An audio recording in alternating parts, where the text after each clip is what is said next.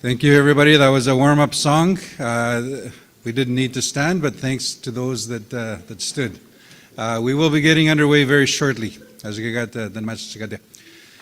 So we are waiting for a quorum to officially call to order, but we will be getting underway just in a few minutes. So, Igach.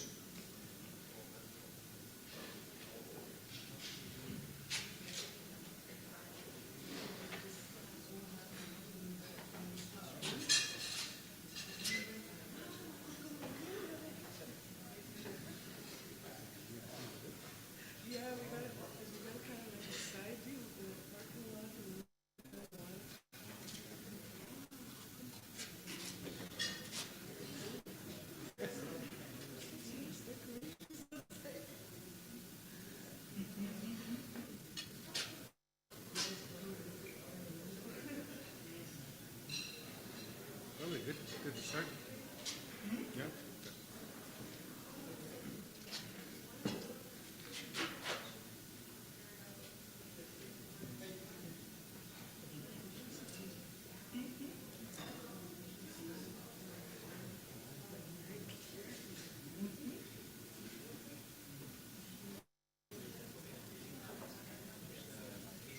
Elders Council, is that Terry Fiedler? Terry Fiedler. Okay.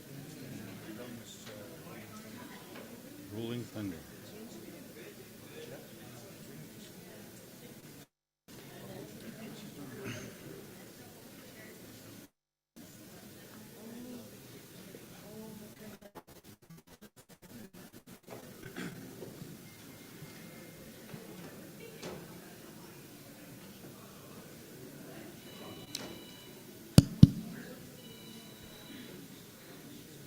All right, good morning, everyone. Bonjour, Wachie. Good morning. I'd like to welcome you all to our NAN Special Chiefs Assembly on Education. My name is Bobby Narcisse. I'm your Deputy Grand Chief, portfolio holder for this file, and it's great to see everyone here. It's been a long time coming to have a gathering here specifically for education, putting a pathway forward, a new, renewed pathway forward for developing an education system that is reflective of the needs of our communities across Anishinaabe Nation. And we want to also, next 3 days, celebrate that diversity as well, with our languages, with our culture, with all the different things that need to happen with developing our own education systems, by developing our own curriculums, by developing, all of our different areas that we need to talk about. And I'm really enthused, and I can't wait to really get right into our programming here, because there's a lot of things that we need to discuss. There's a lot of outstanding priorities that we have. But before we start, let's start off in a good way. I would like to invite the drum, Rolling Thunder, to open this off with an opening song. Please take it away, Rolling Thunder.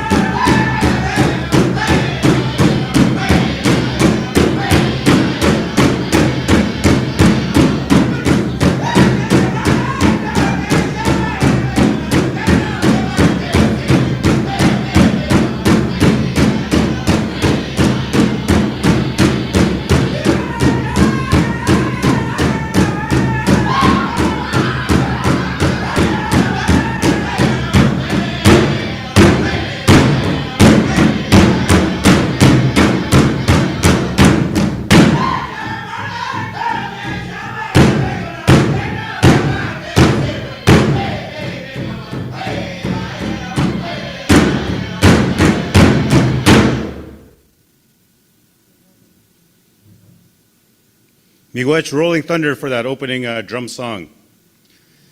Now I'd like to call upon someone that has been part of our education systems throughout the many years. Someone whose partner is not with us anymore, but I'd like to acknowledge him as well. I'd like to acknowledge the work of Deputy Grand Chief Goyce Kakagamek, who brought me on to NAN many years ago, and working with this file and seeing it progress. And it's only fitting, and it's my honor also to invite Goyce's wife, Lucy Kakagamek, to open us up in a good way. Only fitting to have her do it and carry on the legacy of her husband, but also opening us up in a great way to really put a pathway forward for a new education realm within the Anishinaabe Nation. Lucy?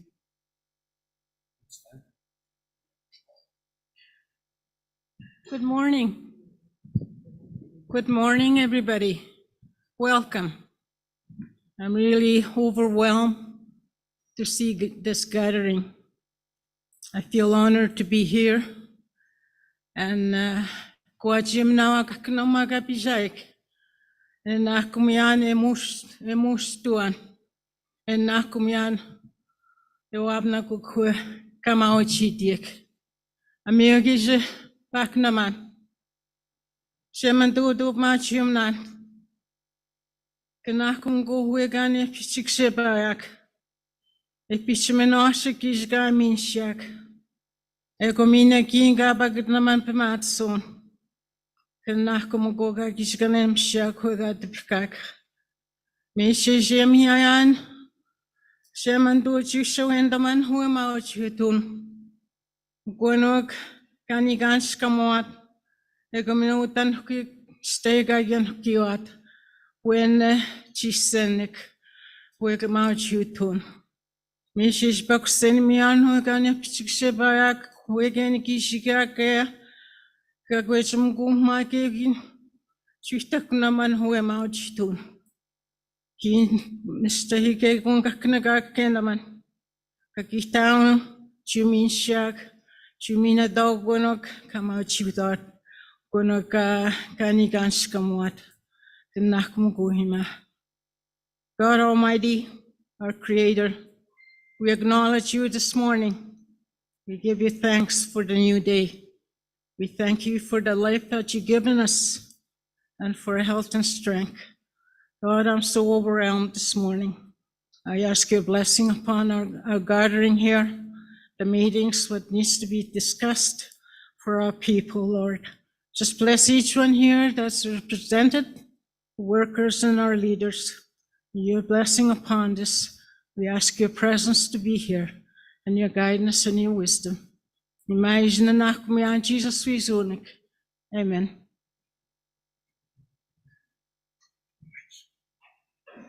Miigwech, Lucy, for that opening prayer.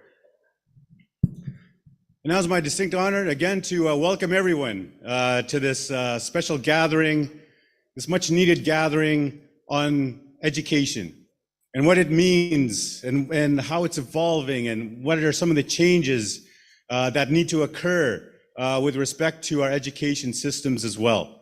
And I'm very honored to see everyone here. I know we're still waiting for a few chiefs and proxies to come this morning as well, which is great. But also it's very important to have many of our education partners here, our education directors, our education counselors. Even we invited our, we know that our work in education requires intersecting cooperation and coordination of services at the community level. And so not just our education departments we also invited our social service agencies, like for example, our Ontario Works workers. How can they also contribute or add on to a lot of the initiatives that are happening with our education systems as well. We also have members of even Choose Life, mental health supports, early years, all those different areas that we still have outstanding priorities. So now is really the opportunity and the time to really look at an education reset, looking at where we've come, where we're at, and where we need to go. You know, there's lots of great things that are happening regionally across Anishinaabe Nation with our various tribal councils and all the different initiatives that are happening there with their education systems as well. We want to ensure that, for example, we do not overstep or step on anybody's toes on all those particular areas, but also we want to come to you with a renewed plan forward and having an education reset table where we will have actual decision makers at the table. And how are we going to move ahead with those particular areas in terms of looking at some of those areas we haven't really paid too much attention to, or we need to bring back to the negotiating table. I'm talking about different things like early years, daycares, preschool, special needs, all those different areas and ongoing issues that have been plaguing our First Nation communities as well. But also having our students and our families be given those opportunities, those needs-based resources that are there that our children, youth, and families deserve as treaty partners as well. So we also have, so we're looking forward to all the different many discussions that we're going to have. We want to answer a lot of those questions like, what is education reset? How is this going to affect the current level of negotiations that are happening? And all those different areas on that pathway forward of creating our own education systems that are more reflective of the true needs of our communities, like I said, to really reinvigorate our languages, our culture, our way of life, and also for our students to go on to be resourced properly as well to pursue their educational goals and aspirations as we move ahead. But we're going to get into that as well. We're going to jump into that as well. But the thing is, we want to give an opportunity for our various councils to address you and bring their perspective on this very important work that's going to be happening in the next 3 days. So I'd like to call upon Terry Fiddler, a member of our NAN Elders Council, to come up and say a few words. So Terry?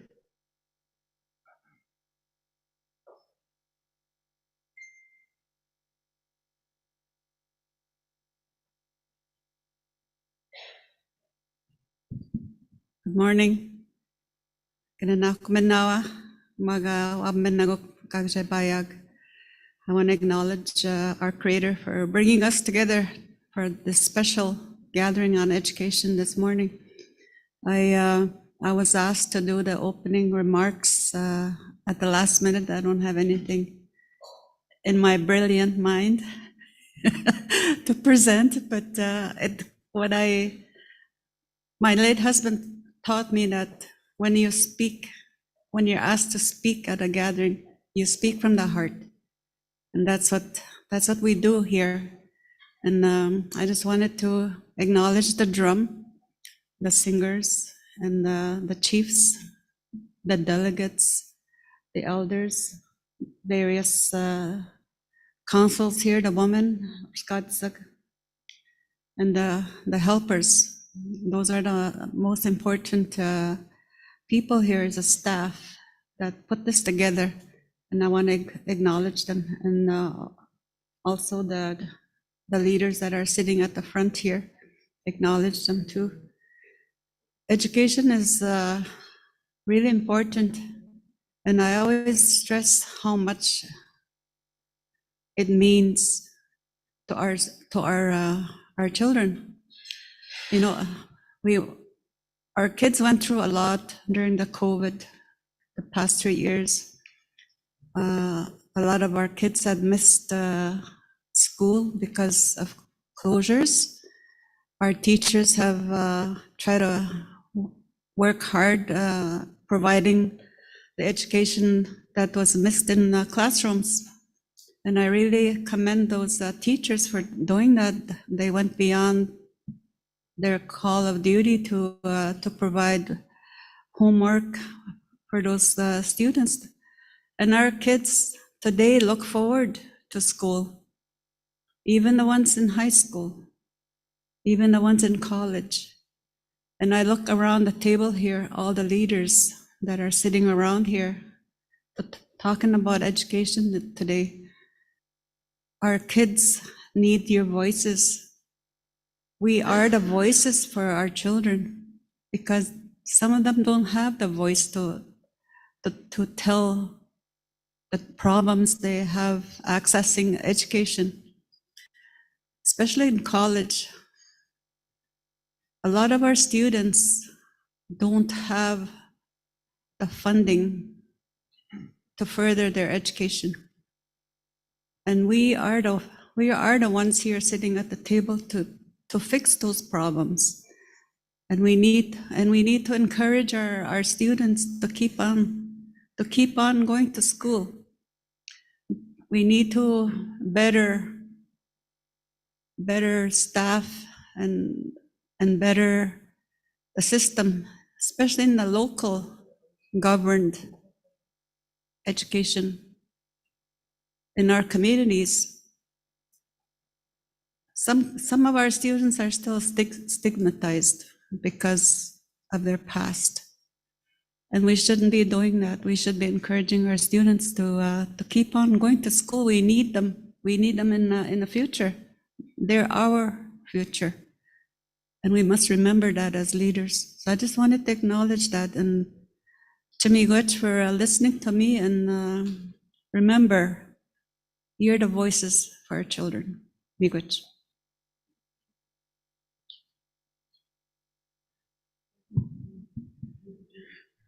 Thank you, Terry, for your words from our NAN Elders Council as well.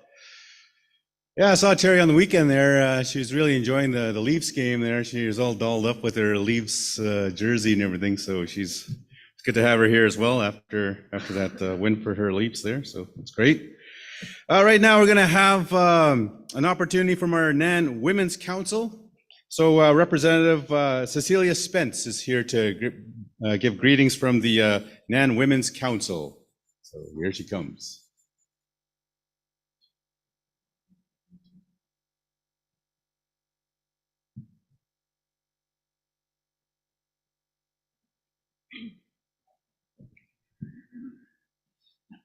Good morning. I haven't been up here in a long time, but I'd like to say good morning to everyone. My name is Cecilia Spence from Slade Falls, and on behalf of the NAN Women's Council, I would like to welcome all the chiefs and proxies and Youth Elders Council to the Special Chiefs Assembly on Education.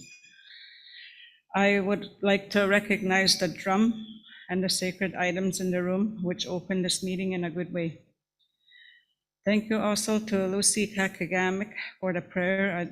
I also like to thank the NAN executive and the NAN education staff for working to bringing us together this week. We are here to focus on education, regardless of where you live or what cultural group you belong to. Education is a critical pillar that influences and supports the progress of people and communities. Formal mainstream models teach the basic skills of reading, writing, math, but it's the other benefits that enable individuals and societies to thrive. A properly resourced education system develops problem-solving skills, promotes self-reliance, and is empowering. We know that traditional knowledge and skills such as language and on-the-land activities enrich the school experience and improves mental health. Culturally based curriculum nurtures self-esteem and creates a sense of pride and identity. We all have been dealing with the impacts of COVID. Isolation has had a huge impact on our mental health.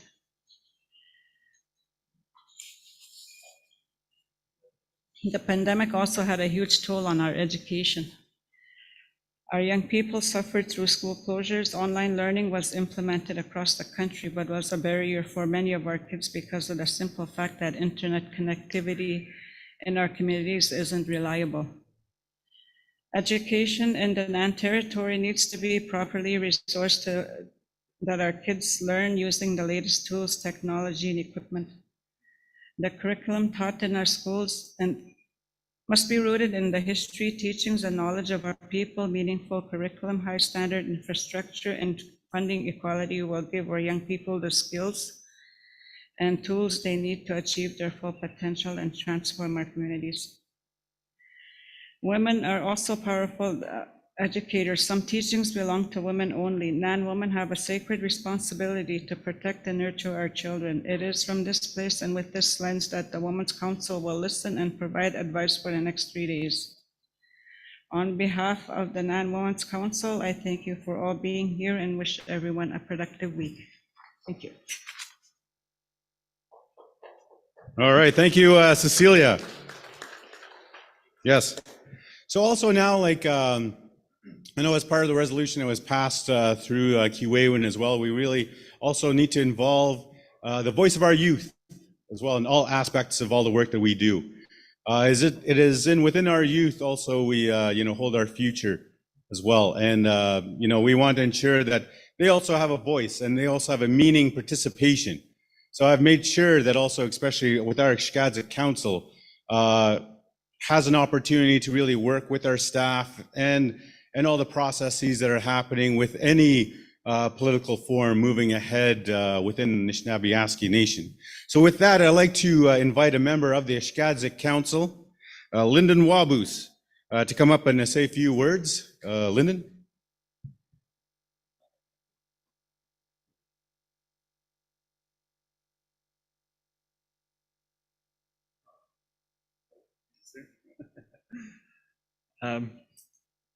Good morning, everybody, chiefs, proxies, staff.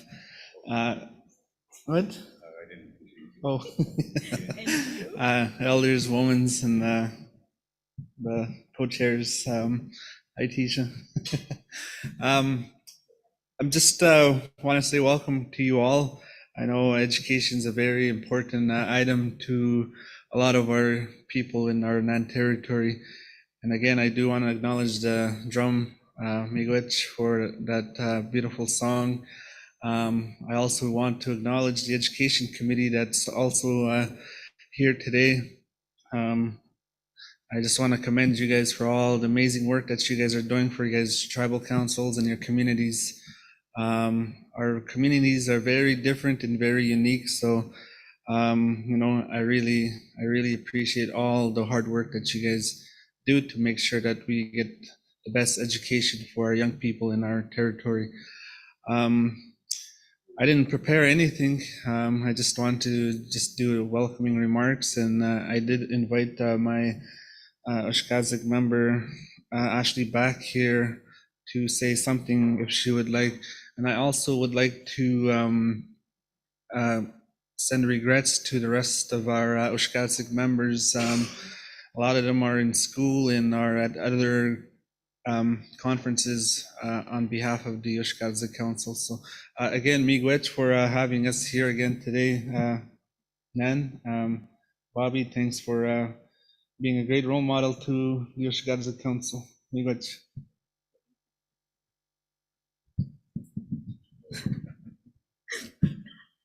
Good morning, everyone. Thank you to the elder for their prayer earlier, and the drum, and everyone for being here, all the chiefs and the education committee, and of course the NAN staff who worked real hard to coordinate this, and the co-chairs too. So I want to say thank you for inviting us and letting us come up to speak. And I want to mention there's a couple of youth council members as well that are calling in, so I want to acknowledge them. And yeah, most of us are in school. I just finished a course last week, like an intensive course, so lots of us are incredibly busy, but I know that education is something that's really close to all of our hearts, because I think most, if not all of us on council have at least one degree, and a lot of us are pursuing a second degree, like a master's or a professional school. So thank you for all your dedication here and the work that you're doing. And yeah, be good. All right, thank you, Ashley and Lyndon. Yeah, they do a lot of work, and we ask them for a lot as well. I know they're students and they're pursuing their education as well, but it's great to have them here also to bring that perspective. And They're doing a lot of good work with our youth programs in terms of organizing various youth events and youth-oriented opportunities to look at ways to bring some of their voice and their messages and also contribute to the overall discussions and negotiations and fabric that we really need to go through with respect to our education reform and moving ahead. So with that, I'd like to do my opening address. So I'd just like to say we are on the traditional territory of the Fort William First Nation, and we acknowledge that we are on their territory and thankful that we're able to conduct and visit and do business within this area as well. I also like to acknowledge the drum and our elders and our youth and our women's group and all of you, also our chiefs and chiefs online, and especially all of our staff that's been diligently working the past couple of months and trying to get this session up and running. Education is very important, you know, and I know our leadership and have always said that before, and I know during this time now that it's opening up and people are traveling and there's other meetings coinciding with this one as well. We understand and respect that, and we acknowledge the leadership that wanted to be here but couldn't as well. And we know that our leadership really puts education also in the forefront of many of their priorities as well. But we want to make sure that, you know, this is like a stepping stone in terms of a new area, a new realm, a new direction in terms of looking at reforming and evolving our education systems as we move ahead. So the pace of reform over the past many years, I found has been very slow.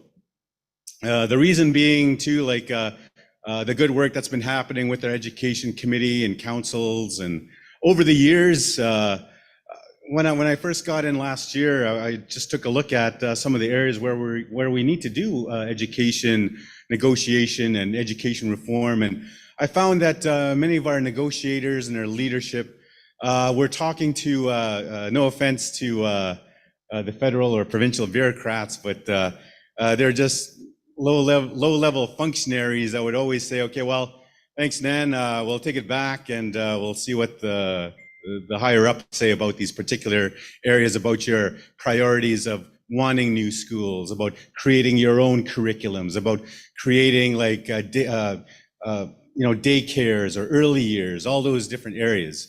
I know there's been inroads in various regions across Anishinaabe Nation, and I want to respect that as well, but I think we could do a lot more. And I think we owe it to our children, our families, our communities, our elders, everyone, in that we need to really speed up the pace of reform. Speed up the pace of negotiations where, you know, no longer should our students, our children, youth, and families have to wait another generation for a new school to be built, or, daycares to be instituted, or, for example, many of our children have special needs and require, special resourcing, like under, say, Jordan's Principle. Jordan's Principle is also under my portfolio as well, and I was able to make sure that our Jordan's Principle workers also here to also listen and also give guidance and answer questions on a pathway forward as well. Also, we invited also the Choose Life team and the Choose Life workers here as well. I know many of the Choose Life workers also complement many of your education systems, either at the tribal council or the First Nation level, to really complement all of your students' educational needs, whether it be land-based healing, land-based education, mental health pieces, all those different areas that we really need to culminate and also coordinate in terms of maximizing the amount of resources that is available to your children at the community level. So insofar in saying that, like my other portfolio has been child and family services. You know that we've been actively engaged with the federal government on a high level. We met with like Minister Haiju and Minister Miller with respect to all these different things that's been happening in child and family services. You will recall that the federal government is coming to our First Nations with a $40 billion compensation package. $20 billion of that is supposed to reform child and family services supports at the community level. And $20 billion of that is going to go to compensation for children that were in care after 1991. So each of those children will be getting a base amount of $40,000. That's a lot of money in terms of going to your children and going into your communities as well. What sort of supports or health supports or educational supports will be put in place to really have that influx of resources into your communities as well?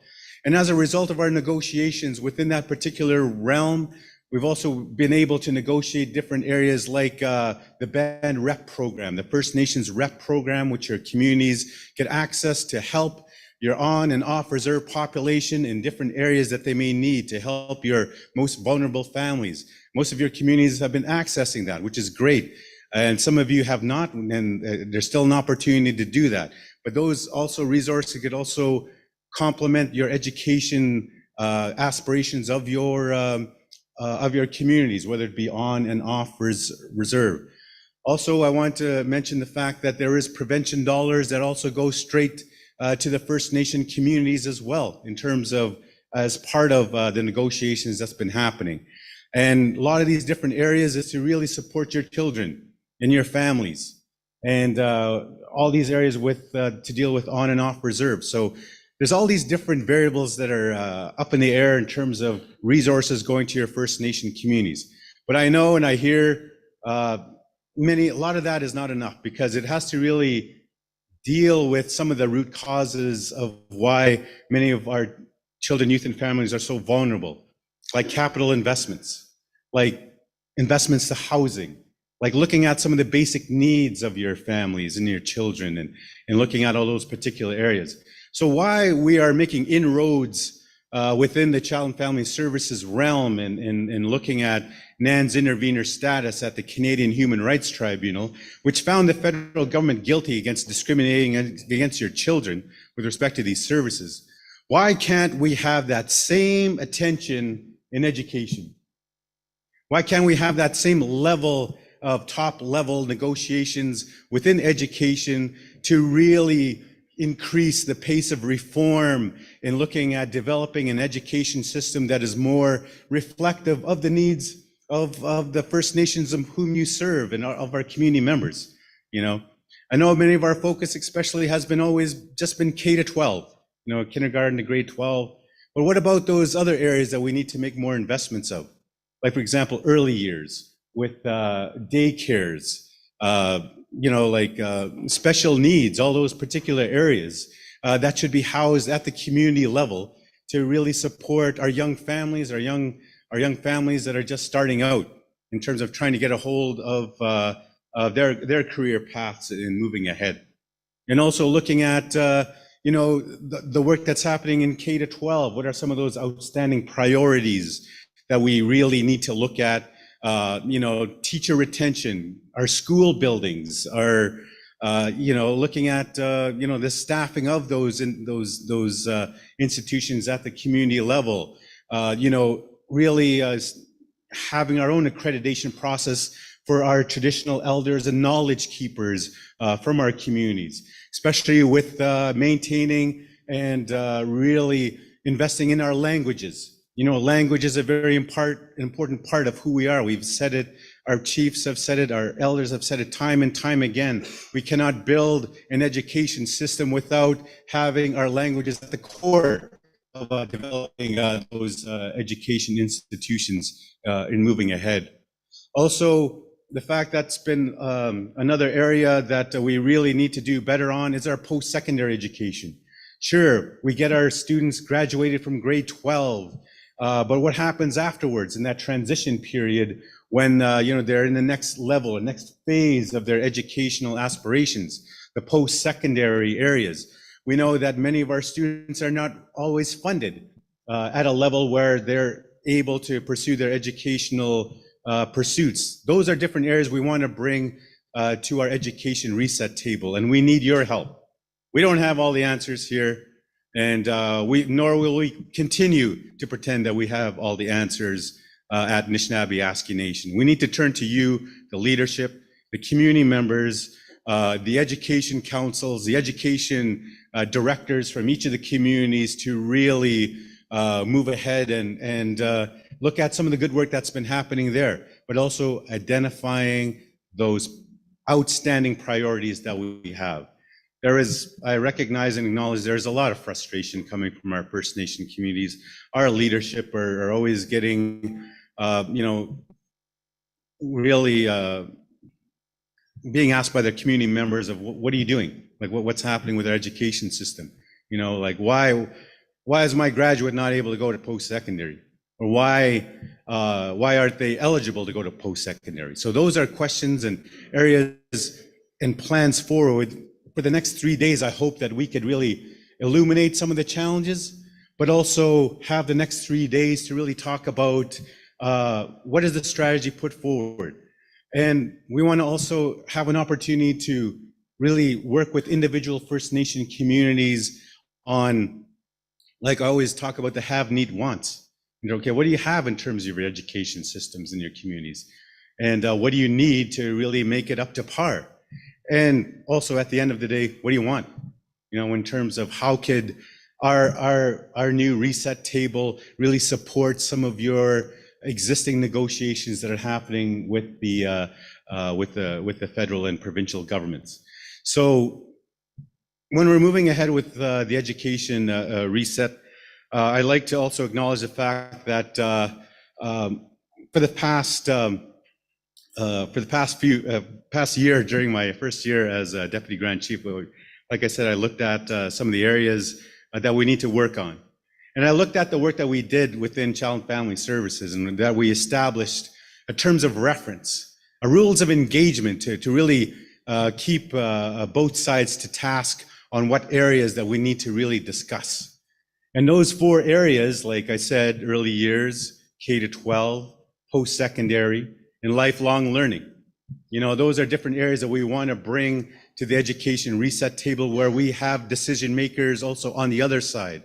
We have the chiefs on our side, the education directors, all those different areas, those priorities that we need to really establish here as well, and work with our various partners to establish how we're going to make and what priorities we're going to put forward in terms of working with the federal government with respect to our education reset table.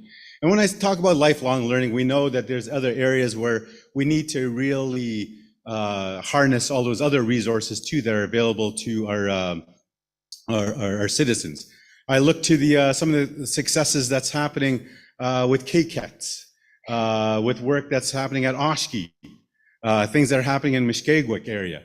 All those different initiatives that are happening to help those individuals who want to go back and get a certificate in particular areas, with trades, with other things that they want to make a change in their educational paths. Those things need to also be supported. And I also invited members of the, like I said, the social assistance community, your Ontario Works workers as well, and how they could also complement a lot of the work that's happening with our families as well. Because as you know, many of our people want to get training, and Ontario Works or ODSP also helps out in those particular areas in terms of how can they also complement existing trades and training for your citizens, whether it be in carpentry, plumbing, or infrastructure development. Like we have the population in our communities that could also have have those opportunities to build within our own communities as well. But at the same time too, as you know, that many of our people are suffering through mental health or addictions, and we need to also complement that in terms of providing those additional resources to really help out our citizens, not just give them a hand out, but a hand up in terms of getting them to really attach themselves to existing training or mental health programming or supports that are there. I know it's an overwhelming task, but I think it's really important for us to, this is something that is outstanding, that we need to really coordinate a lot of the programs and services that are available to us, but also identify a new pathway forward and how that is going to happen. And not just program and services. It's time for us also, we're going to have that discussion where we're looking at, you're asserting your jurisdiction over education within your communities. How do we support that work that's going to happen, that's coming from your communities and your education institutions? And we're looking at like developing our own education laws, our own education curriculums based on our languages and our culture and heritage that is reflective of the diversity of Anishinaabe-Aski Nation. So that's the work that's going to be happening. But I know we have some questions like, what is education reset? Who's going to be the players at the table? What is the responsibility of our First Nation communities? How is that going to complement what's existing in terms of the have, need, wants of our current educational systems as well? And it's really all about creating a very comprehensive communication strategy moving ahead. Because we know that our leadership is here and our education directors and education partners are here as well. Always an issue is disseminating this information to our community members from whom we all serve, and making them understand, and these are different areas that we're working on. And the fact that you need to be resourced properly to really currently do that work, to really engage and get direction from your elders, from your families, from your citizens, from the First Nations on whom you serve as well. So a lot of different areas that we want to really look at in the next 3 days and how we're going to position ourselves. There's going to be some hard questions. Please ask them. This is why we're here. There's very important things that we need to really bring to the surface here on why current mechanisms haven't been working or that need to be improved. These are the areas that I've committed our staff and our councils as well to really come forward together, because this is a new reset coming towards us, and we want to get our ducks in order as well in terms of moving ahead with the important work that happens. So I know that we were waiting for a few more chiefs to really adopt the agenda and everything, but yeah, we don't have quorum, so okay. So by the power invested in me, as Deputy Grand Chief, I'd like to recognize for the time being, before we could have official quorum to the meeting, I'd like to have our, what did we have here? Yeah. Okay, so the call to order by our chairpersons. I'd like to acknowledge Adam Fiddler and Connie Gray McKay and Tisha Duncan to conduct us in our meeting today. So, yeah.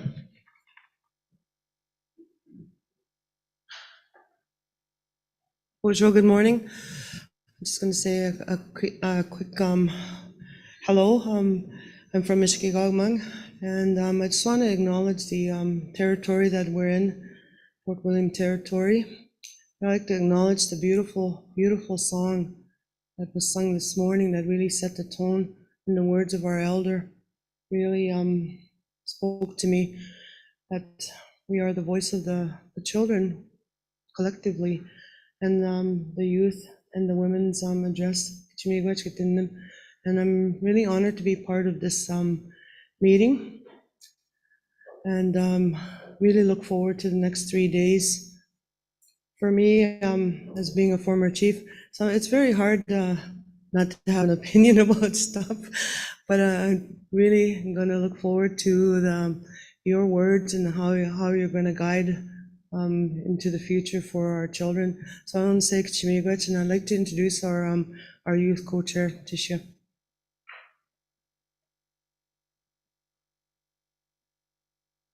Hello, Bujuani. Tisha Duncan, Indigenous, Bearskin Lake Nindonji. I'll be the youth co-chair. Yeah, I'm Tisha. I'm from Bearskin. Miigwech to everyone for being here, and miigwech for having me.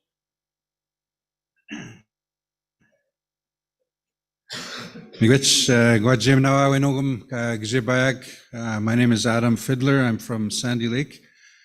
Maajuguna Nakum Guy Segmina Maj Joab Naguk. Ego miigwech nago amaga ki Pachnamwach, Kagima Degiwach. Ego minex Chiha Lucy Gag Pachnaman. Miigwech Gag showing them anyway. Nogum doesn't jigger. So I'd like to acknowledge chiefs and delegates that are here. Thank you, Deputy Grand Chief, for using the power vested in you to designate us as co-chairs. Miigwech. So at this point, we do not have quorum. We cannot pass any resolutions. So normally we have some procedural resolutions that we have for this Special Chiefs Assembly, resolutions to accept the co-chairs, resolutions to accept the rules of procedure for the Assembly, and resolutions to accept the agenda. So what we will do is we will go through the rules of procedure. We will go through the agenda as presented, and then we'll continue on with this session. Once we do have quorum, we will come back and we will entertain resolutions again to adopt the agenda and the rules of procedure. So we will proceed. We do have a full agenda. We have a lot of agenda items that we'd like to get into. So what I'm going to do is go through the rules of procedure, and then I'll go through the agenda. So if you look in the kits that you have, chiefs, you should have all gotten the package for this Special Chiefs Assembly. There is an agenda in there. There were some changes made at the last minute, so I will go through the latest agenda. But there is a section on rules and procedures for Anishinaabe Nation Chiefs Assemblies. Again, this is a Special Chiefs Assembly. The focus is on education. However, it is a Chiefs Assembly. And Chiefs delegates, this is your assembly. However, I would ask that we stay focused on education. Education is a very important topic, very important in our communities. So we would like to stay focused on education. So sometimes we have chiefs that bring forward resolutions or support resolutions. But again, we encourage you, although this is your assembly, we encourage you to stay focused on education. So thank you for that. I'm going to go through the rules of procedure. I'm not going to read the whole thing. It's in your packages. Again, this is the same rules that we've gone through the last assemblies. Quorum required is listed under item number 6. So quorum is 23. Once we have that, we will go through the resolutions. So if without quorum, we will proceed with all the agenda items. But we won't be able to make any formal decisions, but have a very good discussion. Also, I notice on number 5, it says that meetings will start at 9 a.m. Unless otherwise determined by the chairs. So on the agenda, the meeting is going to start every morning at 9:30. And the reason for that is this is actually a hybrid, meaning it is in person, but also virtual. So we do have chiefs that are joining virtually. We have people that are joining online. So it is a hybrid session. And part of NAN is in the central time zone. So we want to give them that time in the morning. We won't start until 8:30 central time. Also, I want to go to number 9 at the bottom of page 1. What it says is only official delegates, chiefs and proxies, and NAN Executive Council members or their designated spokespersons may address the floor at the discretion of the chairs. Anyone not a chief or proxy or NAN Executive Council member must be first recognized by the chair if so requested by an official delegate. This includes tribal council chairs or grand chiefs. So what has happened is generally at NAN assemblies, we will have at the table, we will have a member from the Elders Advisory Council We will have a member from the NAN Women's Council, and we'll have a member from the Ushkadizag Youth Council at the table. If they wish to speak or address anything at this assembly, if they can raise their hand or indicate to the co-chairs, and we will ask that a chief have them recognized. So again, that's the procedure. We want to make sure that we go back to the actual rules of procedure. I don't see any of the advisory council members at the table, but again, they are welcome. They are invited to have one representative at the table. Again, that's just procedural. One of the most recent changes in the rules of procedure was sections 14 to 23, allowing for virtual forums.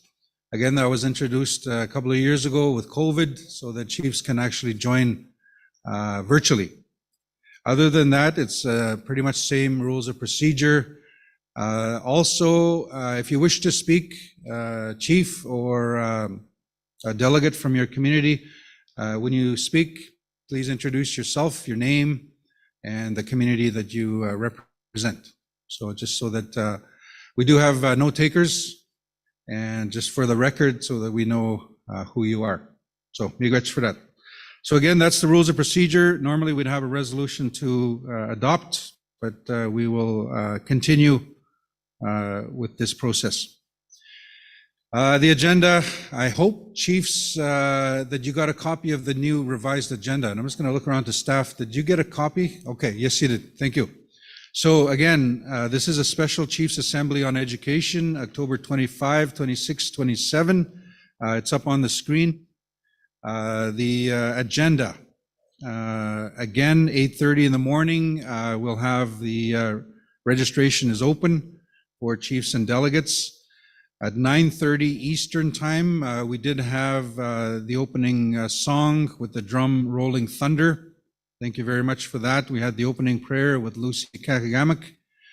9:45, the welcoming remarks, Deputy Grand Chief Bobby Narcisse, the NAN Elders Council, Terry Fiddler, NAN Women's Council, Cecilia Spence, and the NAN Youth Council representative, Lyndon Wabus. On the agenda, we did have 10 a.m. the call to order by the chairpersons, a review and acceptance of the rules and procedures, and then accepting the draft agenda.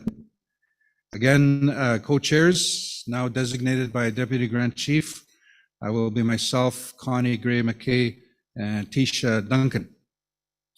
On the agenda, we had the opening address, but I believe Deputy Grand Chief has done that. The opening address, welcoming chiefs and delegates. 11 o'clock, it might be a little bit early, but we have the Education Reset Table panel discussion. That'll be Deputy Grand Chief Bobby Narcisse, Julian Faulkner from Faulkner's LLP, and then Assistant Deputy Minister of Education David Peckham is here, I believe is yes, at the table. And so they will be the panel on the Education Reset discussion. We will have them make their presentations and then open up the floor if there are any questions from the floor or chiefs that are joining virtually. Hello. Deputy Grand Chief. Just a clarification too, like we have a wealth of also experience sitting in the back as well with the education directors and representatives of post-secondary, and so if they wanted to speak, they have to be acknowledged by a chief. Is that what? Yes, or if correct. I want to ask a question, I just Yep. want to clarify that. So just according to the rules of procedure, again, looking at the back, we have a lot of people, community members, experts in the education field. If you do wish to speak, if you can just give us a nod or raise your hand to the co-chairs, and we'll look for a chief to have you recognized if you wish to speak. So that's the procedure we'll go through. Or just go to your chief and give them a tap and see if they can have you recognized. Also, I see a number of community members from the education field from some communities. If your chief is not here, if you can give them a text or a call, a Facebook Messenger message, tell them we need you here. If they could join virtually or have a proxy designated, that would be great. So 12 o'clock lunch. 1 o'clock we'll have on the agenda daycare facilities. That'll be Christy Hankala, Early Years Program Officer.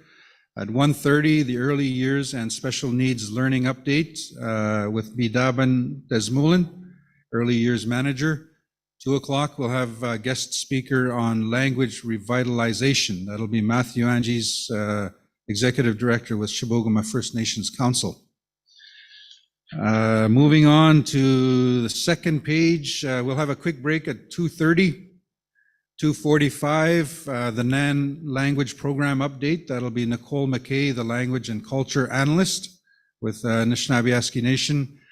3:15, the NAN post-secondary education review report done by Randy, or presented by Randy Ray, the founder of Mikana Consulting. 4:30, discussion will be on the removal of Indigenous content from Ontario Science and Technology curriculum. I know that at the NAN Kiwewin conference, that was a big issue that was brought forward by chiefs. That'll be led by Patrick Lowen, the team lead with Chiefs of Ontario.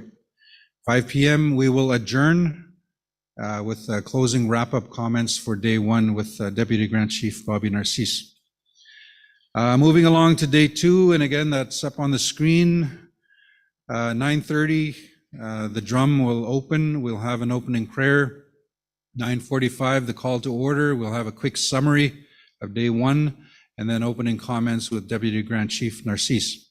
10 o'clock, the NAN Education Committee updates and successes. We'll start with Ushkip Madhuan. Laurie Deschamps was here. I think I saw her here, and she, there in the back, yes. She will be presenting at 10 o'clock. 10:30, we'll have a quick break.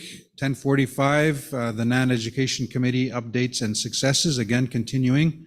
We'll have the NNEC, Northern Anishinaabe Education Council. We'll have the Ojibwe and Cree Cultural Center, Tristan Ashishkish, Executive Director. Shibogama Education, we'll have Nelson McCoop, the Education Manager.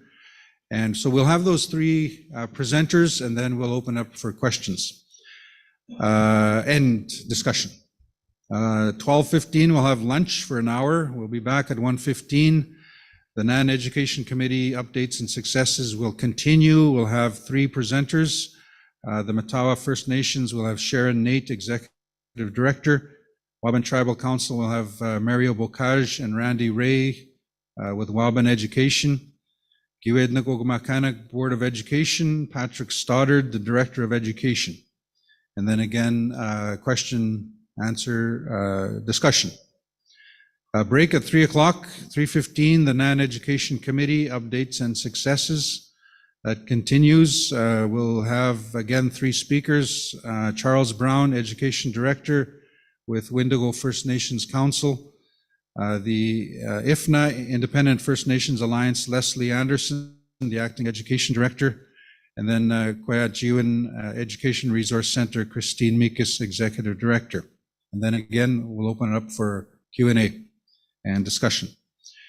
Starlink at 4:15, the Starlink program, we'll have Mike McKay, Director of Infrastructure and Housing, discuss that, and then we will adjourn day 5.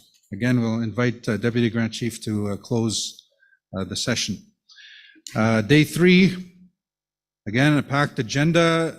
9:30, we'll start with the drum and the opening prayer, call to order. We'll have a quick summary of discussions so far. At 10 o'clock, we'll have the NAN Education update with Education Director Andrew Solomon. He'll make his presentation. We'll have a quick break.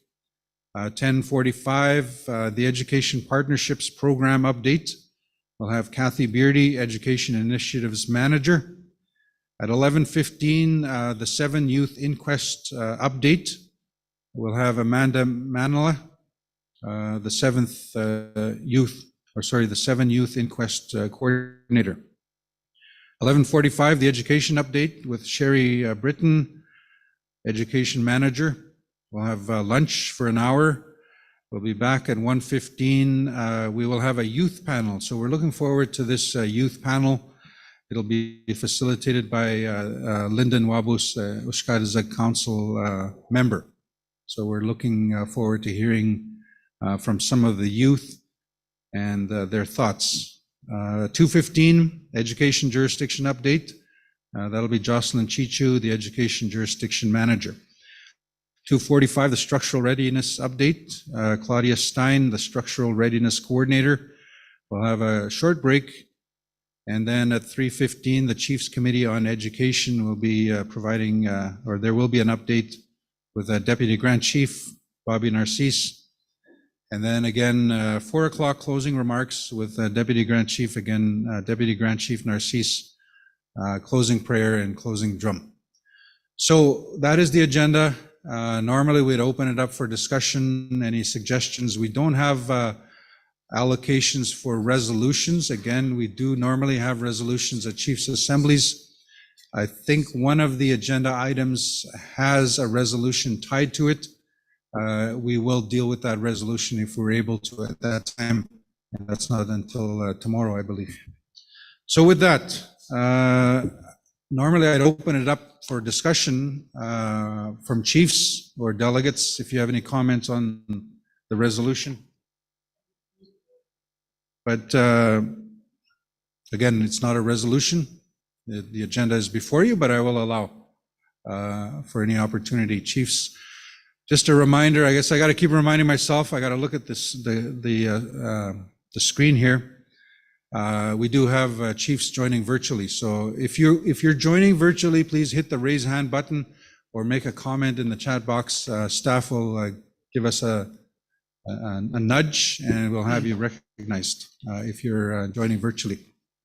But any comments on the agenda? Any comments or suggestions, thoughts? If not, we will proceed and then we'll adopt the agenda officially when we can. Yeah, we'll get right to the panel.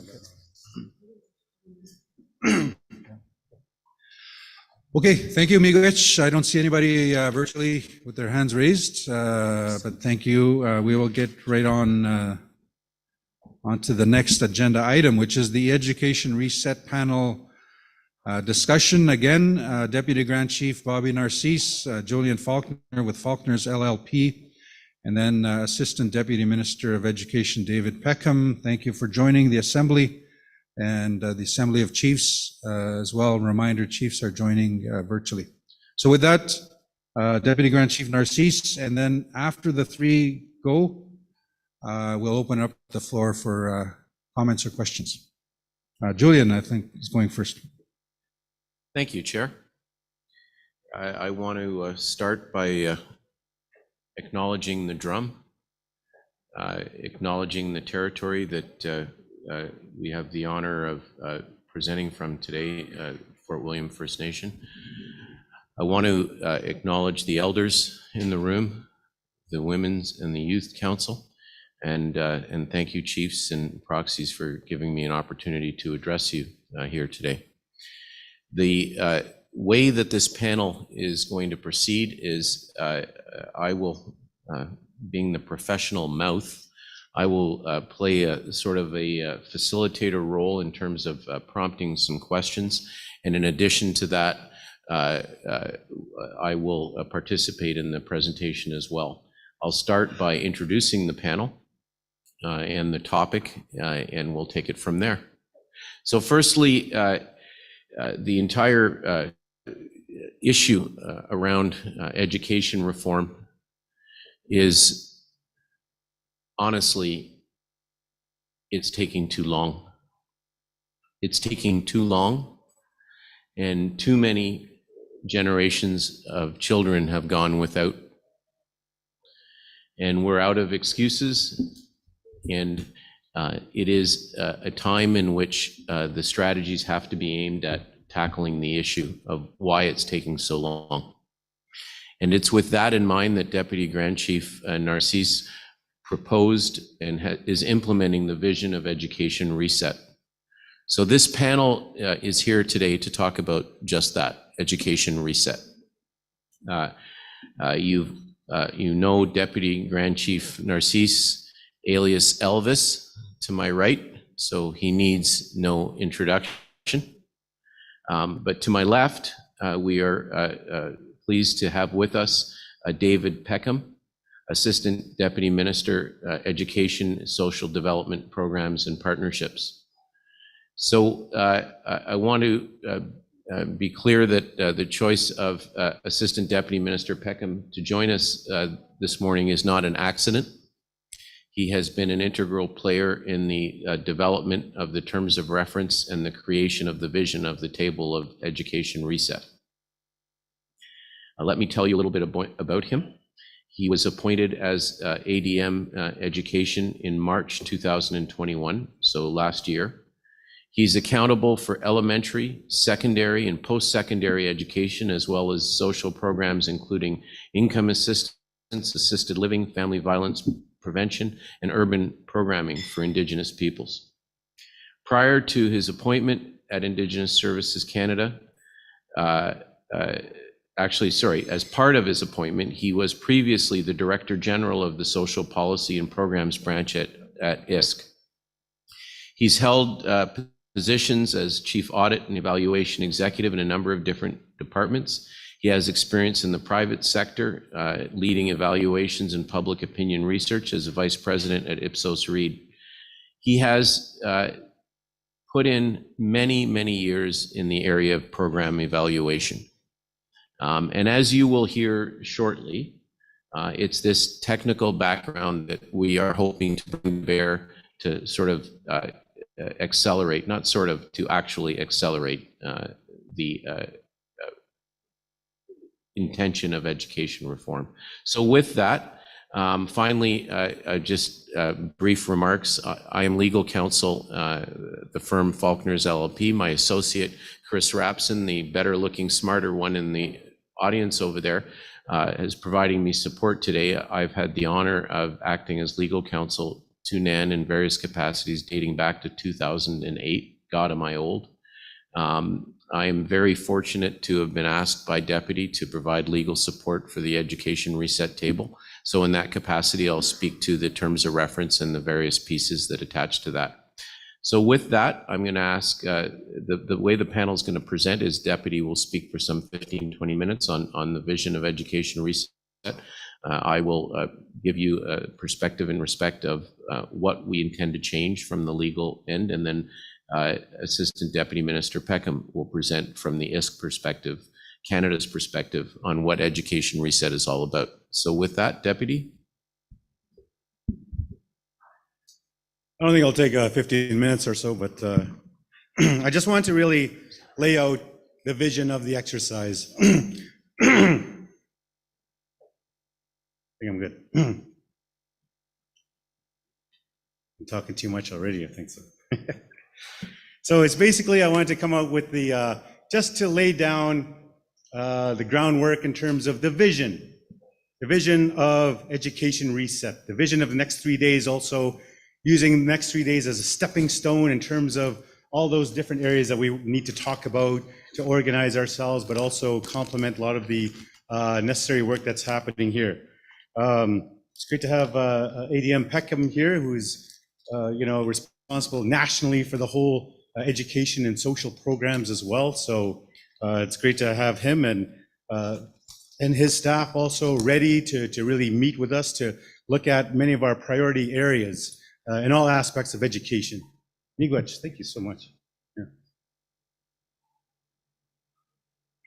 Much better. So, our chiefs have affirmed all the time, your elders, your communities, your rights holders, that NAN First Nations, you have inherent jurisdiction over education. That's nothing in question. And that's something we have affirmed, and the fact that made Canada really also affirm as well that First Nations have inherent jurisdiction over education. With that, our NAN learners, our children, our lifelong learners have a right to safe, effective, culturally relevant education. And many of you around the table, and also our guests also in the back as well, who are our education professionals moving ahead, have really asserted that over the years and made efforts to ensure that this is available for our students. And one thing I really strongly feel about, and as you all do, is that education funding must be needs-based, tailored, and user-friendly. You know, many times, even at the Chiefs of Ontario, you are battling with other First Nations across Canada, across Ontario, for fixed pots of money. Now, why are fixed pots of money always being put in the middle where all of us have to fight over? Like, you know, the South always says, well, we have more of a population than you. Then we push back and say, well, we don't have access. We have to travel many distances for our children to really look at special needs opportunities or education opportunities. So there's different things like that. And we want to change that paradigm of discussion to ensure that we talk about needs-based funding. What does your community need to develop those education systems moving ahead? And moving ahead, we adopted this note, this saying: maximum flexibility, minimum red tape. So maximum flexibility, minimum red tape. So flexibility in terms of how you're bringing your First Nation or your education council's needs, tearing down a lot of that red tape that you all face in terms of when you are trying to access these much needed resources and capital investments and education priorities within your communities. So maximum flexibility and minimum red tape is at the core of education reset for the benefit of our First Nations moving ahead. And I know that our chiefs and our education directors and councils are representing many of the outstanding priorities that are reflective of the needs of First Nations. In turn, there needs to be decision makers required at the table from Canada to accelerate this pace of reform. So that's why we have, you know, ADM Peckham here, also a commitment from Minister Haiju and Minister Miller to have this NAN-specific process to look at, to ensure that the pace of reform is accelerated for Anishinaabe-Aski Nation communities. So in saying that, we want to create a one-stop shop for education jurisdiction and funding negotiations between NAN and Canada, both Indigenous Services Canada and CERNAC as well. So let that sink in for a little bit, because we know that we're all at various tables looking at funding formulas for your communities and all the red tape that's happening there. I know there's going to be a level of discussion, of coordination that needs to happen, and this is why we're here. We need to look at some of the challenges or some of the areas that we need to take into consideration, but also at the same time too, this one-stop shop is an opportunity where we could bring at a high level all your priorities in terms of looking at developing an education system, looking at some of the outstanding priorities with the needs of schools, your preschools, your daycares. When I say that, I remember my aunt's not here, Grace Baxter from, she's always mentioning, where's my daycare? On a daycare and stuff. When are you gonna help us get our daycare? So that's the thing. These are outstanding priorities that we need to also really flag, but also an opportunity too, because NAN is so diverse. We're at different stages. There's other First Nations that are moving ahead and progressing in all these particular areas. I think that we could also learn from each other. It's an opportunity to look at best practices as well, and look at some of the work that's already have been done. So these are different areas that we want to say that we want to create a one-stop shop for education jurisdiction and funding negotiations between NAN and Canada. Okay, so I know we're going to have a lot of questions regarding that. We're looking forward to that discussion and how that's going to look as well. So the reason being too, like how this came about in terms of, I know it's my first year as Deputy Grand Chief with this file as well, and doing a review and looking at what's happening in terms of the pace of negotiation and the rate of reform. We found that it's not conducive to the work that needs to happen. So on January 21st, I dispatched a letter to Indigenous Services Canada Minister Hadju requesting to meet about this pace of reform and potential education reset negotiations.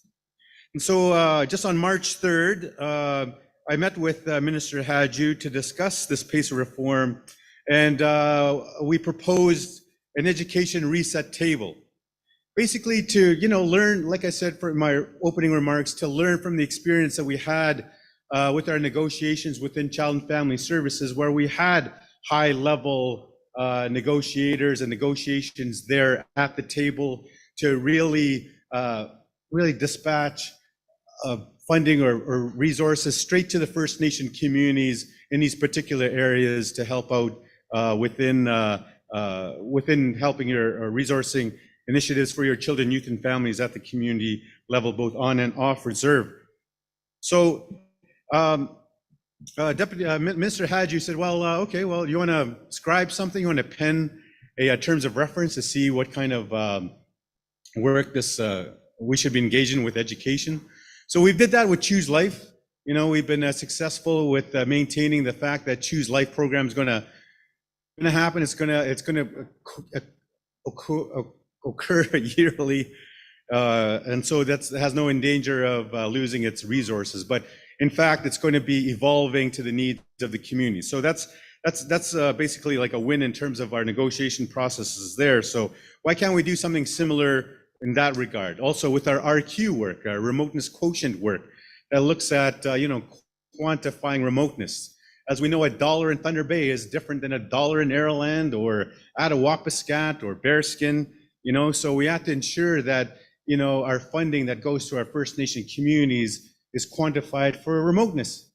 I just met with Northern Stores on the weekend as well, and we said that you're a provider to many of our vulnerable families. Like, we need to have an opportunity to discuss with you the costs of providing basic needs, food, resources to our community members. So there's all those different costs that are associated with delivering services, with living in the North. So those are different areas that we also want to ensure that we have discussions on with our terms of reference as well. So on April 18th, we were able to send a draft of the terms of reference outlining those particular areas that we want to really discuss, not just K to 12, but opening up the focus of our negotiations and discussions to also include like early years and daycares, special needs, really hammering out all those particular areas that are non-existent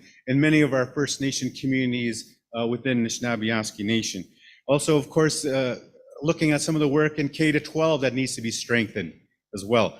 But also, like I said, in other areas with post-secondary education, we need to also coordinate ourselves with post-secondary resourcing and what needs to happen in terms of collaboration with colleges and universities across Ontario, if not Canada, but also investing in many of our initiatives, such as Oshki or other areas that our First Nations also want to implement and resource for the benefit of their students. So we're actively wanting those partnerships with post-secondary institutions and ideas and goals in moving ahead. So on October 22nd, just recently, terms of reference was finalized by all parties. Formal signing ceremony to come at a launch meeting of the new education reset table. Now, since it hasn't been signed yet, we could give you the particulars of the terms of reference, and we'll have a question and answer period on what also that may entail. But we want to have a formal signing ceremony with Minister Hadju and our Grand Chief as well in terms of moving ahead with this very important work. So we'll have that available as well once that's going to happen, and I'm told within the next couple of weeks as well. So we have very outstanding priorities and a lot of work to do as well. So okay, so in terms of the reform, some of the Joseph, please, I know you're youth, but it's my youth manager over there. He's doing some good work back there. So just basically looking at the education reform timeline and what we're looking at and what we're working at, I just want to take us back in terms of June 1999. NAN in Canada signed a framework agreement on an agenda and a process to negotiate an agreement in principle, an AIP, regarding First Nations exercising jurisdiction over education. Okay, skip forward to April 2013. NAN, Canada, and Ontario signed Memorandum of Understanding regarding institutional reform rather than structural reform. Okay, so in June 2018, NAN and Canada signed AIP regarding NAN First Nations exercising jurisdiction over education. Okay, and then just recently, March 2nd, we were working with Matagami First Nation, and they wrote to NAN regarding building schools and really identifying still the exhaustive amount of red tape that's in the way of even trying to build a school within their communities. And that was just an example of a lot of things that are still happening and outstanding within our communities, your communities, with respect to really investing in capital in terms of your schools, resourcing them properly, attracting the best teachers. I'm reminded of what's happening in Quebec. Like they have incentive packages for teachers to that go above and beyond the various grades around or formulas around Canada to ensure that there's teachers that are being attracted to those remote areas as well. Why can't our First Nations, your communities, be able to leverage many of those kind of supports and mechanisms to really attract all those teachers to your communities, or even invest in your communities to really have your citizens become teachers or players within your own education systems along the way.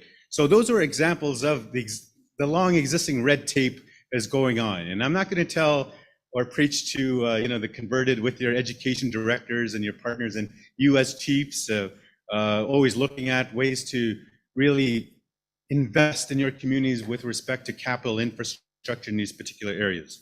So those are longstanding items, especially within education, that is there. Current issues in education reform. In 23 years since the framework agreement, sorry to say, nearly 2 generations of K-12 students entered and left a school system that does not serve their needs. Sure, there has been successes and here and there. I don't want to take away from a lot of the good work that's happening at the community level, but still, like we've heard it all the time, like many of our institutions are still underfunded. Many of our First Nation schools are still classified as private or are not resourced properly or funded at the same way as their provincial counterparts. Our First Nations institutions and schools are still discriminated against. And the interim funding formula does not reflect the true needs of your communities, of our communities, to meet the needs of our students and moving ahead.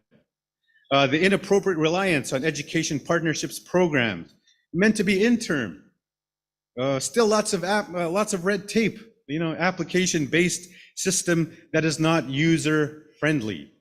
I'm not saying anything new here. It's just I recall talking to one of our education partners when we were trying to do this work, and they're saying, well, we're doing a lot of our own thing too, because you guys at NAN sometimes are trying to teach us chapter 1 when we're at chapter 30, and so that's the area that we also want to change. We want to come up to where your level is in terms of all the negotiation practices, in terms of moving ahead. So this is where we need to also listen and take direction and looking at a lot of the things that are happening as well. The very important work as a result too, like during those time periods, we lost a lot of students. We lost a lot of students to suicide in our current education systems, and that's where the 7 Youth Inquest recommendations came about. And a lot of those recommendations are still outstanding. And that's one of the reasons why we based our education reset table on many of those outstanding priorities, like building new schools, like resourcing them properly, like investing in a lot of the different areas that our urban students still face, and really resourcing our education institutions and urban centers to ensure that our students get that level of safety and level of support, mental health supports as we move ahead. There's a lot of good work that's happening with many of our education systems. We need to build on that. But also at the same time too, there's a lot more work that needs to happen. Many of our students are still falling through the cracks. And that's why even the way we fund the inquest recommendations implementation, is flawed. It's not permanent as it flows through the application-based EPP system. I know it's this application-based, and these are investments, these are resources that are owed to your children, to your First Nation, and we, like, as we do in Child and Family Services, we move from application-based to needs-based. This is what our communities have, need, and want in terms of supporting our children, youth, and families in our particular areas as well. So with that, I just want to conclude my portion of it, and this is why we're here today. Like I said, it's okay that many of our chiefs aren't here right now, but you are here as well, and there's an opportunities for us we want to do to ensure that we engage all of our leadership in our communities in this very important work that's going to happen as well. And like I said, when I mentioned to our co-chair, we have, that wealth of expertise sitting in our gallery here, and our staff too, and various other initiatives such as Jordan's Principle, such as Choose Life, like our Ontario Works, like our, special needs and healthy babies, all these particular areas that, we need to come together and coordinate all of our efforts and services and priorities to move ahead. We recognize and understand that there are frustrations and outstanding areas that we need to discuss. But I think with saying that too, I want to turn it over to Julian and ADM Peckham to really give their insights on some of the work that's been happening. And with that, Chimigwech, and I look forward to hearing a lot of the discussions that are going to be put forward afterwards. Chimigwech. Julian?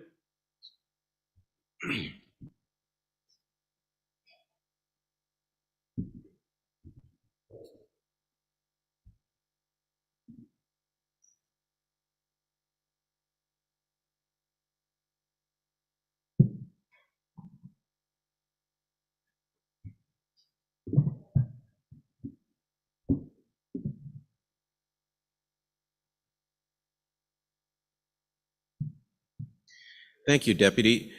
So let me start with saying that it's very deliberate that the first slide that is up when I'm presenting says the word 7 Youth Inquest. It's very deliberate because of, in my mind, in NAN territory, the absolute central role the losses have played in affecting people's lives. The losses of your youth have played in affecting people's lives and in affecting your communities, and the hopes and aspirations that came from that inquest that certainly I had the honor of representing Anishinaabe Nation at. Never can we talk about this inquest without acknowledging the individuals: Jethro Anderson, Curran Strong, Paul Panachis, Robin Harper, Reggie Bushy, Colin Morrisseau, and Jordan Wabas.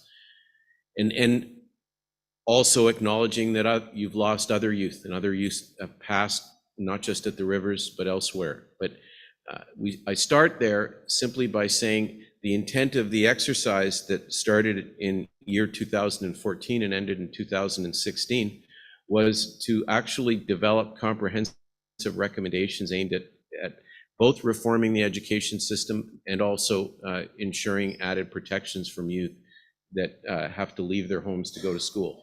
And the sad truth is that these recommendations remain largely unimplemented. And the sad truth is that the system for monitoring their enforcement and implementation is deeply flawed. And I'm going to be speaking to that. But I start here because I hope to convey the message to you, the instructions I've received from Deputy, the vision Deputy Grand Chief Narcisse has in respect of the education reset table, is to make this a central plank in addressing the failures in the education system. So no more talk about reports or recommendations that simply sit on shelves or that we do a lot of busy work but don't get implemented. All right? And I can't emphasize enough, it's not enough to sort of complain about it. I'm going to take some time to actually explain, sadly, how flawed what's going on is right now.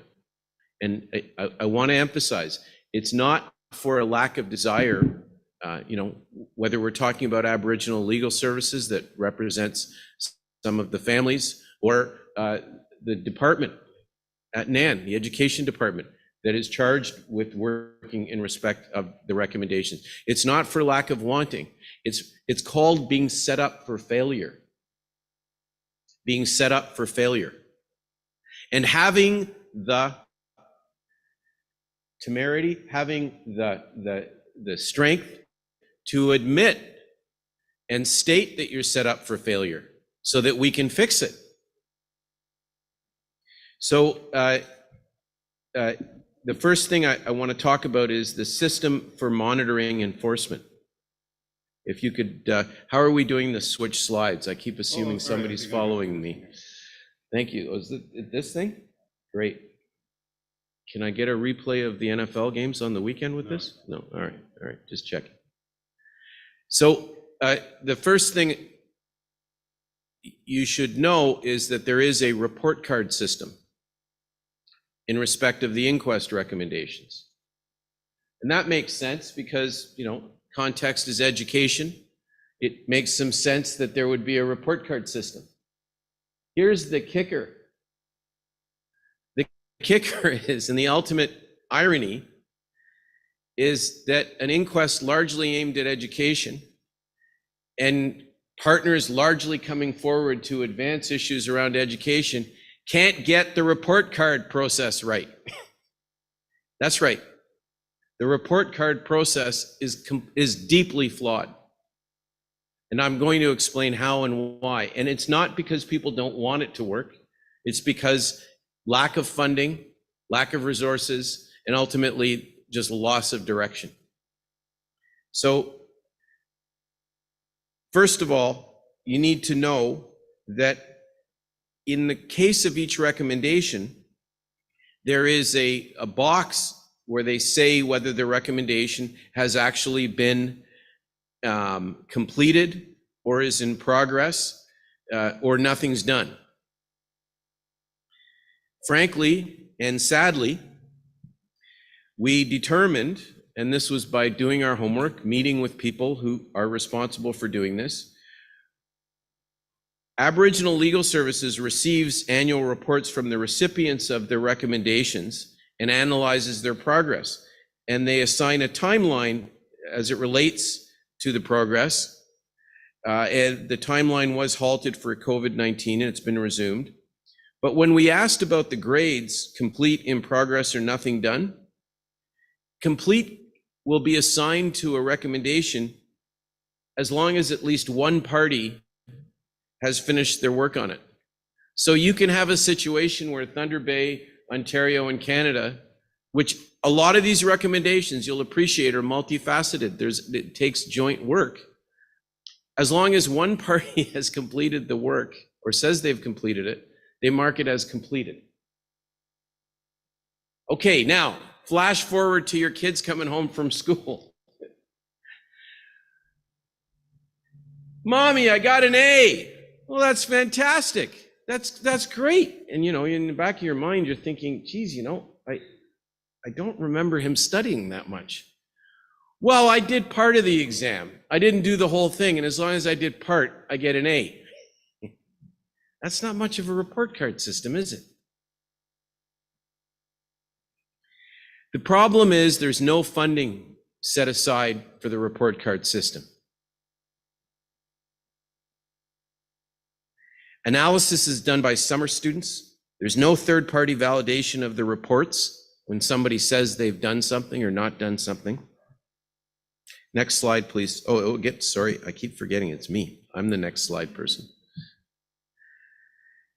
So the upshot is that we have poor tracking and poor monitoring of what's actually accomplished.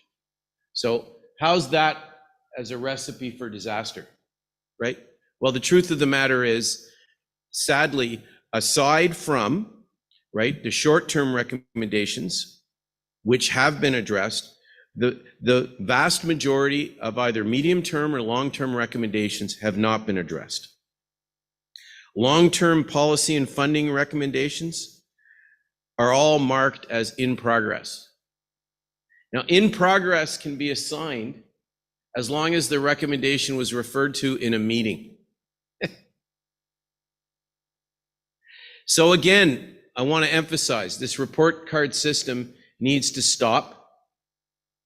It is going to be front and center at the education reset table. The idea of how do we monitor implementation of the 7 youth recommendations, right? And how do we bring credibility back to what is now, honestly, and I say this respectfully, a creditless exercise. You can't be putting things are completed when they're not. Your standards for in progress have to be real, and you have to fund the monitoring exercise. It can't be an organization offering the charity of their resources. A strapped organization like Aboriginal Legal Services that does good work can't be left to do this on breadcrumbs. So the report card, on the report card, is an F, failure. And so where's the surprise that there's no action? Where's the surprise that there's no real change? What is frightening and needs to be front and center at the education reset table is we've created an illusion of progress. Well, that is even more problematic because people don't know what they don't know.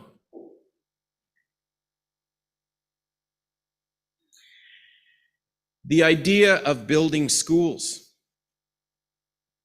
of creating local options for your youth where you want to exercise. And there may be people or communities who decide, or families that decide they want their youths to leave the community and go to school elsewhere, potentially in larger centers or elsewhere.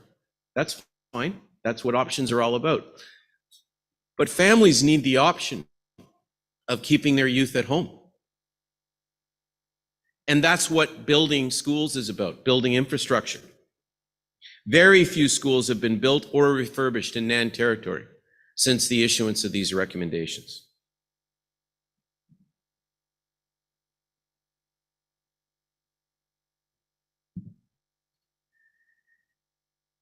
There is a table that is out there, or a meeting originally, as I understand it, organized by Ontario. The table has apparently, or was supposed to meet once a year.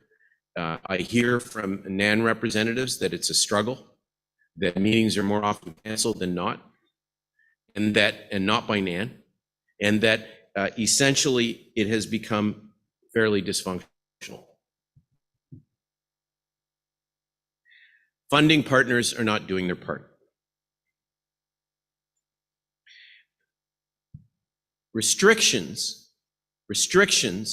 on how to implement the 7 youth recommendations are unreasonable. Let me give you an example. The funding comes from the EPP, applications-based program, year over year. They create tons of red tape just to get funding to monitor enforcement. It makes no sense. So these processes obviously are not getting schools built or refurbished. I want to remind you of some of the recommendations. I'm doing this for a reason.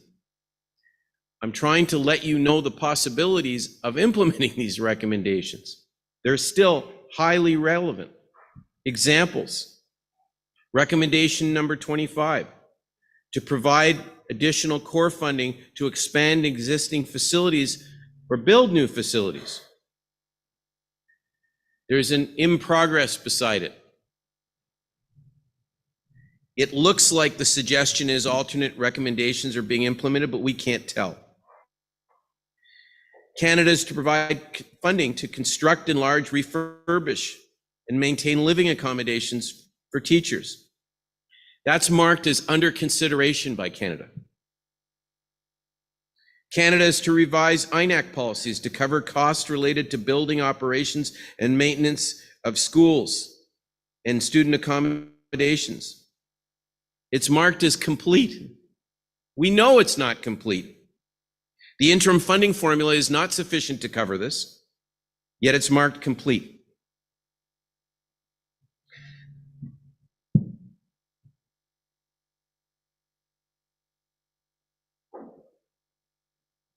In terms of funding for NNEC, it's marked as in progress to build, furnish, maintain, operate, and adequately staff a student residence in Thunder Bay for the students. It's marked in progress and marked as still under discussion. These are recommendations that are 6 years old. Canada to adopt Shannon's dream, provide the necessary financial and policy supports for First Nations education systems, put reserve schools on par with non-reserve.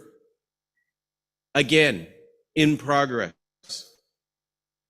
Now we learned and we know, and I had the honor of being involved in the development and now the current implementation of the Choose Life program. We have learned that there are ways to actually streamline processes, make them oriented towards community needs, and to ultimately, as Deputy Grand Chief said, maximize flexibility and minimize the red tape. Turning around applications in a 24-hour period. Requiring decisions by Canada, allowing communities to shape their destiny and applications have resulted in a very successful program. We want to take the successes of Choose Life that Deputy worked on, that our firm worked on, and apply it in the education context. Why not?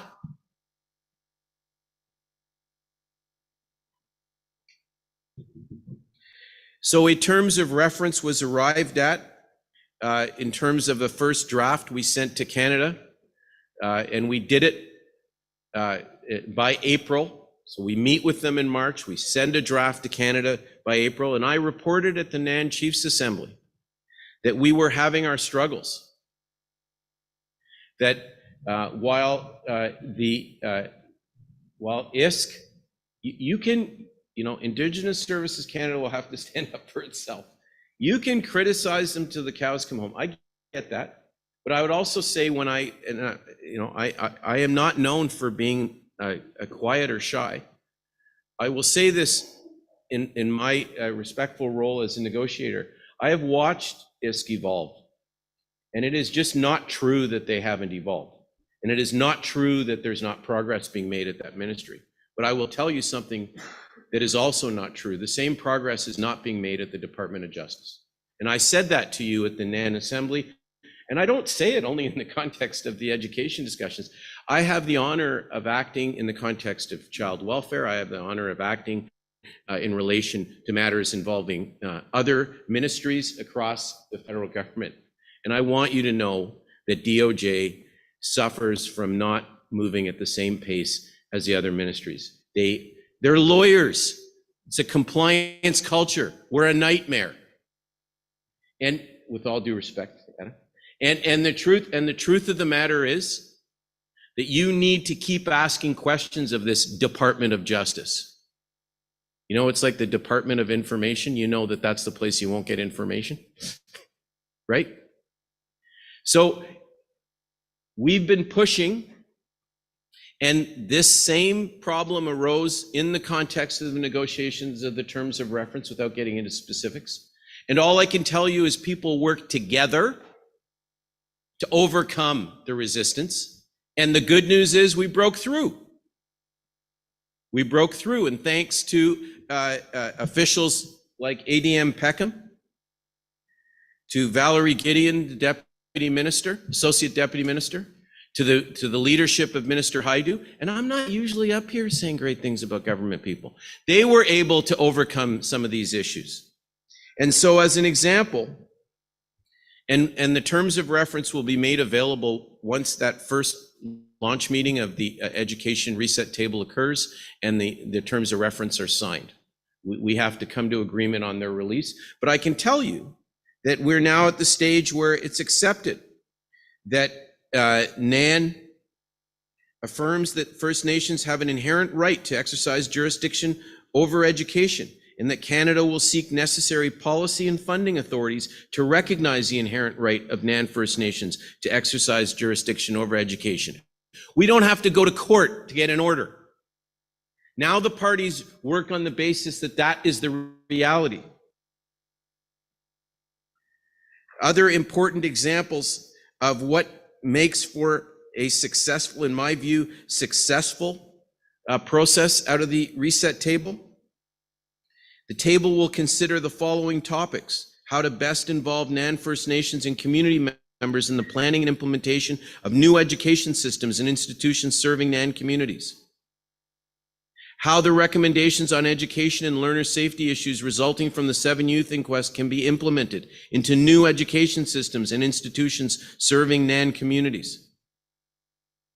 In-scope discussions involve a recognition and assessment of each of the dialogue and tables currently in existence. And so all the different tables you hear about are all going to be assessed in the context of education reset.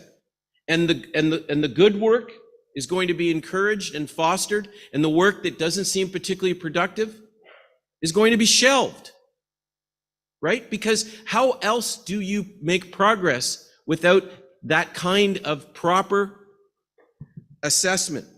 So the jurisdiction governance table will be looked at. The Ontario Technical Table and its role for NAN communities will be looked at. The NAN Canada Remoteness Quotient Table, it will be looked at, and lessons learned from it will be used.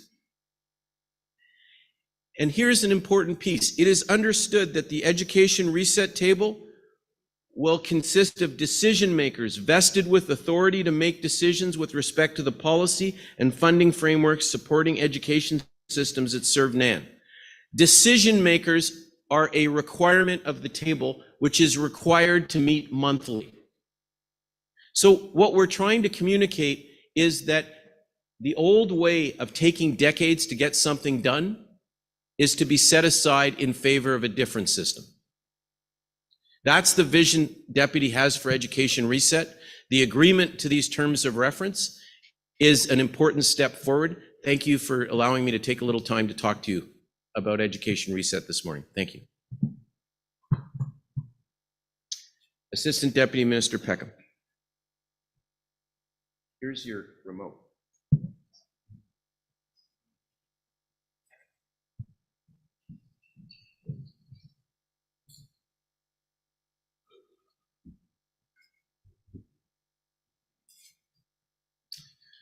Just like to begin by acknowledging I'm in the territory of Fort William First Nation, and I'd like to thank the elder, Lucy Kekagamik, and the drummers for the beautiful opening.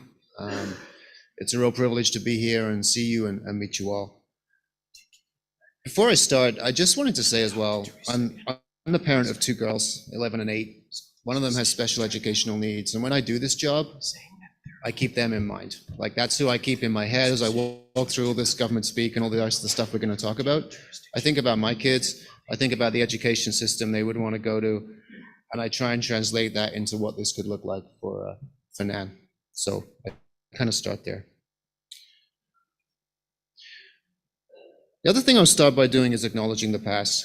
I'm not here to defend what's been done. I'm not here to defend the pace of change. I'm here to acknowledge and recognize that it's been too slow, that Canada needs to do more to support students in their education, and that we need to get some momentum going here that can help you support your students, your visions for education that includes culture, includes language, includes lifelong learning. We don't divide up everything into little buckets of funding that you have to apply for. That's not a way in which anything can move ahead and work well. So I'll put that on the table. We're talking about needs-based funding, and that's the real shift. And I'll talk a bit more about that. It shouldn't be about what the pie is. It should be about what do you need in your education systems to get learners to the point where they graduate, where they're healthy, where they have the right facilities. That goes right through the spectrum from when you're in a daycare all the way through to when you're in post-secondary. And that's what I'm really keen to roll up my sleeves on behalf of Canada and work with the Minister and work with Deputy Grand Chief and all of you to do. And it's not going to be an easy path, but there's a real commitment there for Canada right now and a unique point in time to do that. I'm pleased that Minister Haidu is committed to the Education Reset Table's terms of reference. I know there's a lot of deep concerns and deep frustrations in the room here today. Those of you who have gone through the COVID experience with children and with education systems, there's a learning loss there. And one of the things I'm working hard on is how do we get funds into the system to help with that learning loss? Again, I look at my own kids, 2 years of falling behind in terms of the reading and the writing and trying to do things virtually and being bored at the computer, even if you can get it to work. These are all things we need to acknowledge. COVID's actually set us all back to some extent. So how do we recover from that and move on? So I want to acknowledge that too. Whoops, we're going backwards in the past. So in terms of the reset table, we really see this as a chance to look at education in a holistic way. For too long, we've sort of had K-12 here, we've had PSE here, we've had building the school here and running the school here.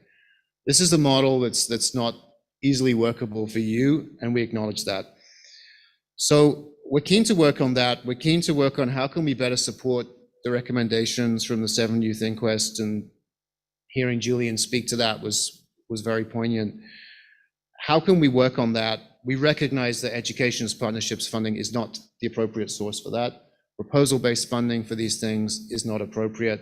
And one of the things we'll look at the table is how do we roll that in to everything else we're doing so that that model comes to an end, and there's no more proposal-based approach to that. We're committed to developing with you a safer school environment based on the recommendations of the inquest. We've seen what Jordan's principle can do and Choose Life in terms of education services, quick, responsive, based around your needs. As Deputy Grand Chief and Julian said, that provides a template that we can look at as well as part of this reset table we have. And for us as well, it's about substantive equality. It's not about funding education systems here as much as they'd get in elsewhere in Ontario. It's about equality of outcomes. It's about graduation rates. It's about what does it take for you to be able to deliver education systems that get your students up to where you want them to be. Let's talk a little about regional education agreements here, and there's much more we could say, but the earlier presentations talked about maximize flexibility, minimize red tape. And we've been working on a tool that can help First Nations do that through designing and implementing your vision of K-12 programming. It's First Nations that lead the work. It's First Nations that say what's needed, including remoteness and some of those other factors that a lot of NAN communities face. And how do you design, plan, and implement culturally appropriate education systems? And we see this as working with you on a real pathway for full control over education. And we're also working on reducing those proposal-based systems that we know don't work and combining those funds into one pot that makes much more sense for you to administer. Now, talk is very easy, and it wouldn't be the first time I'm sure the federal government have come up to a podium like this and said a bunch of things. So what I wanted to do today, just for a couple of minutes, is talk a bit about the experience of the First Nations Education Council in Quebec. Now, one size does not fit all, and I certainly wouldn't come here saying that. But what this does give us is a good example of how this works in practice. So there was an agreement, FNEC and its 22 member communities, including Wendake, Listuguj, Ganawage, and many others, signed an agreement this year with Canada based on what I've just said, based on a needs-based approach. So it was the First Nations Education Council that had worked on their funding formula. It wasn't Canada's, it was theirs. They looked at what they needed in remote, isolated communities to attract teachers, retain them, pay them, deal with school buses, the wear and tear, the distances that they go, based around those needs and not based around what Canada thought the needs actually were. We just got a few pictures and a few clips there. And I don't say this because what NAN does should look like the First Nations Education Council, but just to say we've gone beyond the talk elsewhere in the country, and we can go beyond the talk here as well and look at what we can deliver together. Here's just a bit of a flavor of what was in there. So they included a remoteness index that I know is something that NAN's been talking about for a while. Isolation premium for education employees. We know it's tough to attract and retain teachers in certain places, and it is there as well. Language teachers. Language is critical, as I've been told many times, to preserving culture and keeping the youth going with the language, and so that's based in there as well. And then there's some of those things people don't talk about too much, like benefits for teachers. Like, it's hard to attract and retain when you can't give the same benefits as you would in a school board elsewhere in Ontario or some of those other spots. So there's a bit of a list there of just some of the things. It wouldn't necessarily look like that for NAN, but it's what can be done. And it's what the federal government is willing to roll up its sleeves with you and with the Deputy Grand Chief and all of you and work on for the future. I'll talk briefly a bit about infrastructure. It's come up a lot. The Government of Canada is looking at a new way of approaching infrastructure. There is a commitment to close those gaps by 2030, which includes education infrastructure, not just schools, but also the teacherages and the places that teachers need to live in community. So there's ongoing work there in collaboration and more to come on that. But infrastructure will definitely be part of the discussions at the reset table because we know how critical that is. So just to round out, and I'll keep myself brief today to allow plenty of time for questions and comments and to listen, because that's what I value most when I come out here. It's not the talking, it's the listening to all of you. We're really embracing this chance to work with you. This really is a unique opportunity. We have a committed minister. You have a committed leadership in education. We have the commitment from NAN. I think we can really do something good here, and we can do better than we've done in the past. So plenty of challenges ahead. The work is not easy, but taking me back to my first comments as a parent, I see the importance of this. It's too important not to do it, and the futures of the youth and the people in your communities are at stake. And so just really looking forward to hearing your comments today and how can we get ourselves on the right track, and listening and learning from all of you. So thank you very much.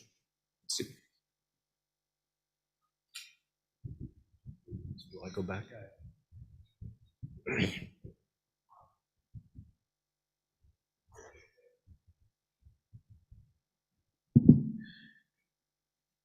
So that covers the panel presentation and in terms of formal presentations, and the idea would be to hear from you, comments or questions, obviously welcomed, and similarly online. And Chairperson, as soon as I say the words online, I look to you because I have absolutely no idea what I'm doing.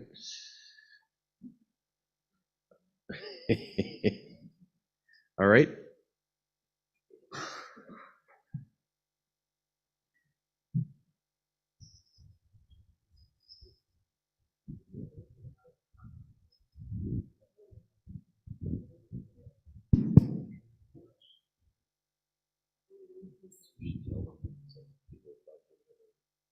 Yeah, we understand that there was a lot of information too in terms of just settling in on a lot of the things that are happening, but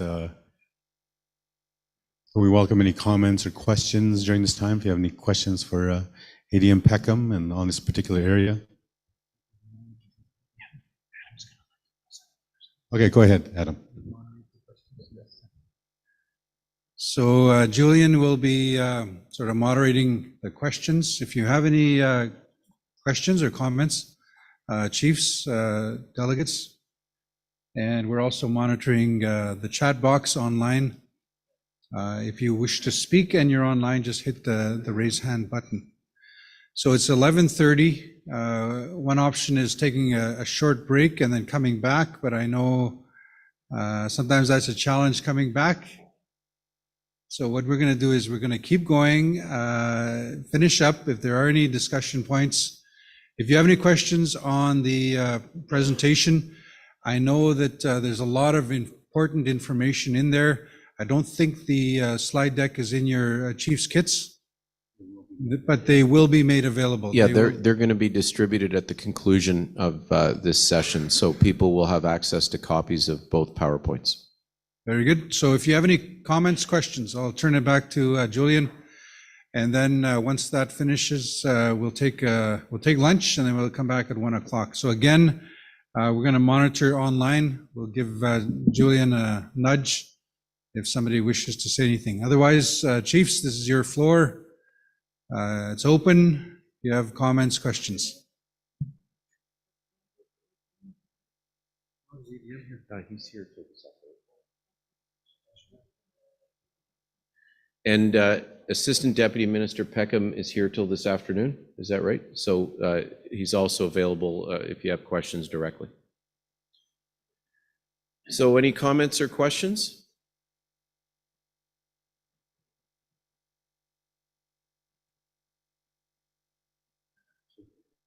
Yes.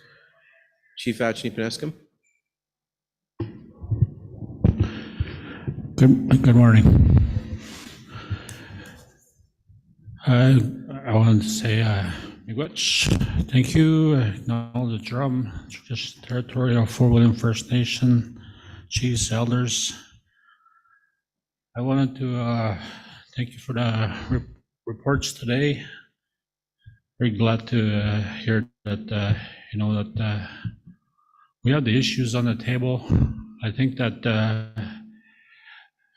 our goal as chiefs is to move those issues however we can, either politically or doing the actual work. It's disheartening to hear that the seven youth inquest is not moving along at the speed, and that to me that speaks of the will of the governments of the day to not honor an inquest put forward by the Anishinaabe Nation. I think it's very today it's still happening. Our youth are being lost, and we need that fix. We need that commitment from the government Canada and Ontario, the two treaty signers that signed the treaty, to move forward on these recommendations. When I see the names of these youth, it's not lost to me that they were the sons and daughters of our people that had come out to come to a system here that is broken, and that didn't serve them well, and furthermore, unfortunately, we're lost. So I'm glad that the safety is there for Canadians and Ontarians, but where's our safety for our children to come from our remote communities to come out to school to a system that's put there, not designed by us, but designed by somebody else, policy makers in Ottawa. So I ask where's the will from the government today to move this up and honor these commitments put forward by the youth inquest. Miigwech. Miigwech, Chief.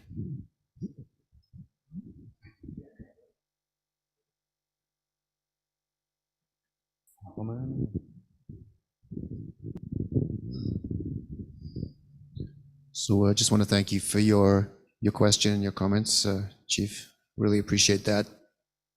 I think there's definitely been mistakes made in the past. I think the table gives us the chance to put on the table, like Julian was saying, a lot of these issues. And you're right, the system is not serving them well. And moving to a system that you've designed will hopefully serve everybody better. So I'm not here again to defend that record, but I think we can move forward and get to a better place with what we have in place right now. So thanks for your comments, Chief. Did you have a follow-up, Chief, or is that?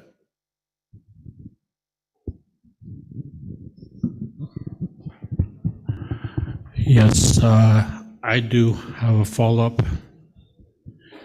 You know, you might have heard the news with Martin Falls and how we waited for years for our infrastructure to be put in place. Approximately 15 to 20 years in order to get additional infrastructure. The same amount of time that this new at that time agreement with the government was supposed to move forward in the path of self-governments on education. The same amount of time on both fronts, you know, on my community front, nothing happened in terms of our infrastructure, and you know, it's with the policymakers, with the decision makers at Indian Affairs or Indigenous Services, INAC, all through those years. They didn't move on our community issues. It's only until we went out and declared a state of emergency on education that, you know, we finally got movement and finally infrastructure that would eventually you know, help our education system in the community, you know, actually gain the services that we needed, actual accommodations for teachers in the community, and that wouldn't have happened if we didn't say anything through any forum, through any leadership forum like this NAN chiefs or having meetings with Indigenous Services Canada. That wouldn't have happened. So, you know, I make that point clear with how long it took. You know, are we going to wait another 20 years to see actual changes with education reform that we need? You know, maybe we can have a timeline where we can have a measurable outcomes and see that our objectives realized within maybe a shorter time frame. So I'm asking, you know, that we look at the actual time and length of any process that we were involved in, and not let it drag on. Miigwech.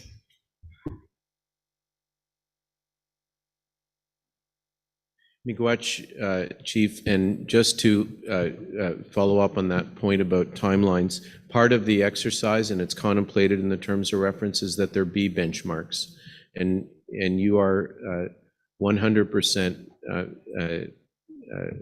well taken in mentioning that, and if there aren't timelines, if there aren't benchmarks, things don't get done. That's a reality. So we will take that to the table. You have my assurance, Chief. Yes, another question? Bearskin Lake? Good morning. I'm a proxy for Bearskin Lake First Nation, and I also hold the portfolio on education.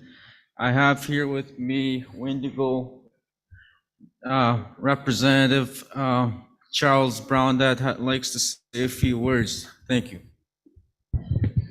Good morning, Mr. Faulkner. Good morning. I acknowledge your presentation this morning. I was just looking at, I was listening to you about your presentation this morning. There's one particular item that I think not only me, but other directors from NAN area that caught our attention is regarding about that bullet you're talking about. There's a last bullet about EPP, Education Participation Program.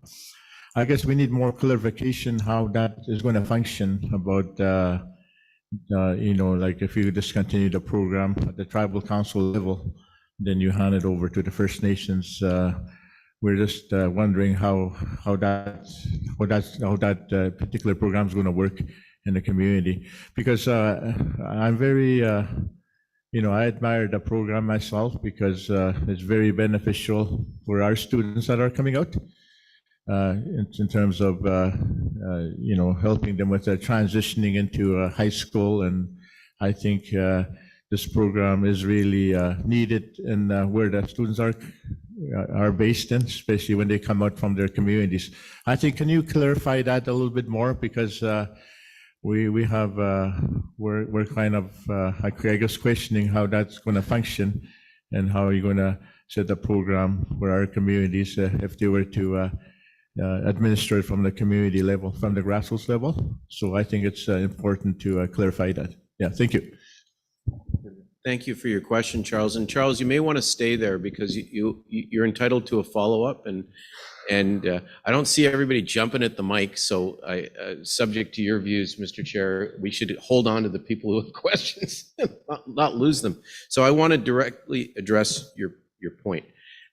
The issues we have heard, not because I have solutions, all right? We're reflecting the issues we've heard. The issues we have heard, first of all, is that EPP was intended for one purpose, but is now seeming to serve another. And so, usually when you use a tool not intended for something, it doesn't do such a good job. And needs-based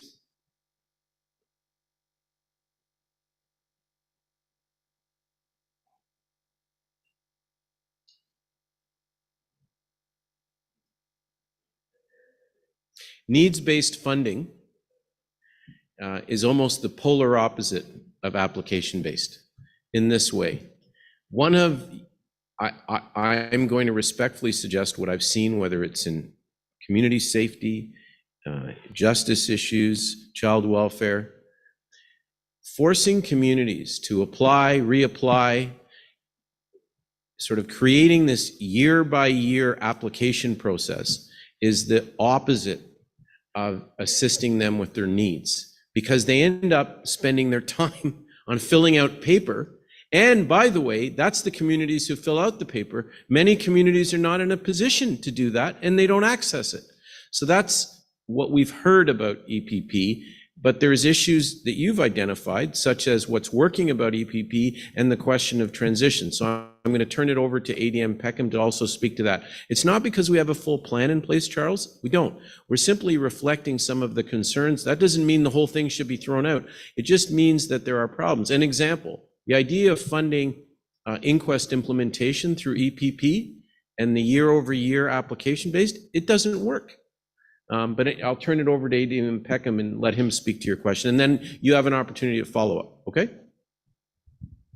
So thanks a lot, Charles, for your question. And it's a good one.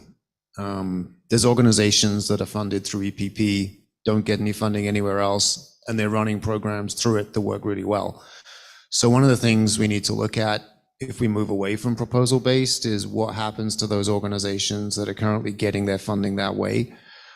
Are there other ways we could work with them to deliver that funding to make sure that nobody's left hanging and that good work is left undone? So it's always a bit of a sensitive process when you wind up a program or you change how you do a program, because you need to be very thoughtful about all of the people that receive money and all of the ways they get it to make sure that nobody's being harmed in the process of doing that. I think to Julian's point, it's really about the 7 youth inquest specifically. That this is probably not the right mechanism to be funding those activities. There are other EPP activities that we're looking at as well in terms of how does that funding get delivered, proposal or not. So just to put a bit of clarity around that. More to come, and really keen to hear your thoughts if you want to send us some thinking as well. I can give folks my contact details, because I always like to hear from people who are working, doing these things on the ground, and tell me what the realities are. So thanks for your question, Charles.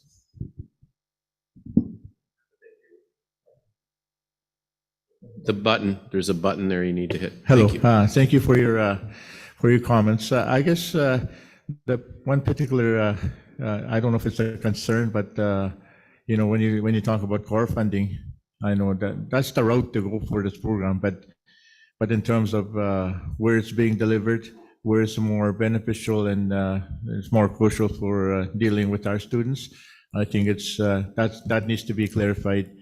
I'm not saying that it's not a bad idea when you impose something that can be delivered directly from the First Nation, but in the long run, a lot of the work that we do, even in town, we have to deal with the students, and we have to educate and orientate our students that are coming out from the communities, because we're doing all the groundwork, and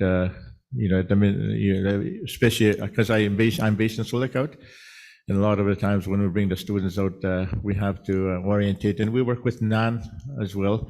NAN, when they deliver that program, they continue to administer it, and of course we hand in our proposal and our work plans. I think that's very very beneficial, because they're able to keep track of the activities that we're doing. And I think if we're to administer that, continue to administer at our level, the way it's set up right now, I think I really believe that is working. So that's why I was very concerned about. I'm concerned about it, because it's for the benefit of our students, and we're doing a lot at that level. So working from whether from tribal council or from independent organizations. So I think it's very beneficial to have that program. But in terms of core funding, that needs to be clarified, so it doesn't disrupt the way the program is being administered at the moment. So that's why we're questioning that. So thank you. Thank you, Charles. Any other questions or comments?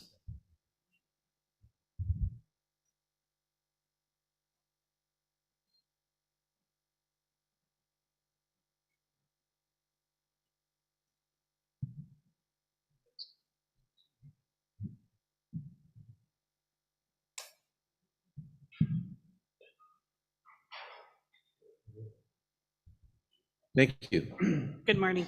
Good morning. My name is Cindy McKay. I'm a proxy for Matagami First Nation. I have here with me Randy Ray, who will be asking a question. Absolutely okay to ask a question. Do we need? Are we allowed to? We are inviting questions. Jason didn't do they didn't do the proxy yet. So Honey Bojo, Kiwe to Nodinkwe, Indigenous cause, everyone. Miigwech, grateful for this. I may have missed it because I wasn't here originally. But one of the things that our chiefs were talking about was actually that makeup of the table. So to learn a little bit more about how that table is going to be made up, who's going to be representing NAN, which communities, how's that going to be determined? All of those pieces, more of the logistical questions around that. Miigwech. If I may, Deputy. So the contemplation is this: like any negotiation, even the largest ones, you have to put a negotiation team together. It is the single most politically delicate issue, right? And I'm just the lawyer and a negotiator, so I'm happy to say I don't get to make these calls, but I make certain recommendations about the negotiation teams on especially large consequential negotiations that I want to share with you. The first recommendation is it has to be capable of being light enough to move with circumstances. We're creating a requirement of monthly meetings, right? We're creating a situation in which potentially large issues may need to be met about regularly, or at least to be revisited internally. That means it can't be 20 or 30 people. Well, it can be if you want, but respectfully, you'd be setting it up for failure. So it needs to be small enough to be able to operate in a what's that word people use corporately? Nimble way. I don't like the word, but anyway, it needs to be able to operate that way. Secondly, it needs the legitimacy or credibility from the communities, or it's a failure, which means that the deputy is going to have to consider who representatives logically should be that he considers to be key specialists in the area, so subject matter experts. But thirdly, and this is a piece that I want to emphasize, the table isn't meant to replace everything. Okay, so there's a misunderstanding about Deputy's vision about education reset. Deputy's perfectly capable of speaking to it, but I would just observe this. The idea, and it's right in the terms of reference, it's going to look at each existing table. Just to Charles's point before when he said, don't throw out the good work that's being done. The idea is to look at each existing table, each existing negotiation, and make an assessment. And that assessment will involve going to tribal councils, going to communities, and asking questions about how it's working for them.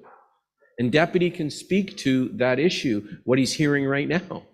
And then that's when communities will have an opportunity, or tribal councils will have an opportunity to be heard and in essence represented at the negotiation level. So that's kind of how it's expected to unfold. Deputy, did you want to speak to it? No, thank you for that question, and welcome, Randy. Yeah, so that's the thing, like with what we've heard also, like with our review of the current process, we know that there has been frustration from tribal councils as well. For example, we were at Mishkegwuk as well. They were saying that they stepped away from the NAN process because they were doing their own processing, and we respect that. And in my opening comments, I wanted to really affirm and assert that this process too, like although we wanted to make it a NAN-specific process, but we also want to honor also existing processes regionally that is happening. But that's one of the reasons why too that we wanted to institute a Chiefs Committee to help guide this work that's happening, and we want to have a Chiefs Committee that is representative of each of our tribal councils as well, and we're looking to get that set up.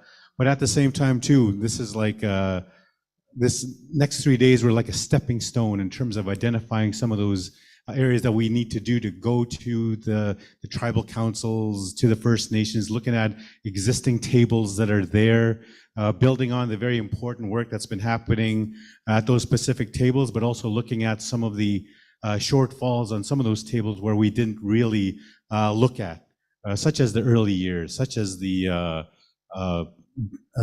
daycare or post-secondary, all those particular areas that we'll need to really position ourselves to really go to the education reset table with all these particular areas to be determined. Yeah. So.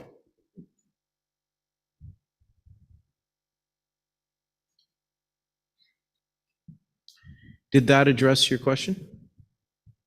Yes, and just the follow-up question. So the terms of reference in terms of their final state, they're not there yet, right? It's still being discussed.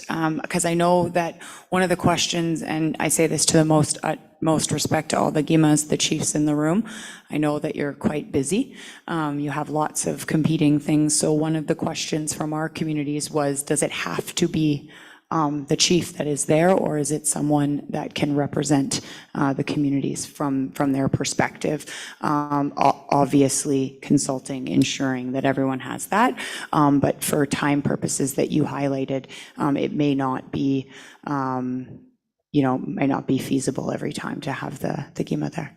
I remember that, so you're talking about the terms of reference now for the Chiefs Committee, because I remember this issue arising at the assembly, and we took out those words, cannot appear by delegate, because it seemed unrealistic to any of us. It would be a sort of the sound of one hand clapping, right? Like it's hard for everybody to show up.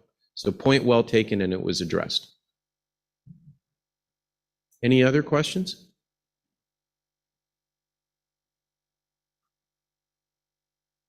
Well, I don't want to be the one getting in the way of lunch, Chair. But I do like to say that this is the first morning. I know that we're going to have like presentations from various issues and various departments as well.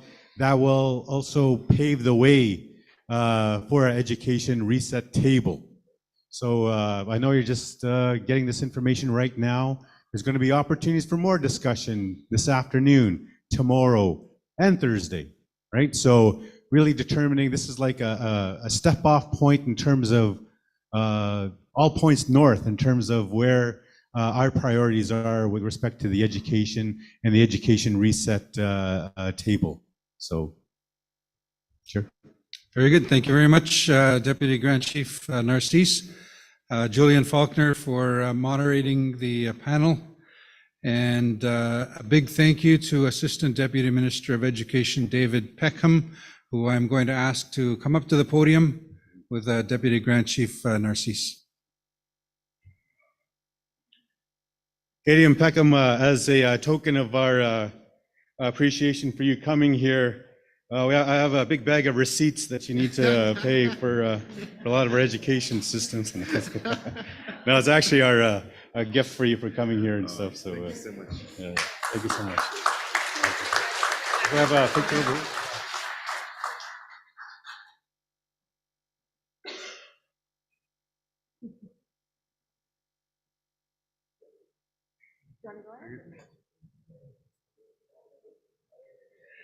And again, the Deputy Minister will be here until this afternoon. So if you have any questions for him from your community, I believe he will be here during lunch. And if you'd like a few minutes to chat, the ADM will be available. At this point, so it is almost 12 o'clock. I'm going to ask for a blessing. 2 o'clock, okay. The ADM is here until 2 o'clock. We'll be here for lunch, I believe. So he is available if you want to have a quick chat. I'm going to ask Lucy to come up. Okay, thank you. The PowerPoint that was presented is being distributed now. So Chiefs, you will have a copy of it. I think that's a better way of doing it. Sometimes if you have it in front of you, you sort of jump ahead and you don't pay attention to the presentation. So the presentation was made, but you will get a copy. So we're going to have lunch. So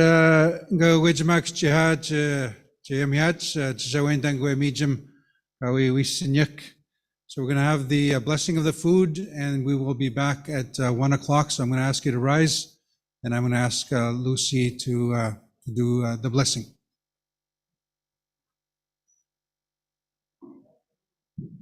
Waje Ujo. Has been a good full morning, and I'll just bless the food. Shamandogak Shorsen, Kanakumugo, Kajmin Shiak, Chimichak, Aguijamugu Jushuendaman, Agogregu Nijibaksenamian, Washmir Jushuendaman, Ma, Kamauchidnanok, Chuichatogonaga Niganskamot, Chumina, Mascausione. Jumin Shag Mascausian Mahogania Fisher, Abtagishkak, Mishka Gutzmugwan. God our Father, we thank you for this morning. Thank you for your wisdom and guidance.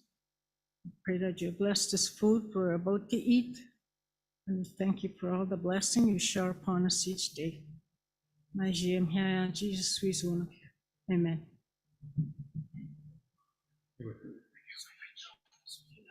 You can turn it. It'll come right down. Okay.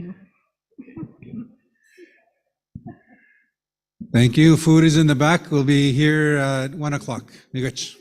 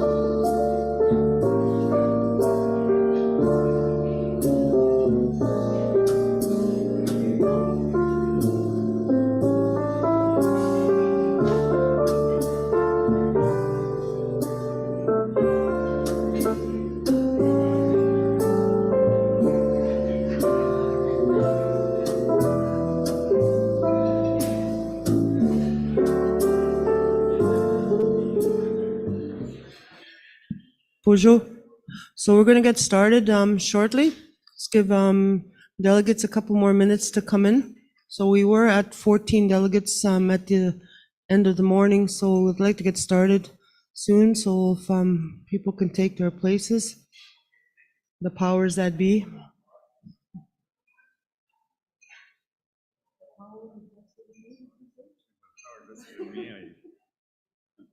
Meeting.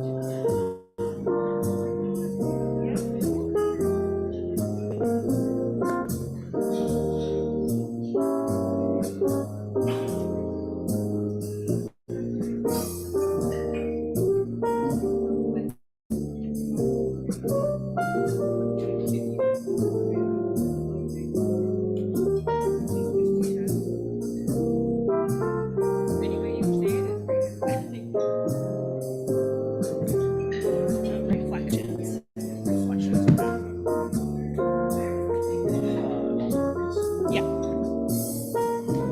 Sorry, I've been running around trying to find Sterling. No, that's okay.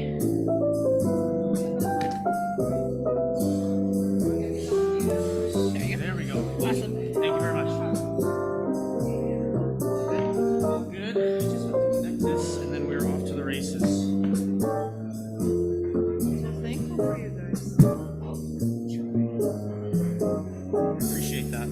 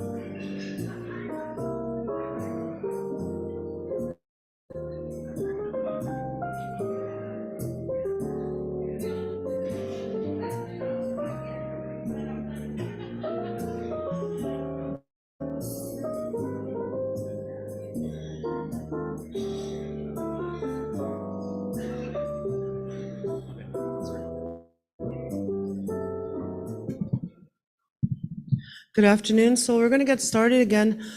Just a reminder to the delegates, if you could sign in, if you haven't signed in, that's how we keep track of our quorum. And also a reminder to the speakers, because it is being translated, to speak slowly so they can translate the information that you're going to be presenting. So I'd say welcome back. I hope you had a good lunch. And we're going to get right into our afternoon. So we'd like to call upon Christy Hankala. And her, on the agenda, the title is actually wrong. So she's actually the Senior Policy Analyst, and she's going to be presenting to you on daycare facility. So if you could come up, please, Christy, and speak slowly.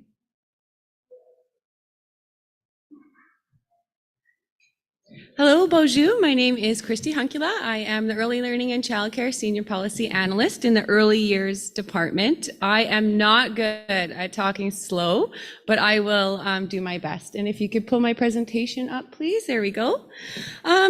So I am here today to talk to you about the Indigenous Early Learning and Childcare Framework. The framework was announced in 2017. It provides a guide for communities, service providers, policymakers, and governments to work together towards achieving a vision. And that vision is where all Indigenous children and their families are supported by comprehensive programs, policies, and services that are designed and led by communities for communities, that are rooted in Indigenous language, culture, and traditions from each community. At Kiwewin, we did present on the overall funding framework and a basic update to IELCC.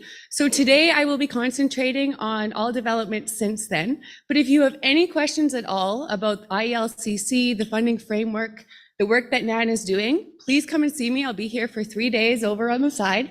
And I have lots of business cards if you'd like to grab one and reach out for any of your early learning or childcare program needs. So just to kind of recap, oh, and I'd also, of course, to back myself up a little bit, thank you and Miigwech for adding us to the agenda today. It is amazing to listen when you talk about the education reset table, to have a seat for early years at that table, and how important it is that moving forward, it is a collaboration of both departments. So in terms of IELCC, just a bit of a reminder, you can see on the screen the 1.4 billion, that's ongoing funding. There has been an increase from funding that communities had received in the past, but it is pretty minimal. It works out to about 1 full-time position in each community. Which isn't enough for a childcare center, but when those resources are pulled together, hopefully they go further. So the repair and renovation part of the budget is the 264 million and the 420 million for new infrastructure. Now these are national numbers, and Ontario's portion works out to just under 20% of these figures. So between 2019 and 2022, almost the funding was flowed directly through to First Nations through their existing ISK agreements.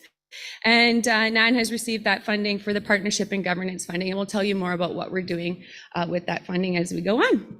So this is just for fun. This is a brand new childcare center in Ganoogaming First Nation, and all of the children standing out in front in the muddy buddy suits that we had sent to every single childcare center and Aboriginal Head Start in NAN communities.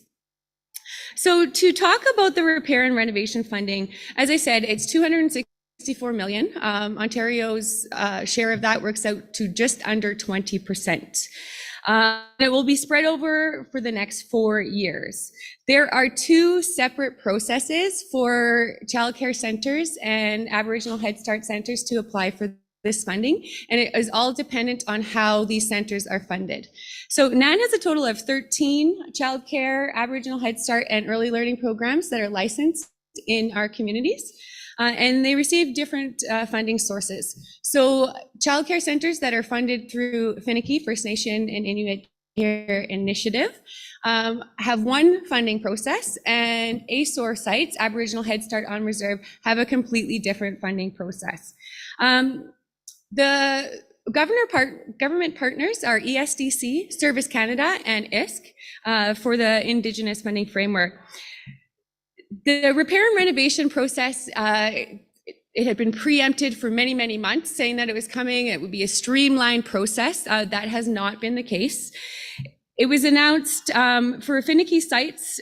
They were given a questionnaire in June of 2022, and it kind of got lost in the shuffle. It wasn't sent directly to childcare centers or to community leadership, and it had a deadline of August 30th. So by the time that attention had been drawn to it, it was August 20th. So we received a deadline to the 30th of September.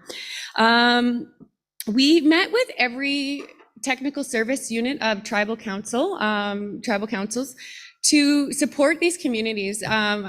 You know better than me, but these applications that require cost figures, those numbers are so difficult to get in the north, and it requires a lot of time and work and effort. So we had the Tribal Council's technical services departments. They worked with communities to childcare centers to get these numbers onto the questionnaires, and are going to be supporting communities moving forward, which is really great. So for those childcare centers that receive Finniki funding, they had one process, and I have listed them on the side for you. So that's Attawapiskat, Bearskin Lake, Constance Lake, Fort Albany, Ganoogaming, Casablanca, Long Lake, Moose Cree, Niminemik, and Wanneman Lake.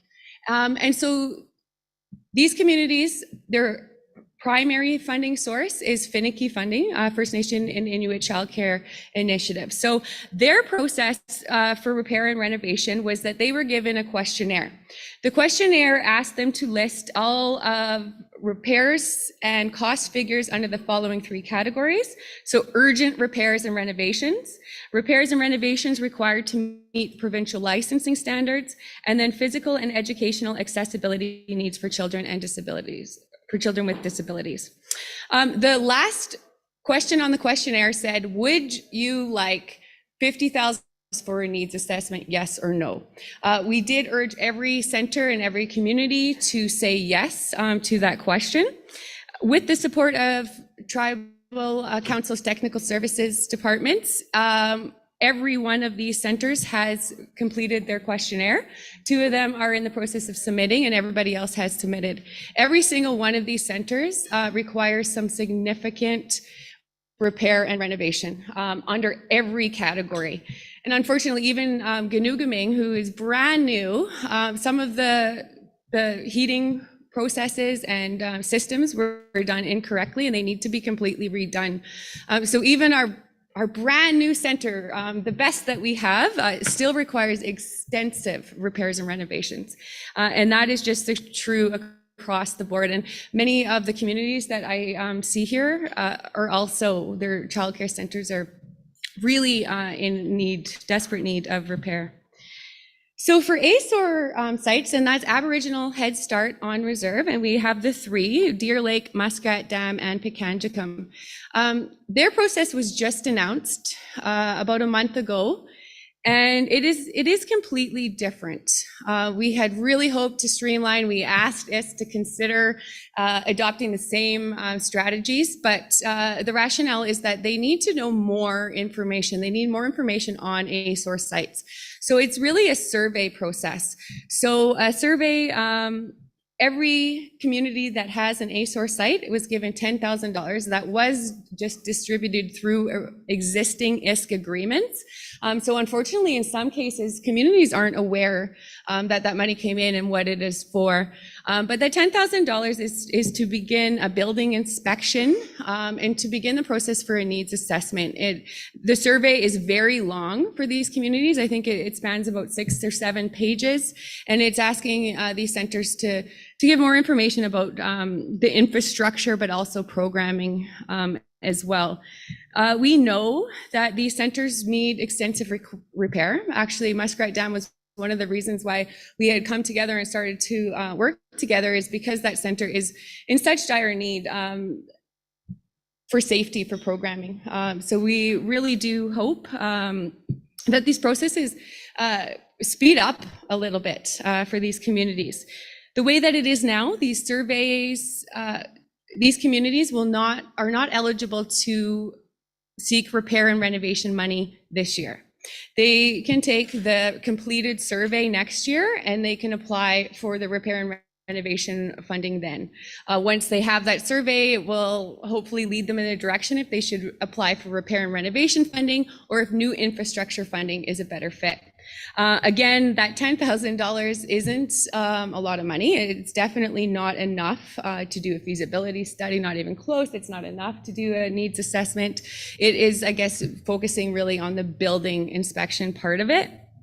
And just to note, it doesn't say this here, but every community should have received, even if you don't have an ASOR site, every community should have received $5,000 to do a survey about programming that you wish your community could offer children and their families, programming that you are already offering, and what supports that you need to offer more programming along the same lines in your communities. So heads up for that funding if you want to take a look. So under ESDC, the terms and conditions, and this is it just stated that where applicable, departments will develop a single funding agreement using the horizontal terms and conditions to deliver the contribution dollars of all participating programs and departments to the recipient. So this hasn't happened. Instead, First Nations are receiving finicky funding through existing ISET agreements, and ASOR funding is being received through existing ISK contribution agreements. So it's sometimes kind of getting lost in the water. So Deputy Grand Chief Achini Pinescum did send a letter to all of NAN chiefs suggesting that you may want to consider asking for that funding to be flowed directly through to your First Nation. So new infrastructure funding. As I said, the repair and renovation funding spans for the next 4 years. For the finicky funded sites, they applied right now for repairs over the next 2 years, and then they can apply again for further repairs in 2 years for the 4-year span. The new infrastructure funding is released in 2023. We were told that by now we should have more information as to what that's going to look like. It's pretty clear that a preference will be given to communities who are ready for that funding. However, there are no dollars available to get ready for that funding. So we do encourage any community who is interested in that new infrastructure funding, who is interested in moving forward with a new childcare, to please reach out to us. We are keeping a list of everybody, and we're trying to support in whatever way that we can. We have collaborated and we work closely with NAN Housing and Infrastructure, and we hope to support all communities in doing that pre-build work. So if you're ready, we hope we can help you and advocate for those dollars to start those things like feasibility studies now, so that when that funding is released next year, we are ready for it. The funding is not enough, 420 million, less than 20% of that. It's not enough. So we do continue our advocacy efforts and just working towards whatever that we can do to support the programs and services for children and their families in your communities. So some of the other things that we're doing, and I'll just be brief, but we have a lot of partnerships and collaborations to support this work. And as I said, NAN Housing and Infrastructure is a really big one for us.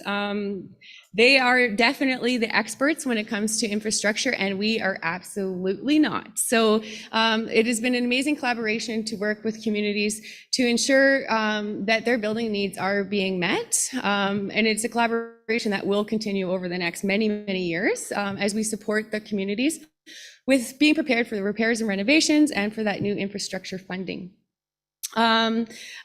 That also speaks to the collaboration with technical services in tribal councils. It's another very important collaboration to support these communities and these centers moving forward. NAN Housing and Infrastructure introduced us to Together Design Labs, and they have worked with community planning workshops with lots of our communities, and we hope to move forward with that as well. And kind of developing a toolkit for communities. You want a childcare center, we hope that we can have this kind of comprehensive toolkit of where you go from here, what the steps are, as well as starting to look at design of child-centered spaces and what that could actually look like, what you want it to look like, what your families want it to look like, and what it should look like within the context of your own community. We also have a collaboration with Nicole Anise Nash and Toronto Metropolitan University. Nicole is from Constance Lake First Nation. She's a professor at TMU. She has a very vested interest in the early years, and especially for NAN communities. And we have started a research project with her that starts to look at the policies, mainstream policies that exist right now, and where they create barriers in Indigenous practice. And this research project is going to take all of the work that's been done so far, and all of the vision that has been shared so far, and all of the consultation work that we will do moving forward. And it will start to continue that work of an early years framework. And hopefully that framework will in one day include NAN's own licensing body, so that it's you that is deciding what childcare centers need to be licensed. Hopefully that will include a generative curriculum so that community members can be trained in their own communities without leaving their communities, based on a curriculum designed by you. So those are some of the partnerships and collaborations. And right now we are working on the terms of reference for our NAN Early Learning and Childcare Regional Table. It will have representatives from across NAN and hopefully education as well. and NAN Housing and Infrastructure, tribal councils, women council, youth council, community leadership, education directors, representatives from our different centers, and our collaborating partners. If anybody is interested at all in being involved in this advisory table, in being involved in this work moving forward, please let us know. And we are very excited, and I'm sure our manager will also maybe touch on this as well when you see her next. But one of the ways that we're going to be doing some of this consultation and information gathering is at our November conference. So in November, we are launching the Our Children Our Way. We will have 200 community representatives in person and hopefully a lot more online. And we are going to spend 3 days inspiring each other, collaborating together, and working towards this vision. And there's very specific work that will be done to really work on and form that early years framework moving forward. So I urge you to please bring this information back to your communities, to reach out. If you have any questions at all, if you're interested at all in a childcare center, I really do hope that you will reach out to us so that we can work together. And I'm here for questions.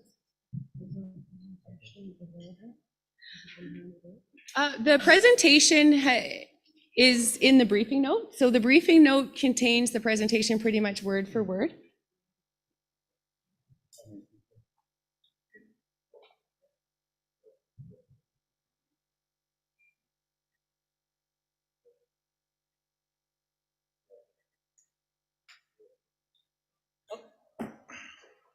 Good to go now.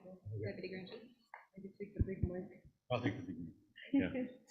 So, yeah, thank you for that presentation. And it's great to, like, even within Anishinaabe Nation, the departments and everything, this is the need to really collaborate with a lot of the information that's happening as well.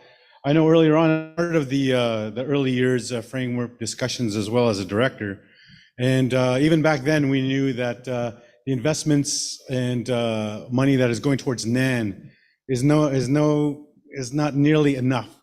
That needs to be had, and that's one of the reasons why I wanted to bring early years also in their work, and they're having their conference as well. I think it was also an opportunity for us to really position ourselves with early years and all those particular mechanisms in place to really put forth like a strategy forward and looking at ways to develop like childcare centers in our communities.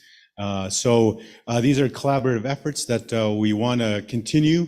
There's that conference that's coming up, and I think it's a way that we can align even with the education reset table to look at some of the real numbers and the costs that is going to be required within your communities to help develop many of these areas.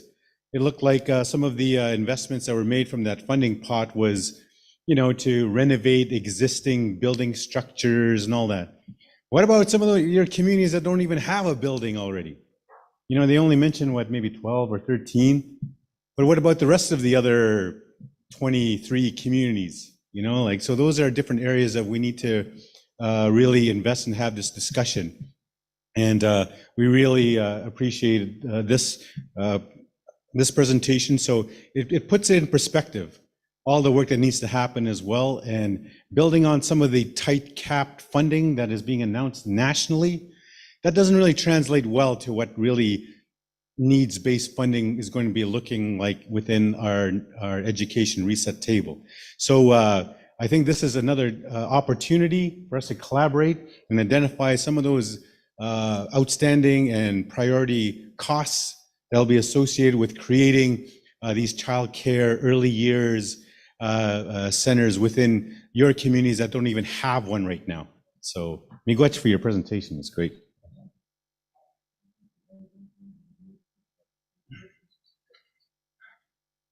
Thank you for your presentation, and thank you for your remarks, Deputy Grand Chief. So at this time, I'd like to open the floor for any questions on the presentation. Are there any questions?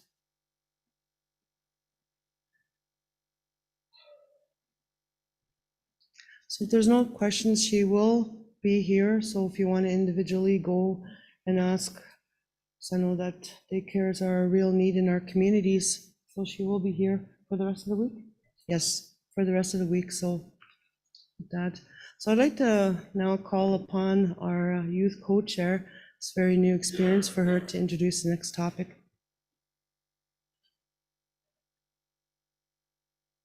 Hello, Buju. Next, we'd like to call upon Bidabin Bismulin to give us an update on early years and special needs learning.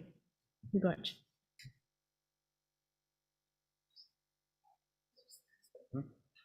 Oh, yeah. So before we bring up Bidabin, we also want to ensure that I know we all have questions on Jordan's Principle.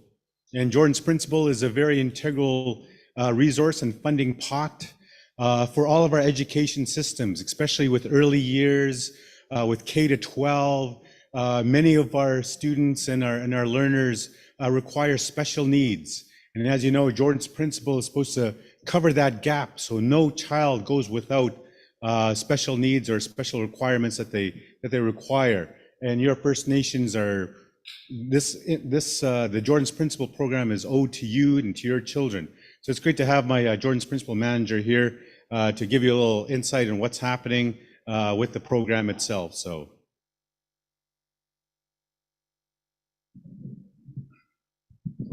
That's okay, I'm short. A little box for. So I'm Terry McGilvery, just like Deputy said, and I just wanted to, before Bidabin and I begin, acknowledge our elders and our youth that are here today, and also land acknowledgement that we're here on the traditional territory of Fort William First Nation.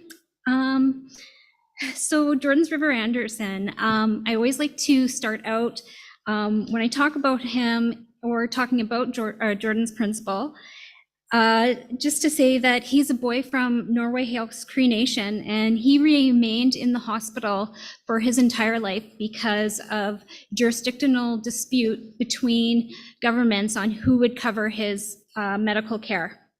In 2007, Jordan's Principle was passed in his name, and it's a legal obligation, which means it has no end date, and Jordan's Principle will support First Nations children for generations to come. So NAN community members face unique challenges in accessing Jordan's Principle. Jordan's Principle request process with Indigenous Services Canada has a great deal of barriers in which many people require advocacy and support from. Children from NAN communities need equal opportunities to access medical care, supports, and services, supporting education, funding services, mental wellness, and educational needs of NAN children, youth to meet the cultural requirements. So within education, Jordan's Principle can cover many things: school supplies, equipment in the school, sports equipment, many learning tools, specialized bikes and devices, tutoring services outside of the school hours, if children need individual one-on-one learning. Educational assistance in the classroom can also be covered and are covered in many of our communities, and even in Thunder Bay and the schools here, they can be applied for. Specialized school transportation can also be covered for students through Jordan's Principle. Psychoeducational assessments can also be provided for students through Jordan's Principle funding. Assistive technologies and electronic devices are also covered under Jordan's Principle. And social workers, counseling services in and outside of the school are also covered. Land-based activities, personal support workers, specialized summer camps are just to name a few things that Jordan's Principle covers. Specialized programs based on cultural beliefs and practices can be included under Jordan's Principle in and outside the school system to support educational requirements. The NAN's Jordan's Principle team envisions families accessing Jordan's Principle to its full potential. The vision includes NAN communities accessing services that reflect the unique cultural, geographical needs of those communities. In the coming year, we look to support communities in overcoming barriers in accessing funding with more approvals for Jordan's Principle. The Jordan's Principle team continues to advocate for families from NAN communities at the government level. We look to become a leader in ensuring Jordan's Principle funding supports its children and youth, providing equitable access to health, wellness services in a holistic way for education and other services for our youth and children. All right, so I'm going to put this over to Badabin right now. Okay, I'm just going to, before you go, Terry, so does each community, are they able to have a Jordan's Principle worker of their own? Each community is able to apply for a Jordan's Principle coordinator, case manager. They can have a Jordan's Principle team. They can also apply for Jordan's Principle capital funding so that they can house Jordan's Principle in a confidential environment. So that can be covered. So if First Nations don't have a worker or per se as yet, what would they do to access a Jordan's Principle worker What they could do is they could send me an email and I can get them a service coordination application and we can get that moving for them. We can maybe give them some examples and ideas and we can get the process moving so that they can have their own Jordan's Principle coordinator in their community or even a team if that's what's necessary. Yeah. Are tribal councils also able to have a Jordan's Principle worker? They can, yeah. But they haven't already done so, right? Yes, tribal councils can also have Jordan's Principle coordinators. Many of them can have them actually in different capacities. They can have them in the schools. They can have them in different departments. Because Jordan's Principle is so flexible, you can have it in many areas of within your schools, within healthcare facilities, on all levels. You can apply for Jordan's Principle workers and coordinators. And Terry, if there's like some of the First Nation representatives here or tribal council reps or education, if they're having problems with getting approvals for their individual claims and Jordan's Principle, what can they do? If they're having any difficulties, they can contact myself and our community liaison, and we can assist them in overcoming barriers, and we can advocate at the government level to have those approvals become a success. I may add too that I've also been a part of those appeal processes as well, and we have our legal representation as well to say, hey, like this is part of Jordan's Principle. Why aren't you approving these requests? So it's the same thing that we were talking about too earlier on. Maximum flexibility, minimum red tape, right? So those are some of the areas that we want to continue to advocate for our communities. Yeah, we want to make sure that community members, our children and youth are able to access Jordan's Principle to its full capacity and that they're receiving the supports and services that they need in their communities when and where they need them. Okay. All right. And if communities don't have a JP worker, why not? Like, why aren't you getting this? These are resources available to your communities, and Terry could help also set up those in your First Nations as well. It's a good resource. I'm sure you've been accessing throughout the past few years now, but it's really building a capacity at the community level, and that's what Terry's also here and her team to help you establish those resources in your community.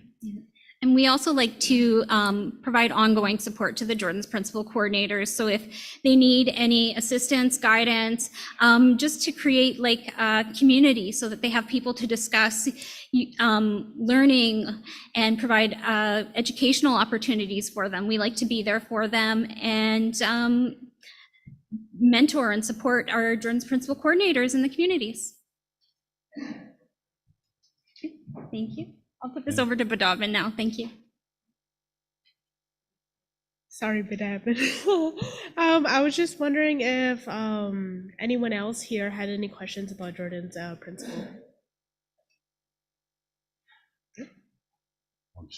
Question. So, the name and your name and the name of your community. Okay, go ahead now, or? Hello? Hello? Am I okay to speak now, or? Yeah, go ahead. I'm waiting your response. But anyway, I was listening to the lady there that I was speaking about Jordan Principle. So I have a step grandchild who has that ability to under the circumstances that this Jordan Principle. Now we talk about red tape. Now, I know red tape's always in our way of trying to develop our working abilities to entertain our children to become more effective in life. So what I'm trying to say is that I know the age group is 17. It stops at 17. Am I correct? For help for an autistic child. You'll have to excuse me, break it up there. My voice is kind of like on the bum. But anyways, I see the problems that after they've done their age of 17, there is no more help for them. But we have to kind of understand that this child still has that ability as to being autistic. It doesn't stop there. So what I want to ask is we have to kind of look at beyond 17. I know they become adults then, I guess you would say. But when I see the parents still having a lot of problems and how to manage their child as being autistic and how much time they have to put into to make sure this child is safe 24 hours a day. So, I mean, we have to look at what kind of relief can we give these parents, and they can't really do anything themselves as to trying to be how to socialize out and about and try to find a job for themselves and support the family, even though this child is autistic and has to be watched under 24 hours a day. We just can't leave this child. There has to be some sort of beyond help for this child until, I don't know, we have to go beyond the red tape. That's what I'm trying to say here. You know, we always talk about the red tape. It stops us from developing what we need. And we know what we need. But yet this so-called government, they always throw these red tapes in there and stop us from developing our concerns, not theirs. They're out to save the goddamn money. But we're really concerned about our kids, and we care about them. And that has to be justified through this Jordan Principle as to moving forward and go beyond what the problem is. Why they stop at 17, I don't understand. Maybe we should put a couple of these autistic kids in their hands and see how they would feel after they watch these kids grow up and develop and try to maintain a life. So, I mean, we have to kind of look beyond that.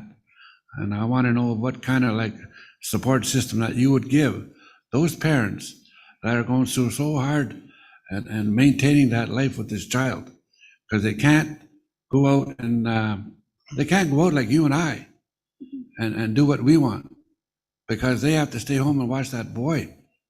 Otherwise, you know, you got other people want to take that child and put him in a freaking a home of where they think they can take care of him, which they don't want to do. They want to take care of their kids. But we have to really look at supporting them in a different way. That's my question. I'd like to know if you can come up with some sort of a solid answer, because in our community, I think we got about 6 to 8 kids that are autistic, you know, and that's a high rate for such a small community of ours. Why is that? Why do we have so many autistic kids today? Has that ever been in the study of that group there? That's what I like to know too. Why is that? And it's really, really high, and it's all over the place. And Native kids are really getting, well, I've noticed it anyways. We've got about 2 or 3 of them off the reserve that are autistic too. So, you know, we'd like to know going beyond the help of 17. Thank you. There are a few options for children who are approaching the age of majority in regards to care. It often depends on the types of services that they need, so it's very specific. Maybe I'd like to connect with you later and we can see, exchange some information and see if I can be of any help to you. Yeah, no, that sound no, okay? that's a great question as well, and that's another area that we really need to really focus on too is youth aging out of care, or what are those post-majority care options for families and communities to assist families and also schools with individuals with special needs, right? We also encountered this as well with respect to putting the age a little bit higher, you know, because there needs to be some sort of, we recognize that there has to be a transition period for those youth with post-majority care issues, you know, youth aging out of a particular system. But as you know, within our communities, we're very diverse in some of the needs that needs to happen. So that was also what we're negotiating too, to ensure that, you know, what are available resources that are there for our families. I know there's also respite that's available for our parents that are caring for really high special needs individuals. I know that there is an agreement with, say, Westway or other areas that our First Nation and families can access for respite for our families who have special needs, high needs children as well. And moving ahead to develop something specific for our communities across NAN within the various tribal councils too. I think those are some of the areas that we could work with your community and other communities as well to establish what do you have, what do you need, and what do you want in terms of post-majority care. Because like you said, you know, like you just can't leave them out after they finish out of 17. I know that also we invited Ontario Works and Ontario Disability Support Program. They have resources as well, but they need to also develop their program to be to meet the specific needs of their individual communities and moving ahead. It's always that interesting age where they're aging out of youth or childhood into adulthood, but still require special needs. And so that's where we need to really coordinate all those services at the community level. And we could work with you to identify the current resources so far, but I think in the long term, to have something long-term sustainable for the benefit of our communities is some of the work that we need to do too. So.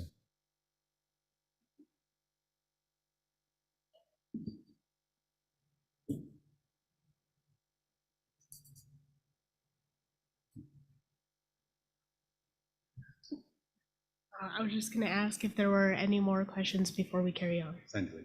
Yeah. Go ahead.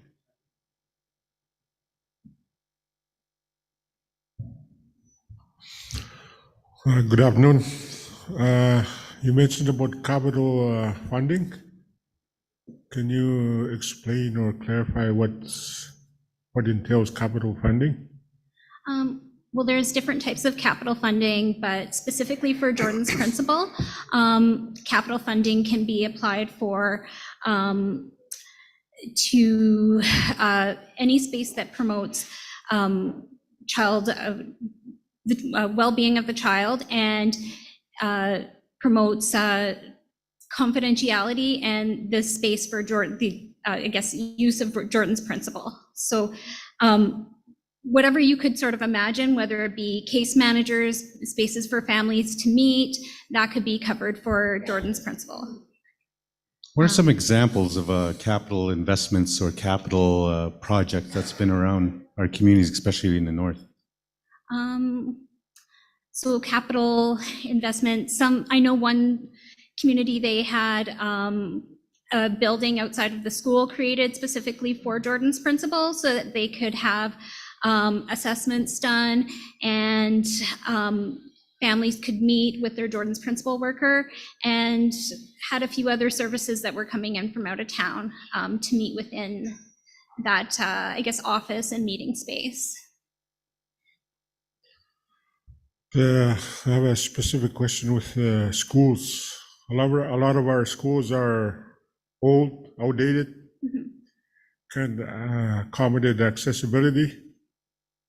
Is there funding available where schools can be renovated to be accessible? I know a lot of our kids are immobile on wheelchairs. So Jordan's principle can be accessed to provide funding for ramps and make buildings accessible. So yeah, that can be covered. It can be covered through, if it was for a group of children, through a group application, and if it was going to be in an individual family home, that would just be on an individual application. If it was going to be a new structure, then it would be on a capital funding application. And I could get all of those applications to you if you would like. I think adding to that too, I think that very well would fall into a lot of our discussions too, in terms of our reset process. We identified today earlier on that many of the outstanding inquest recommendations include investments in schools and up-to-date building structures, safe environments. So I think those are things that will come up at our very near negotiations on these particular areas. Yeah, it can definitely be having a home be healthy and accessible for children and youth. That can be applied through for Jordan's principle on a regular individual funding Jordan's principle request. So if a family needs something in their home to make it accessible or safe and healthy for their children or child, they can do that. And we can get those applications out to them and get them the support that they need. Thank you. I have another question. Go ahead. Regarding public schools in town. So we have most of our autistic kids getting on a bus and going to school.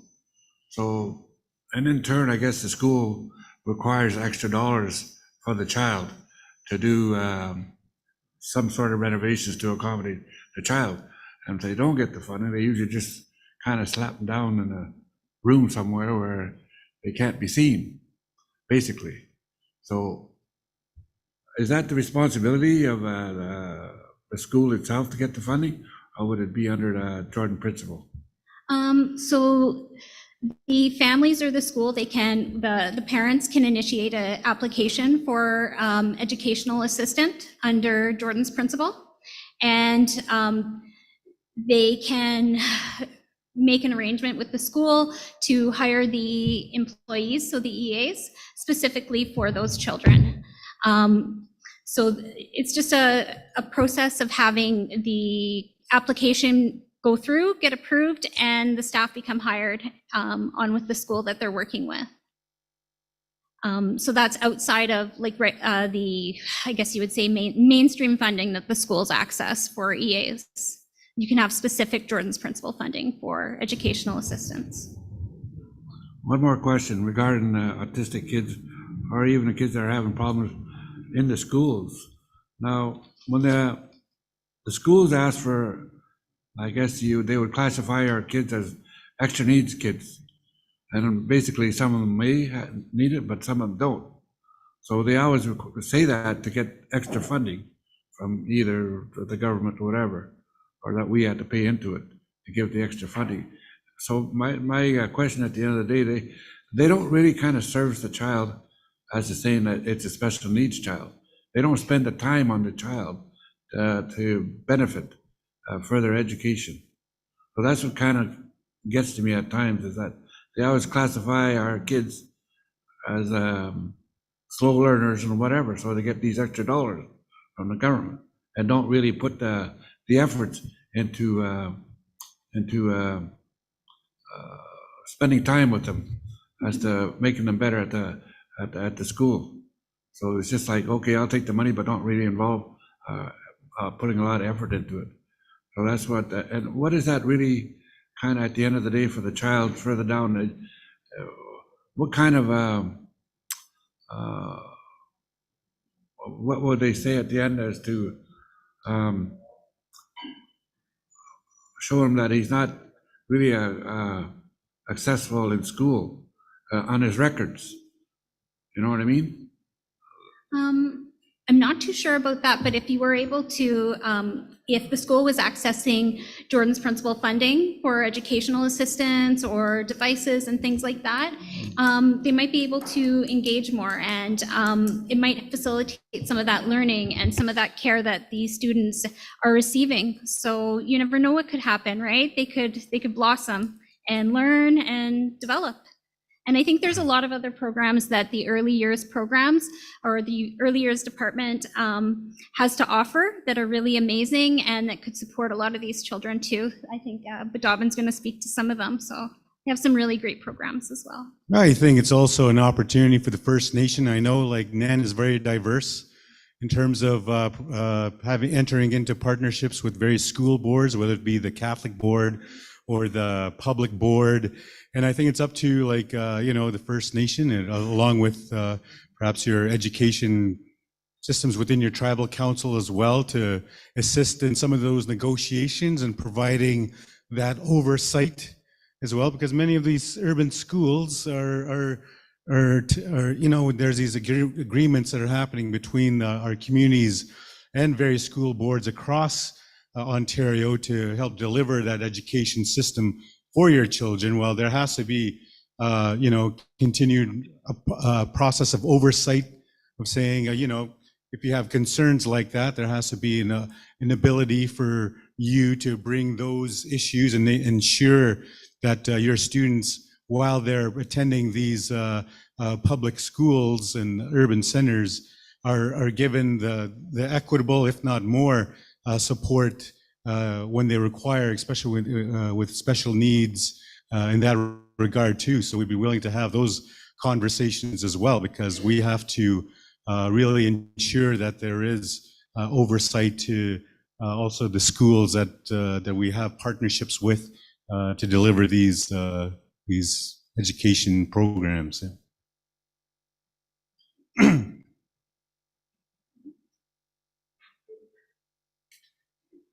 Miigwech. So we're falling a little bit behind, so we'd like to give the opportunity for Bidabin to speak and give us an update on early years and special needs learning.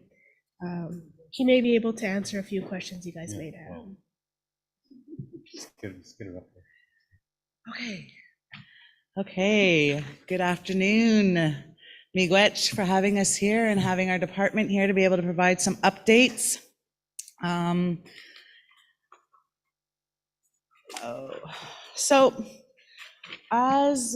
Where's the, should this be on? Okay, I'm gonna try this out here. Oh, there we go, okay. So I'm here as the manager of the early years department. Our director sends her regrets. She is unable to be here today with us. So I am pleased to provide updates on the strategies and the work that have been taking place under our regional network. So under our strategy, our special needs strategy, our child development strategy, Mamau Sakanachinatanawan, Awashishakonche, together holding hands for the children. And I would like to take some time here to recognize two of our elders that have consistently been working on the development of this regional network, and that's Stella Shimmons and Janosa Senawap. Both women have really been integral in the development of this, and of course the development of our tree here and the roots, the seven grandfathers at the foundation.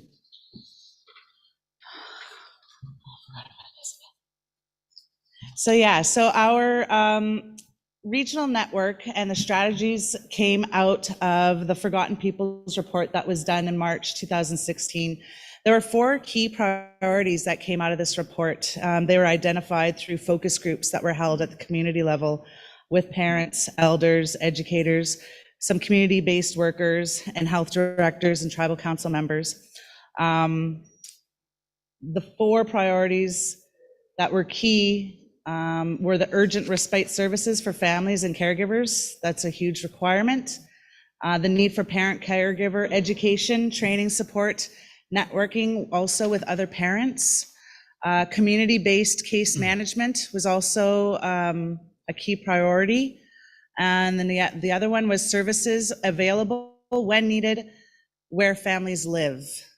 So the actual going into the communities to provide services and not the virtual online sense.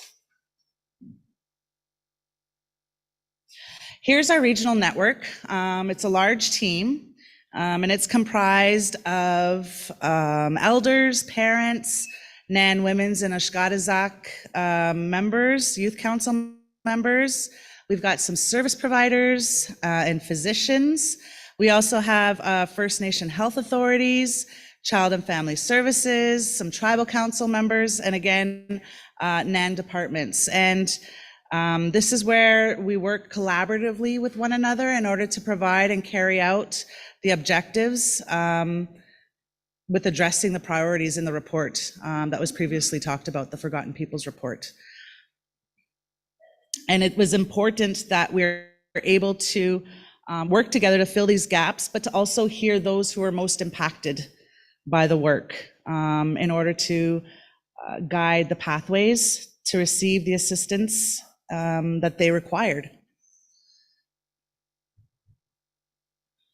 The roots of the trees are support system. So again, going back to that regional network, the initial diagram, taking a look at, this picture here, these are our roots. These are our network pieces, our elders, parents, and caregivers at the regional network, the action teams that came from that regional network, working together to create vision, mission, and value statements in order to move forward and work together to build a better future for their children, their exceptional children and youth. Here's an example of our visioning exercise that had taken place. At this table, there is a lot of learning, there's a lot of listening, and there's a lot of ideas that are shared at this table. And it's pretty extraordinary because it's coming from all different aspects, which is really important in order to hear everybody's perspectives and trying to build the best quality strategy possible. So when we take a look here, this is coming from our visioning key exercise in the previous picture. This is it broken down in terms of priorities and the key principles. So key principles had emerged, and it was always agreed that children are always going to be at the center of everything. They're the center of the universe. They're the center of everything that we do as Indigenous peoples. And in order to break down silos, we needed to work together and collaborate with everybody at the table for the sake of the child and their families. We needed to make sure that there was a holistic approach that included all aspects of the child's development to be included, as well as continuum supports from infancy all the way into adulthood. Any services, programs, any modes that were developed ensured equal access across NAN territory, and understanding that parents are the experts. Parents are the ones who know. Families, they're the ones who know our children best. Those voices, those are the ones that needed to be actively engaged in designing the pathways. Capacity building, training, ongoing skill development, community of practice, ensuring cohesiveness and coordinated services with existing service providers. We need to make sure that we maintain those collaborations for the betterment of our strategies. So here, it's kind of difficult to see here, but these are the action teams within our regional network. So our regional network is this huge, is the huge group that steers the ship. And these are all the bits and pieces of that ship. We have the newest group the action team is the fetal alcohol spectrum disorder. We have rehab services, person-centered approaches, autism, Jordan's principle, which we just heard from Terry, infant and early mental health promotions, family-directed respite, and of course, regional network parent caregiver advocacy in the center. So all of this work is done, continues to be done under the regional network. trying to support or working towards supporting children and youth as early as possible throughout their school years and into adulthood if required. Optimum outcomes for children is early screening, appropriate services and supports, entering the school system prepared and ensuring that the school system is prepared for any modifications or accommodations that may be required. So here at one of our regional network meetings, I feel like the room is full of quiet heroes. There is humor, they reach out to each other, and it is very inspiring. This was from one of the members at the regional network. I think it was one of the parents, actually. So that's just parts of the work that we're trying to accomplish. And it's been a lot. There's been a lot happening, especially throughout COVID. I don't know about all of you, but there's something about this COVID where, you know, everybody is now meeting virtually, and it happens much more often. And collaborations were happening a lot more often, even if it was just from our living rooms. Our elders on board, they were joining us. They were starting to get use of that Zoom camera and their phones, and it was becoming a new technology. It was a new time for collaborations. So person-centered approaches is another update in terms of community-based case management. There's 5 principles. And one of this case, community-based case management, is one of the priorities from that forgotten report that I was discussing at the very beginning in 2016. So taking a look at community-based case management principles, child and youth first, of course, culture, understanding and embedding community customs, values, language, family traditions into family-led and community-led decision-making processes. Easy access, providing responsive, high-quality approaches. Collaboration, again, promoting and encouraging collaboration among health and service providers to work in a culturally safe manner, using approaches that build on individual, family, and community strengths. Accountability, maintaining high standards of privacy, coordination of services, and regular reviews of supports and services in order to identify successes and any gaps that need to be addressed. This table primarily comprised of health directors. There was a lot of the health directors sitting around that table, working together, identifying where the gaps were, what is the information that their communities needed in order to provide or, get funding for services. These gaps were addressed through the development of this case management piece. Here is Ganoogaming, actually that's Ganoogaming First Nation, and they were one of the communities that we had met with. We had met with 3 communities, Fort Albany, Matagami, and Ganoogaming First Nation. So we took a look at developing the modules, and we did the modules with these communities in developing them. There's 4 modules currently. Module 1, getting started. 2, role of community connector, family navigator. 3, privacy and consent, of course. And 4, community-based solutions. So it's developed by community for community to gain the information that is required. The modules are currently with our IT, with our communications department, and they're nanifying it, I guess you could say, or branding it. So that's exciting. That'll be released very soon in the upcoming months. Another big update, Indigenous Rehab Assistant. So we've been taking a look. We've got a clinical mentorship action team. I can't stand the name. It's working on this curriculum and developing this curriculum. So it's a 1-year certificate program, fundamentals in communication, child development, roles and responsibilities, and it's all grounded in Indigenous worldviews, land-based.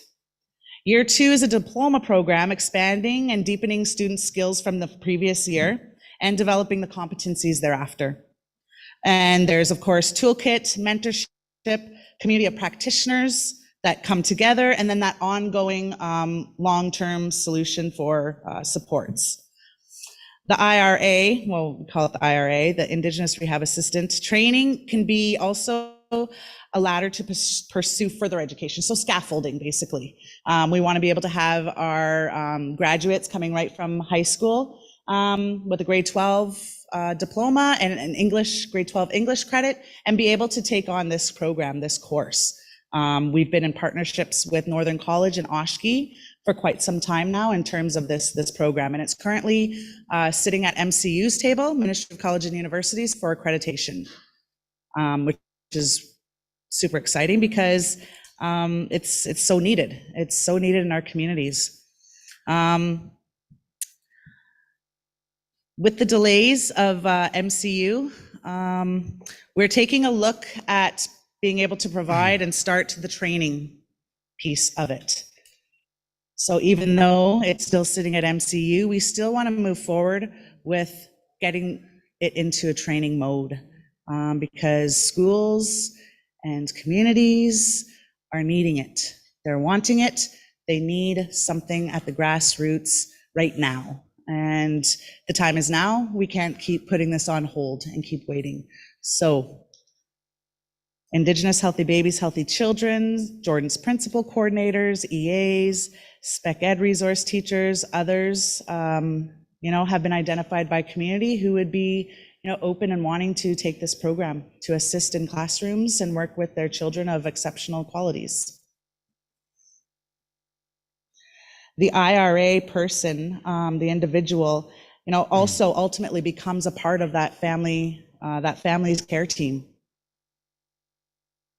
So being able to be the one at the grassroots with your families, working with the clinicians, working with the service providers, carrying out that prescribed plan of the services that need to happen. Autism. So here is our autism strategy. So we have heard from communities, we've heard from families, ideally right here. Another, question in regards to autism. There was a clear understanding, there needs to be a clear understanding that autism has to be understood within the community before there is even a possibility of looking at ways in providing better supports. We need to understand what autism is and what it isn't. Resources have been developed through our autism action team.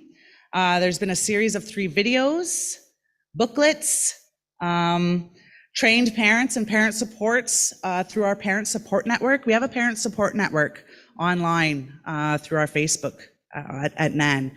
And that's a place, and that was a kind of way that we were able to maybe address some of the priorities from the Forgotten Peoples report about the parent support piece. The need for parents to talk with each other, vent with each other, learn from each other, to do it together from all across NAN territory.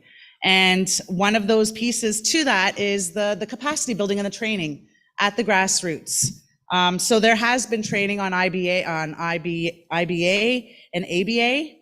ABA as it pertains to autism, applied behavior analysis, ABA.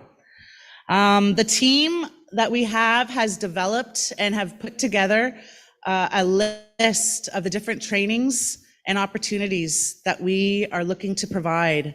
Right now, we have a number of different partnerships with service providers throughout this whole process of the regional network. So that may be Firefly, Slifna, who else? George Jeffries, all of Holland Bloorview, all of these service providers that we work with. These are who we want to be able to partner up with and pair with so that we can provide the best services and be able to address a lot of the challenges and a lot of the needs, fill those gaps with our communities, with our leaders. Another exciting piece is that we were asked to participate and witness at the Senate Standing Committee for Bill S-203 in Parliament. So we were able to represent NAN and our 49 and discuss the challenges and the lack of services that we are being provided in the North across our territory for autism. And the lack of services, that was a part of our discussion, our presentation to Senate within Parliament. So it currently is gone through all of the readings through Senate, the first 3, and it's now passed its first read in the bill side on the House of Commons. So another 2 more readings, and we will have a act respecting a federal framework on autism spectrum disorder. Fetal alcohol spectrum disorder, this is our new action team. And it's under the regional network. It is the new action team. We have been recruiting for members. I'm not sure if any of you had also joined the conference, Changing the Conversation, the FASD gathering, the virtual gathering that was held. We started recruiting back then, and we're still recruiting. First meeting is going to be happening at the end of November, developing an action plan and moving forward. Again, our FASD action team is comprised of multiple key players across the region. We want to be able to make sure that anything that we do echoes the realities of our First Nation communities. Otherwise, they won't be successful, and all the work will have been for nothing. So we have to make sure that we're getting all perspectives and all views across the board. NAN has also been invited to assist in the wording of the bill. We actually, last week, we were in Ottawa for the announcement of Bill S-253, which is the National Framework on Fetal Alcohol Spectrum Disorder. And it's going through its first reading. So we were really excited to be there for that because now we've been invited to assist in the wording of the bill. In order to meet First Nations needs, again, in order to make sure that the realities of our First Nations are echoing in any kinds of political policies, procedures, etc. So I have here on my next slide, hoping to request if anybody, while I'm here or while Christy is here, for the next 2 days. If there's any interest in participating in any of the pilots for our IRA, Indigenous Rehabilitative Assistant Program, and our person-centered approaches in our schools, providing input into revisions if necessary, et cetera, and taking a look at how we can collaborate together on this work. So any of the schools within our territory. So one of the quotes here from the member regional network, I'm not going to take up too much more time. As First Nations, we must acknowledge that there are many cultures in this room. You need to have a heart that wants to give, to be involved in this kind of work. It's not easy. It's having that shared vision that brings us together. And I'm sure we will have many success stories to share. Our circle just keeps getting bigger and bigger. And that means more of us working together.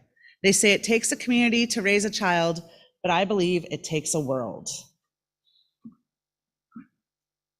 One of the parents had said, I encourage everyone to keep walking in the right direction together. When there are blocks that get in our way, we can find ways to get through those together. That's what we need to tell our children. And this one here, this is from different communities. I know there's some from Ganugaming. There's some from, where's the red jumpies from? Muskrat Dam.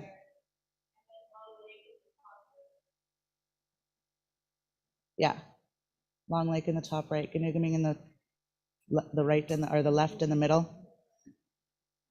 So yeah, and of course, Christy had touched as well on our Children Our Way up and coming conference.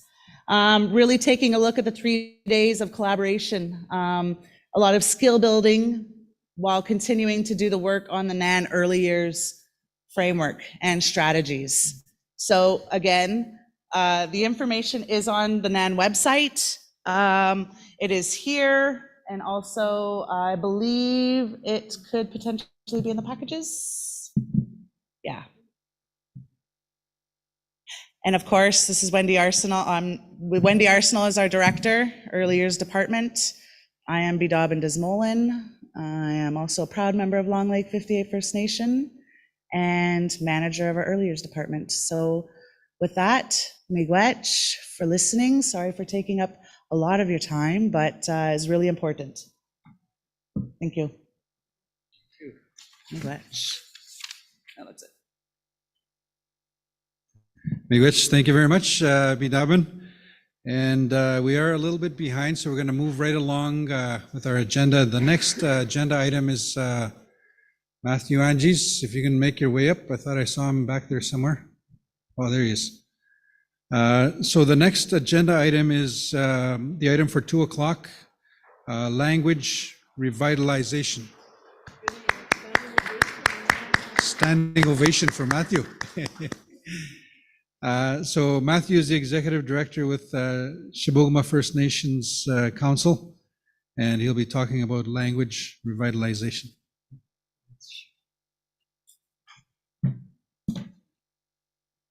I guess that's what I use.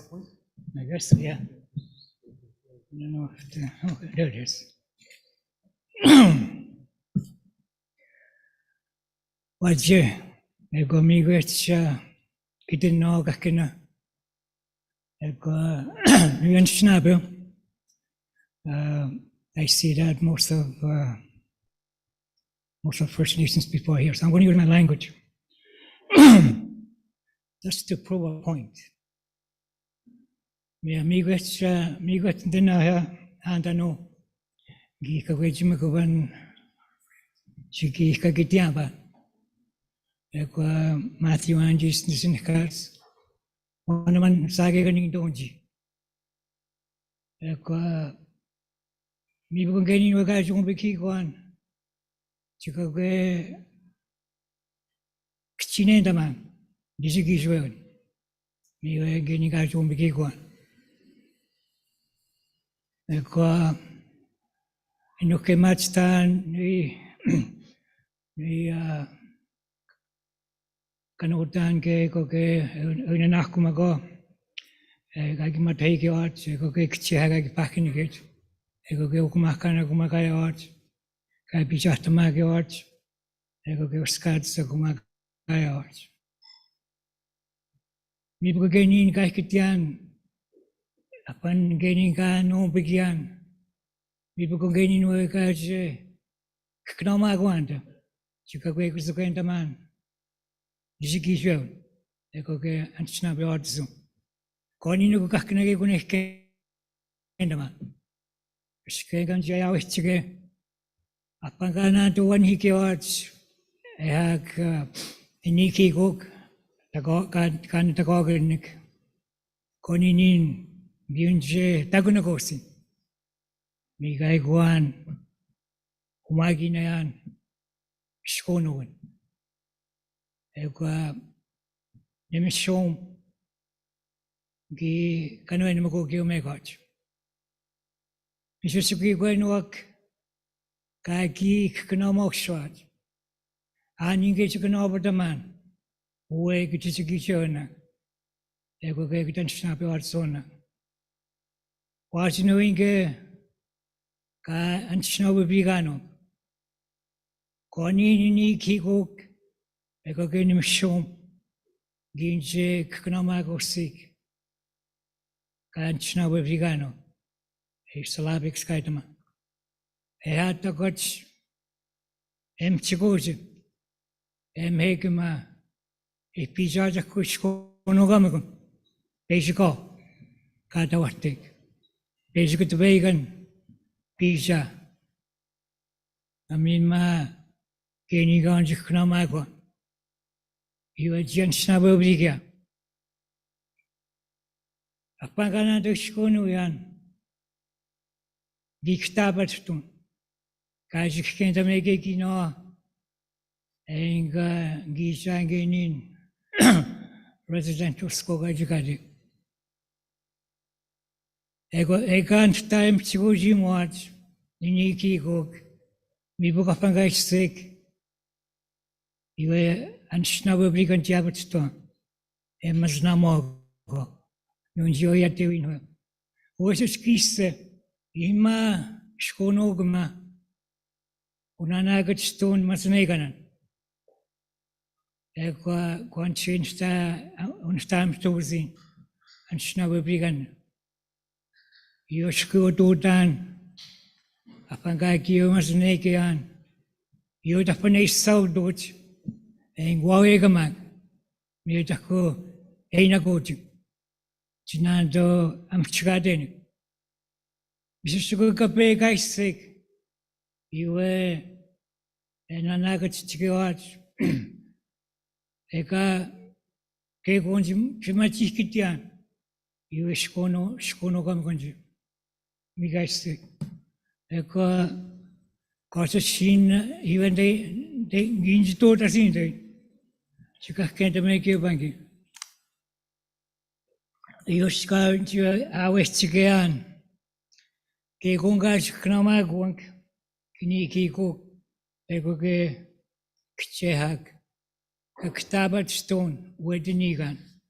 Niga Gaistangini, you and Snabu Bigan Gachigati. So I know that he knew animal dan a Gijigi Jonang. Umautanang Kiki Ginanagats to game naban. The Mawang gave Pano because I only have don't have much time.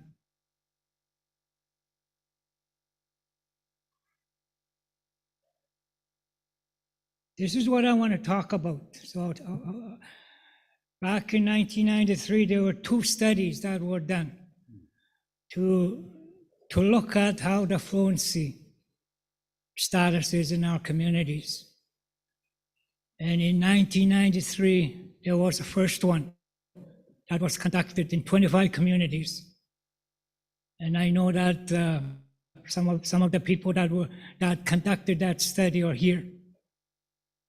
And in that year, if you look at the chart, like for example, in Bearskin, in 1993, the adults, their fluency level was 97%.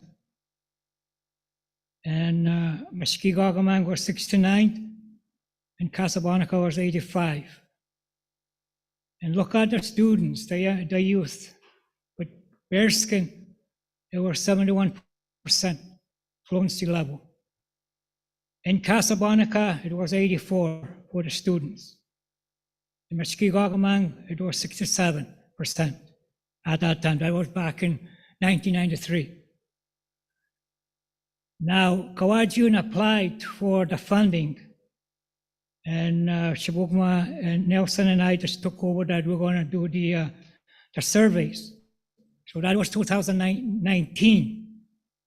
So if you look at the numbers for Bearskin, you see that in 2019, the adults' fluency was at 95%.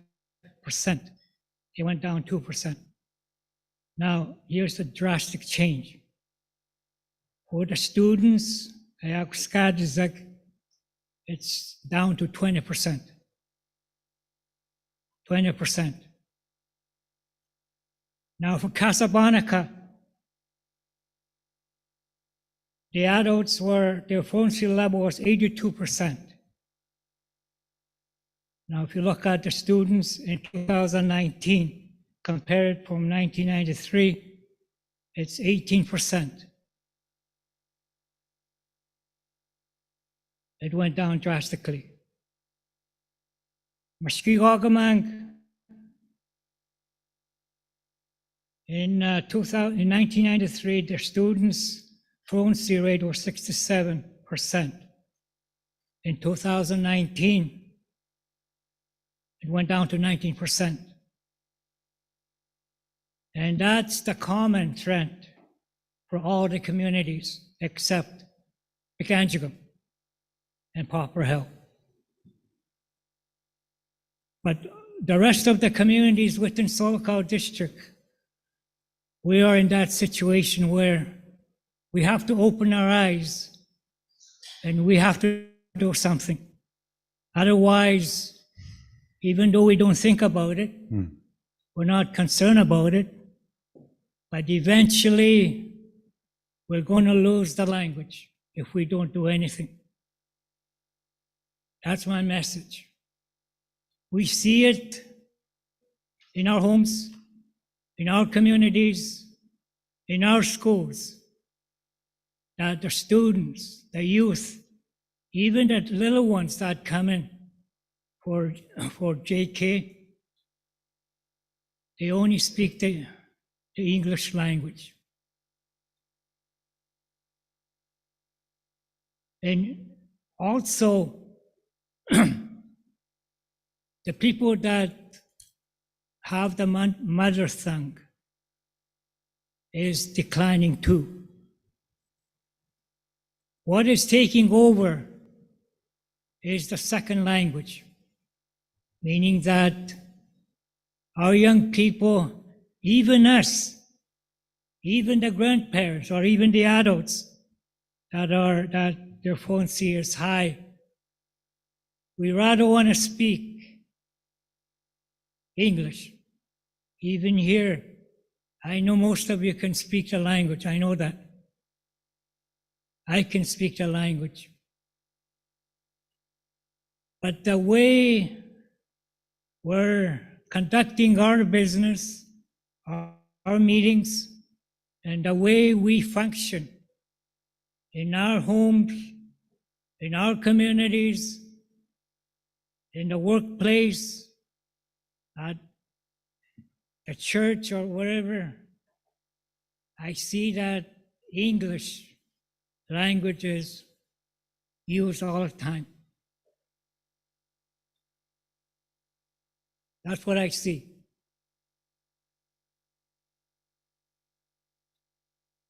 I wanted to show that chart just to prove a point that within 10 years, if we don't do anything, our OG Cree or Cree or Ojibwe will continue to go down if we don't do anything.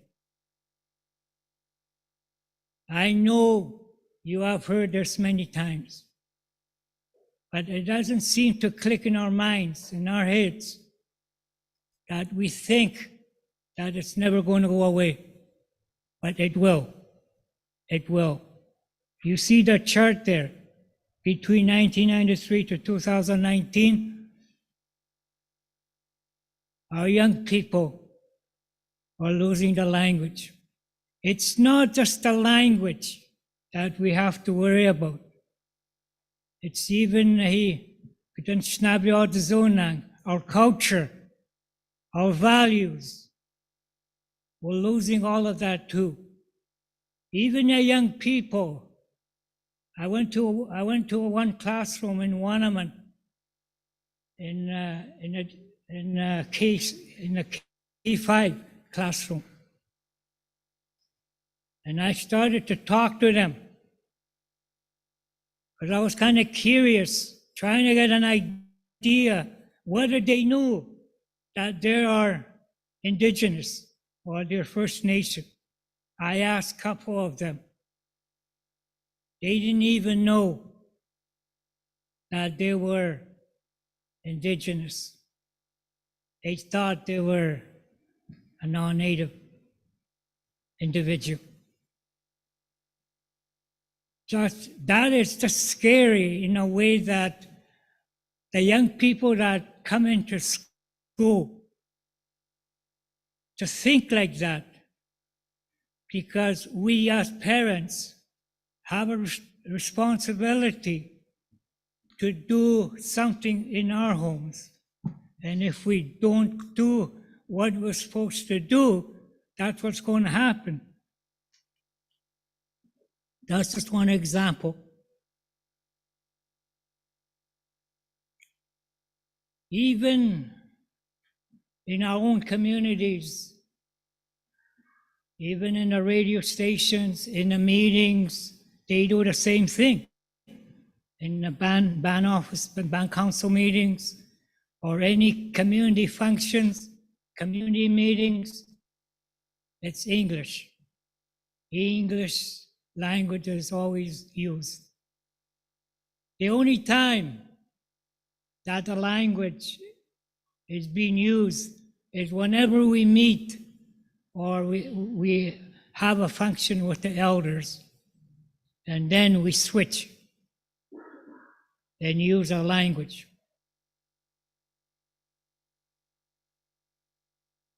But there's a lot of things that we can do. Within this PowerPoint, I end up writing a book. Not a book, but what I did is I kind of took a lot of things in my PowerPoint from this language survey that we conducted. And when I say we didn't do it, we had to use the linguist. Her name is Pat Nigwans. And she's the same linguist that did 1993. So she kind of did a comparison in terms of what her findings was in 1993 and compared to 1994. And I wanted to kind of focus on this because I didn't have time. And I just wanted to kind of go to the point where we have to do something. And I did outline some of the things that we can do. I just wanted to kind of go to this quote. This one. There was an elder that said this. Our native language expresses a unique worldview.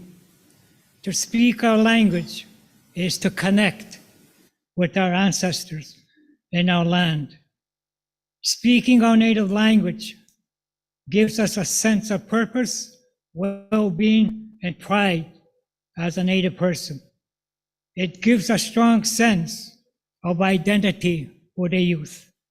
It reinforces their self-esteem. We truly belong to our communities when we speak in our language there. It also makes us feel as if we are very distinct from other races and cultures. That's an elder. And that is so true. There are a lot of things that I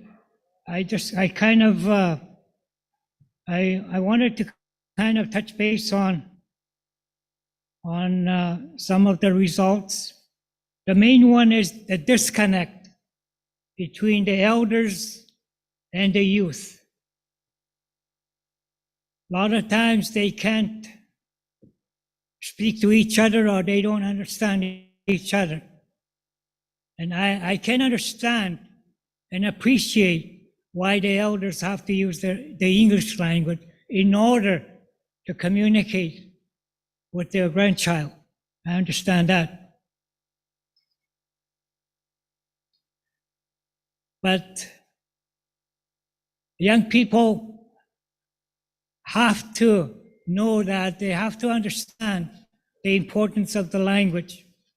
And they have to know the importance of their culture and the values.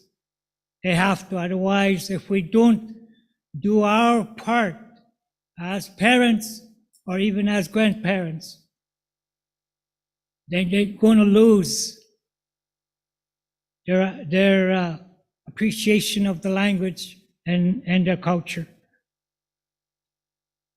A lot of things that we can do that was mentioned here, even in a community, everyone should speak the language at all times. Like at the store, the clinic, airport, even at the bingo hall. In the home, of course, we should be speaking the language. Nobody's listening to us in our homes. We're by ourselves, with our children, our grandchildren.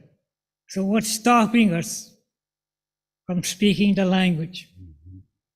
And we can do our own things too.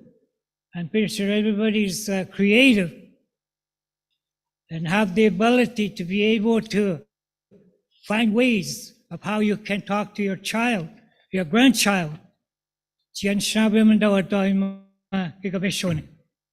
the school, a lot of times I hear from the parents that they depend on a school to teach the language. It shouldn't be like that. Pat recommended that a separate building should be provided to teach the language. Teachers and parents must work together to come up with strategies, camping trips, where no English is provided. I'll share a story. In Wanaman, as an education director, my role was to hire teachers. So we hired teachers, and there was a single mother that really wanted to work in our community. So we hired her, and she had a young little girl that was starting in kindergarten. So she came, and she wanted to have a separate program for her daughter. And we said, no, we can't do that. We don't have any funds to be able to accommodate her. So she agreed that she would study with our children in a kindergarten classroom. She was worried that she would get behind and that she wouldn't be able to master the basic skills, or especially that she won't be able to use the English language. But what happened was, within 2 weeks, that little girl, 5-year-old, was already speaking the language, understanding the language. Because in that classroom, that's all they were doing was immersion program.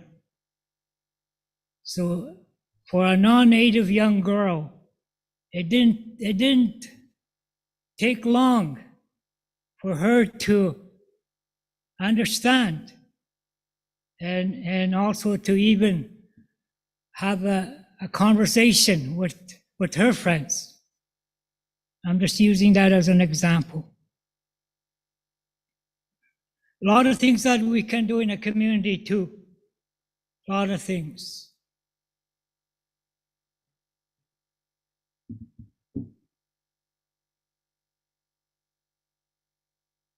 Pat recommended that we have language working committees, even classes for parents, for young adults, regular events in a community where we use the language, and to develop materials. That's the big thing, is back in 1993, even 88, we didn't have any instructional or even resources that are written in our language. But today, due to the technology, we can easily make books or any instructional materials that we need.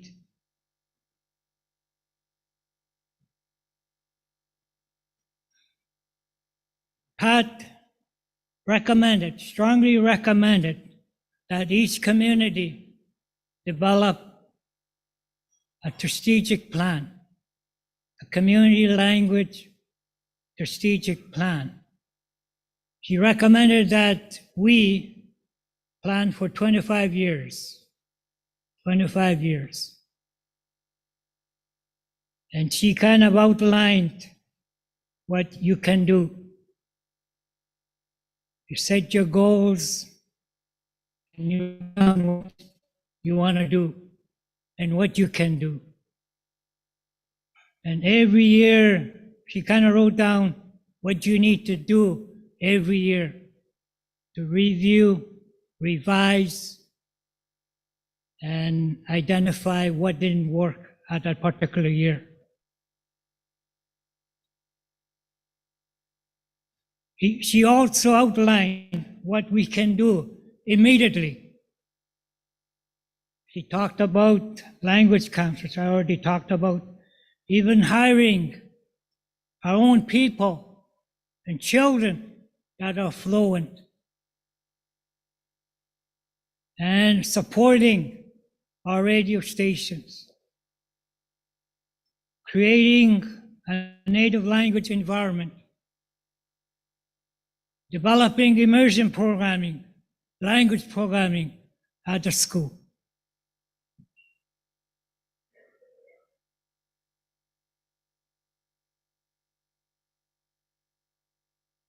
Pat Nigwans also mentioned that we, or even the leadership, have to do something about Wawate.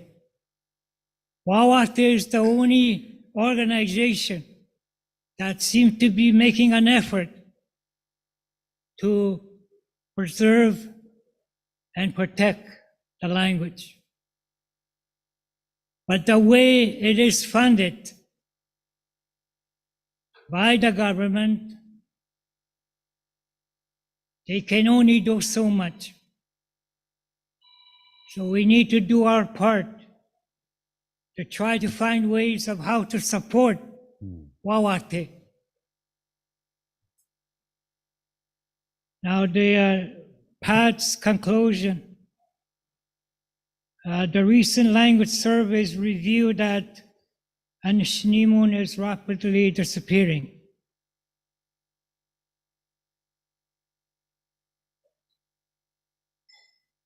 If we don't speak or use our language,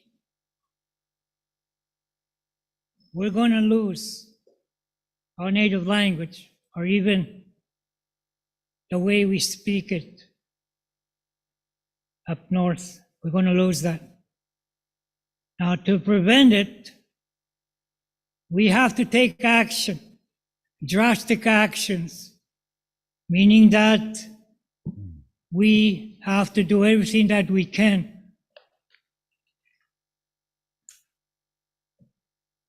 to try to do something in our communities, in our schools, in our homes, and within our families. There's a lot of recommendations in this booklet. Even we talk about mention about the need to look at the teacher training and also their certification to try to find ways of how to develop an immersion program in the post-secondary institutions. Right now, we don't. All we have is what you see at the LU, but it's not geared towards immersion teaching. It's kind of geared towards teaching it as a subject.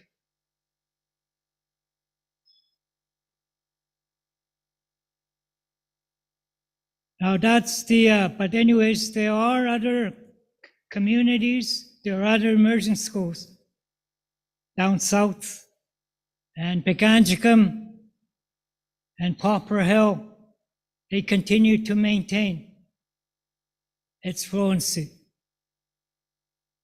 So they're doing a good job in sustaining their language. Good for them. Within this booklet, there's about 44 recommendations.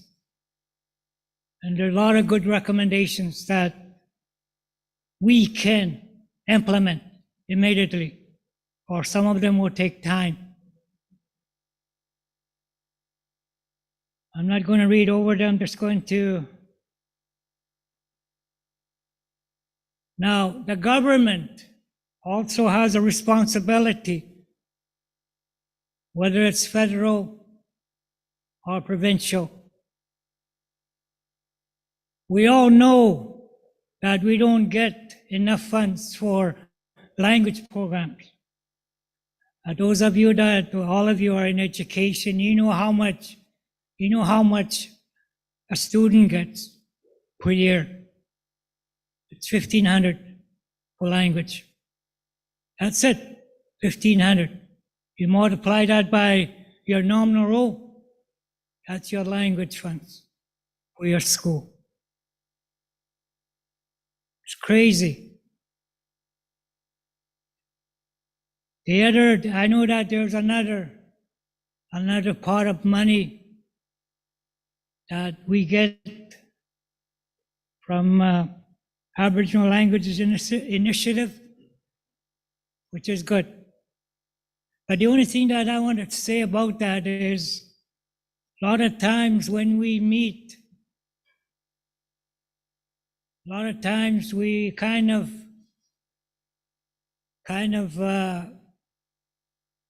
lose our chance of getting more money, because our friends down south, they manage to find ways of how to access more funds than we do. So we need to make noise. We need to stand up and fight for our fair share of the money that's available.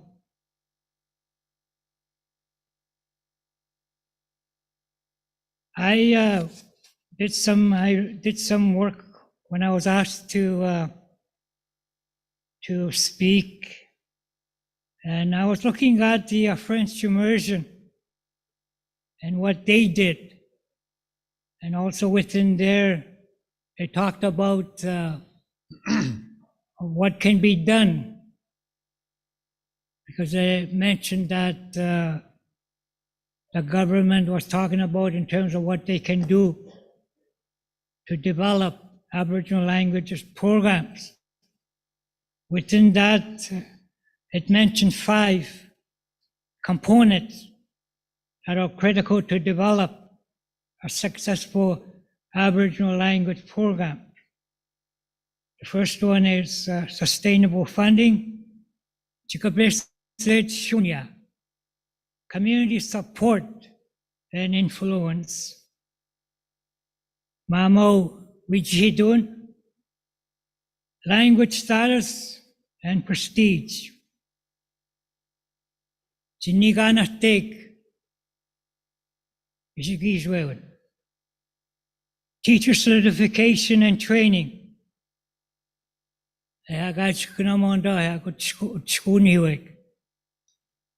Indigenous pedagogy and sinimuin knomagel. And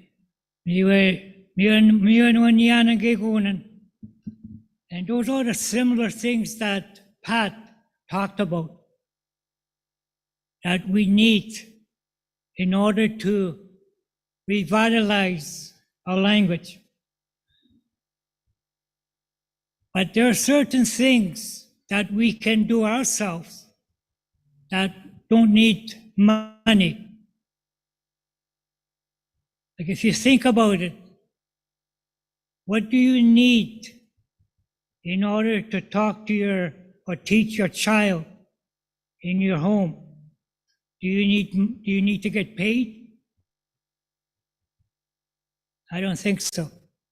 All you need to do is open your mouth and speak. That's all you need to do.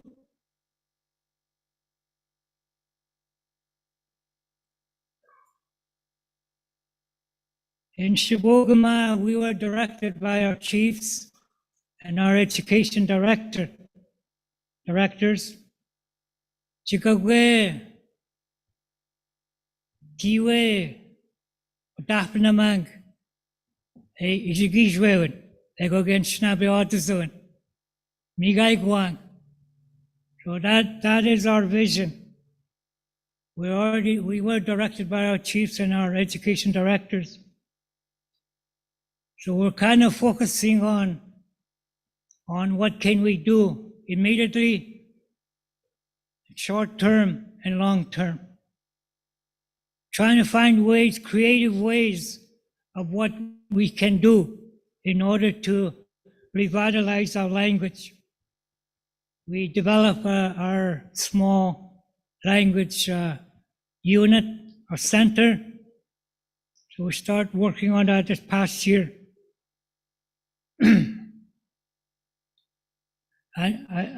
As you know, back in about 20 years ago, 25 years ago, Shibogama communities decided to work together, lumped up their monies together, and we went ahead and developed our own curriculum called Languages Together Curriculum. And we just did it. We didn't listen to the government. We just did it and taught the primary grades for immersion program. And at that time, we were struggling with suicides, attendance, you name it. But when we started that immersion program, I couldn't believe what I saw in all the schools. The turnaround where students were coming to school, they were happy, their self-esteem was up. And because the reason why is they were learning about beavers instead of kangaroos. And they were hearing their language. But at that time, our children were fluent at that time. So it was easy for us to be able to do what we wanted to do. But it worked. I knew we had some parents that criticized that we're going to delay some of their students. But I kept track on the students at that time. And I looked at where they are right now. And the ones that went through the 4 years that I was there, a lot of them are doing well. Most of them went to college. Some of them even went to university. One of them is my daughter, and right now she's working for NAN. Her goal is to become a medical doctor. I don't know when she's going to get there, but I hope she gets there. But she went through 3 years of full immersion. And when we moved to Solacot, I tried to enroll her into the provincial school, but they couldn't accommodate her because she was in an immersion program. So I enrolled her in the Christian program. And it didn't take her long. It took her only 2 years to catch up. So that kind of shows that if we teach in our language and develop our own curriculum, it can work. And it is successful. I just wanted to share that. Shibogama is experimenting with our phonics, our phonetic program. As you know, if you look at the syllabics chart, I know most of the institutions are using Roman orthography to teach the teachers, the language teachers. But with Shibogama, we want to use the syllabic chart. So if you look at the syllabic chart, you'll see the initial sounds.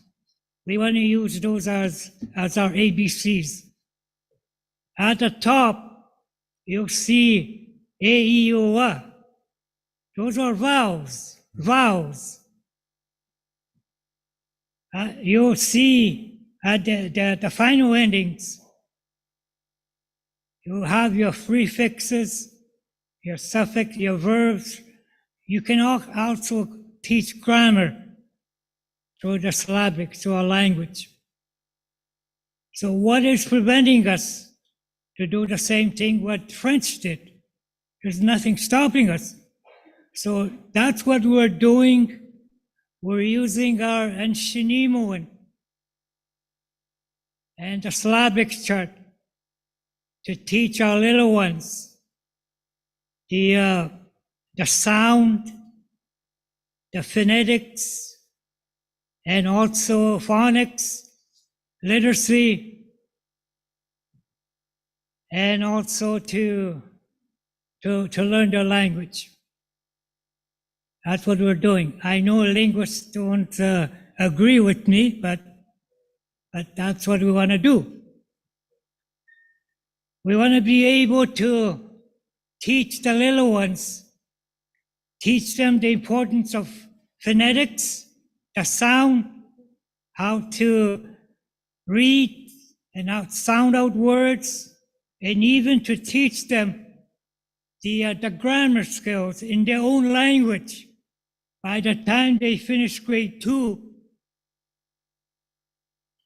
our goal is that they would make, by the time they finish grade 2, they should be able to know the importance of sound, the vowels, the grammar structure, like the noun, the verb, and all those good things that we learn in English. You'll learn them in their language first. Then they shouldn't have any difficulty learning in English. That's our crazy dream. Right now, these are the staff that we have hired in our program. And we have a big printer too that spits out books like crazy. So anyways, I wasn't here to promote our program. I'm here to tell you that we are at a crisis. We are losing our language at a rapid pace. And the only people that can stop it is us. We have to open our eyes and do something. Let's not wait for the money, Shunya. Let's do something. Do something in your home, within your family. Do something at your band office. Do something in the community, your community. That's all it needs, is that we have to come together and try to find ways what we can do to revitalize our language. And I know we can do it. I'm hoping that starting soon, that eventually I'll see our meetings conducted in our language. At least before I die, anyways. But anyways, I wanted to encourage you to do something in your community. let's work together. I've been working with Kawachiwan. We have developed a lot of books, a lot of instructional materials for the teachers to use. We even developed in Kawachiwan the phonetic binders for junior kindergarten and senior kindergarten, grade 1 and 2. And you can easily access those binders if you want to start teaching the little ones of their language and even to learn about their culture. So anyways, that's all I'm going to say. Thank you.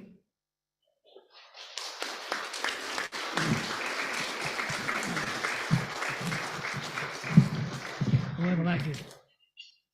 Thank you. Nima. Thank you, Matthew, for your words and everything, for your presentation. I look forward to really working with you and getting your ideas and some of your perspectives on how the education reset should really also focus around the language and language revitalization. And we're looking forward to working with you and your communities to really establish that as a very priority in the work that needs to come. So, miigwech.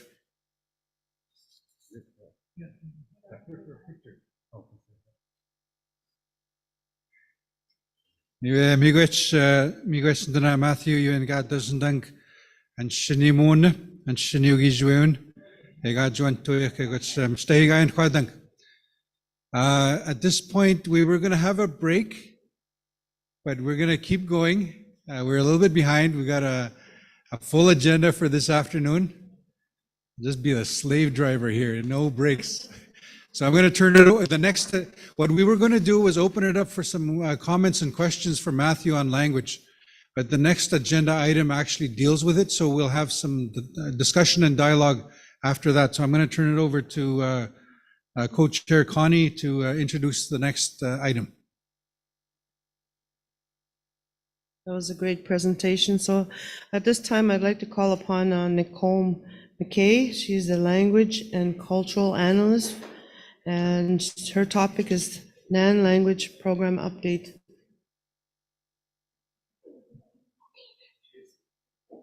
I'm looking, who's Nicole?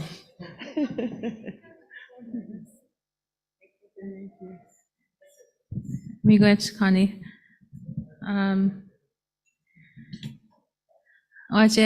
My name is Nicole McKay. I go to my Thunder Bay, Nishkabesh. Nishtam Gawi Kitianas, Miigwech, Kakinamagayaik, and go Gishpan wa BM Hishik, Ishkoi, Ayamian, Bugongayanje.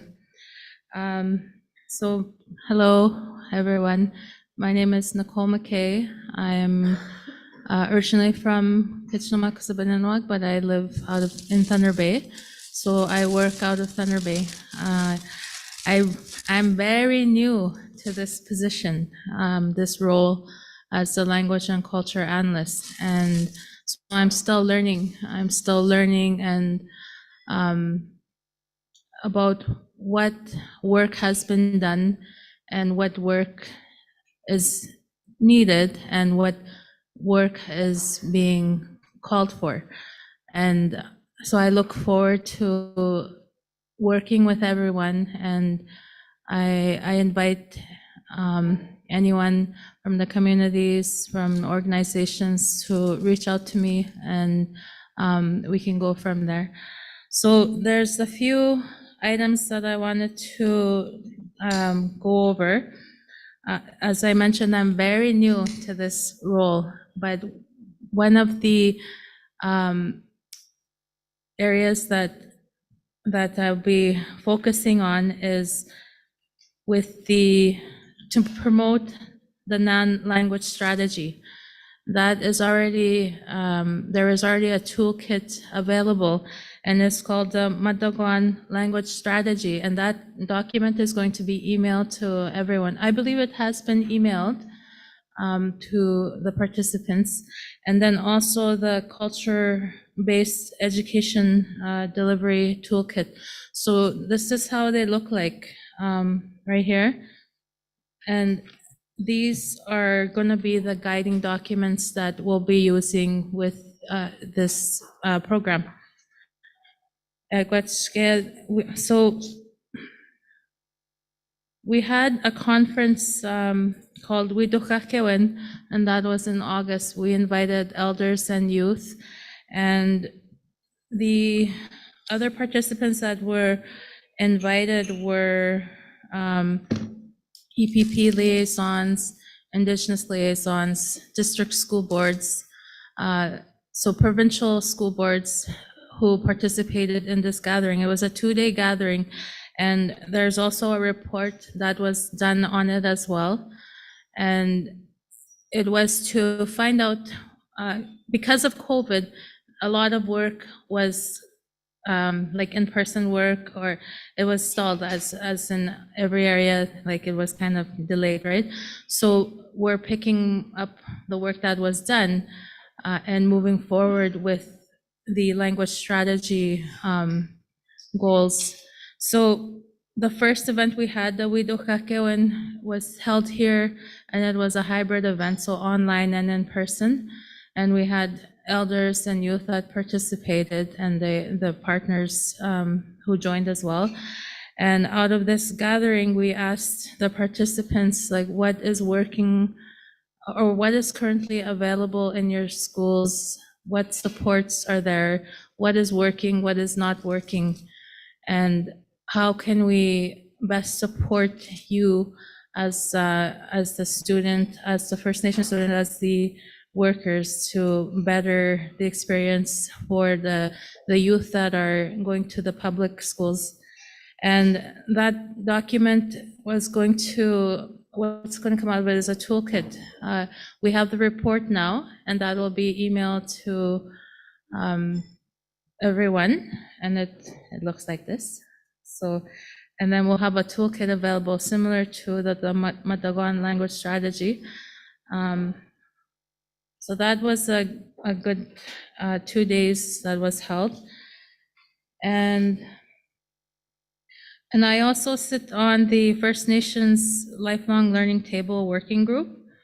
It consists of the members from KU, IFN, Anishinaabe, Treaty 3, AI, and the work that's done by this group is to promote and improve First Nation students that attend provincial schools, like to help support, right? So support and advocate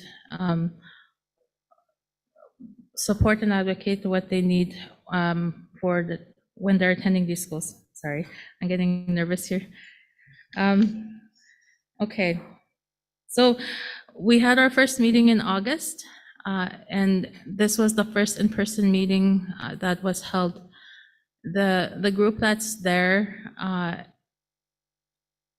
work towards catching up, I guess, or updating. There's an evergreen document that is being used as a guiding principle, principle to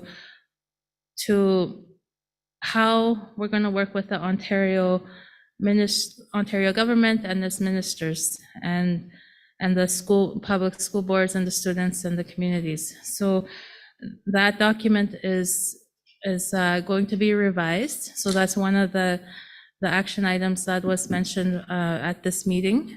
And another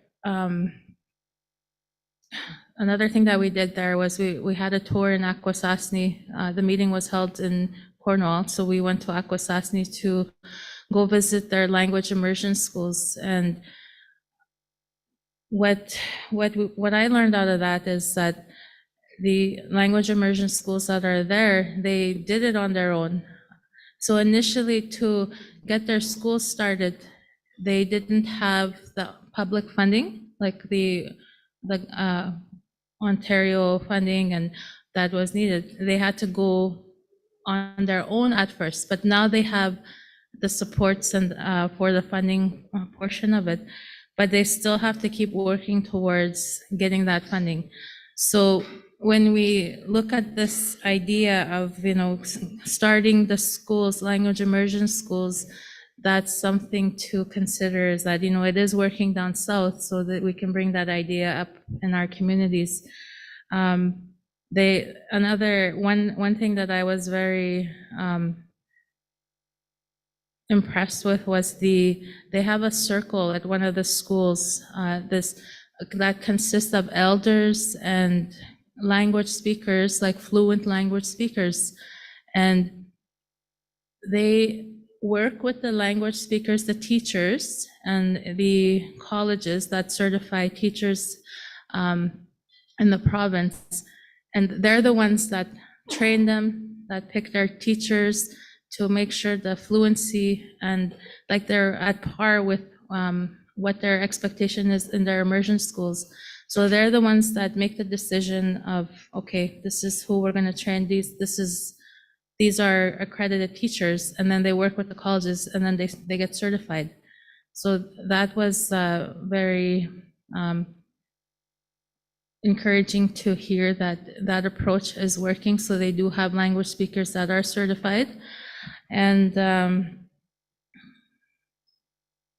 that I really was impressed with their approach with that. And when they have their immersion schools too, like they have it kind of separate from the English, and that is to make sure that the retention is there. And then in the second school that we visited, they had the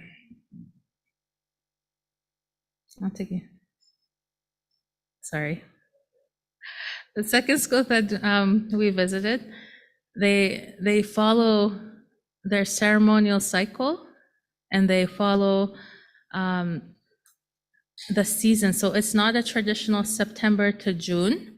It's like they go in 6 weeks, and then they take a couple weeks break, and then they go in again 5 weeks, and then they take another short break. And this is to encourage their cultural activities, their land-based activities. And both schools are incorporating land-based as part of their culture, their language immersion.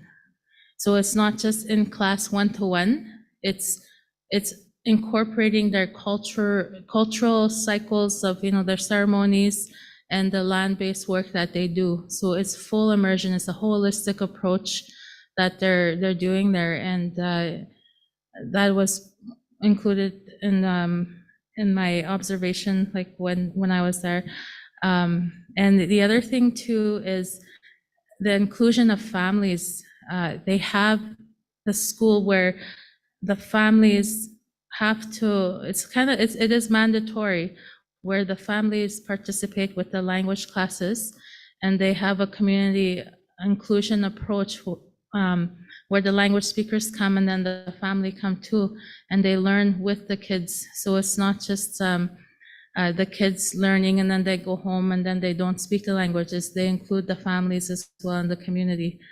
So I really enjoyed that visit. I learned a lot, and I'm hoping that, like the ideas that was gathered and shared from that visit, like from the South, because it is working, their language retention has increased, and the involvement within the families has increased as well, the interest, but they still have their challenges as well.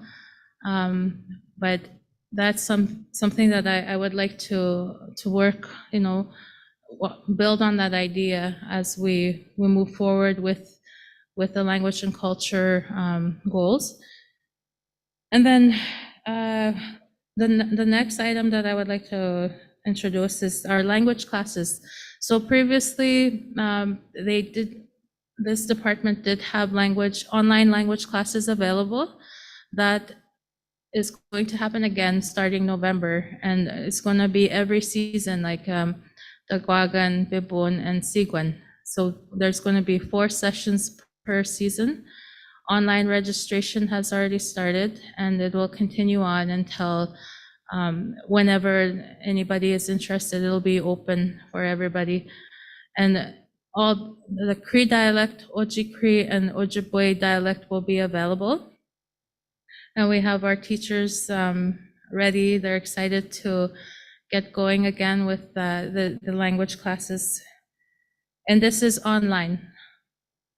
And the other upcoming items that are happening is with the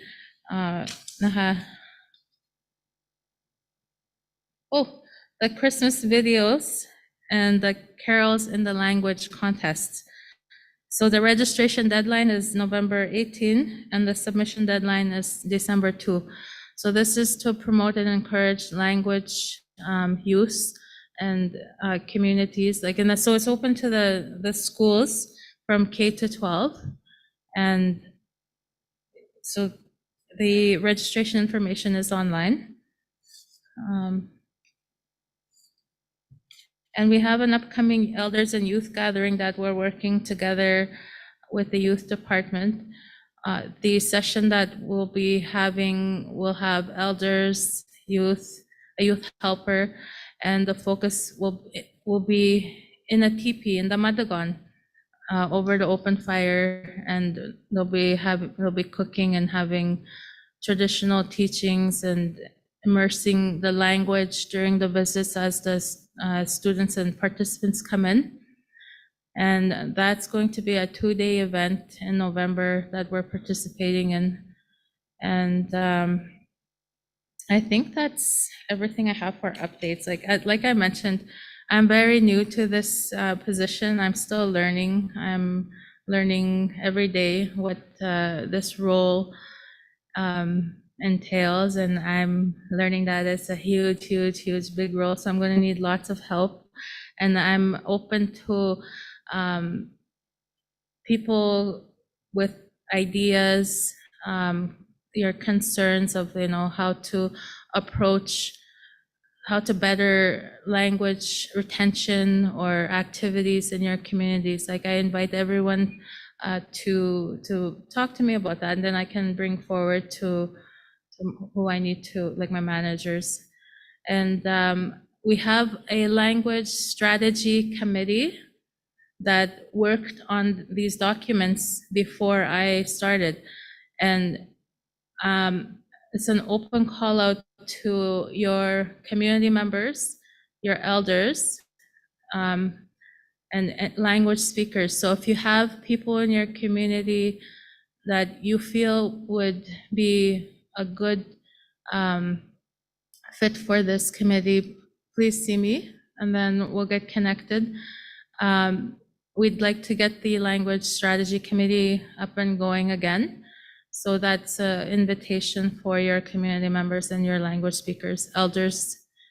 I think that's everything on my end. As I mentioned, I'm very nervous, so I'm very sorry if I'm going off. Okay. Miigwech. Okay.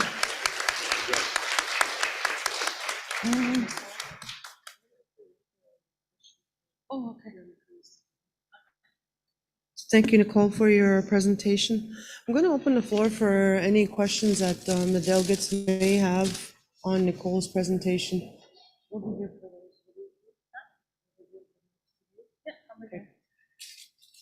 If there's no questions, she will also be here for the duration of the meetings. So the floor is open for any questions. Any questions? Good work. It's really excellent work. So thank you, Nicole. All right. So at this time, I'd like to call upon our youth co-chair to come and present the next topic. Tisha.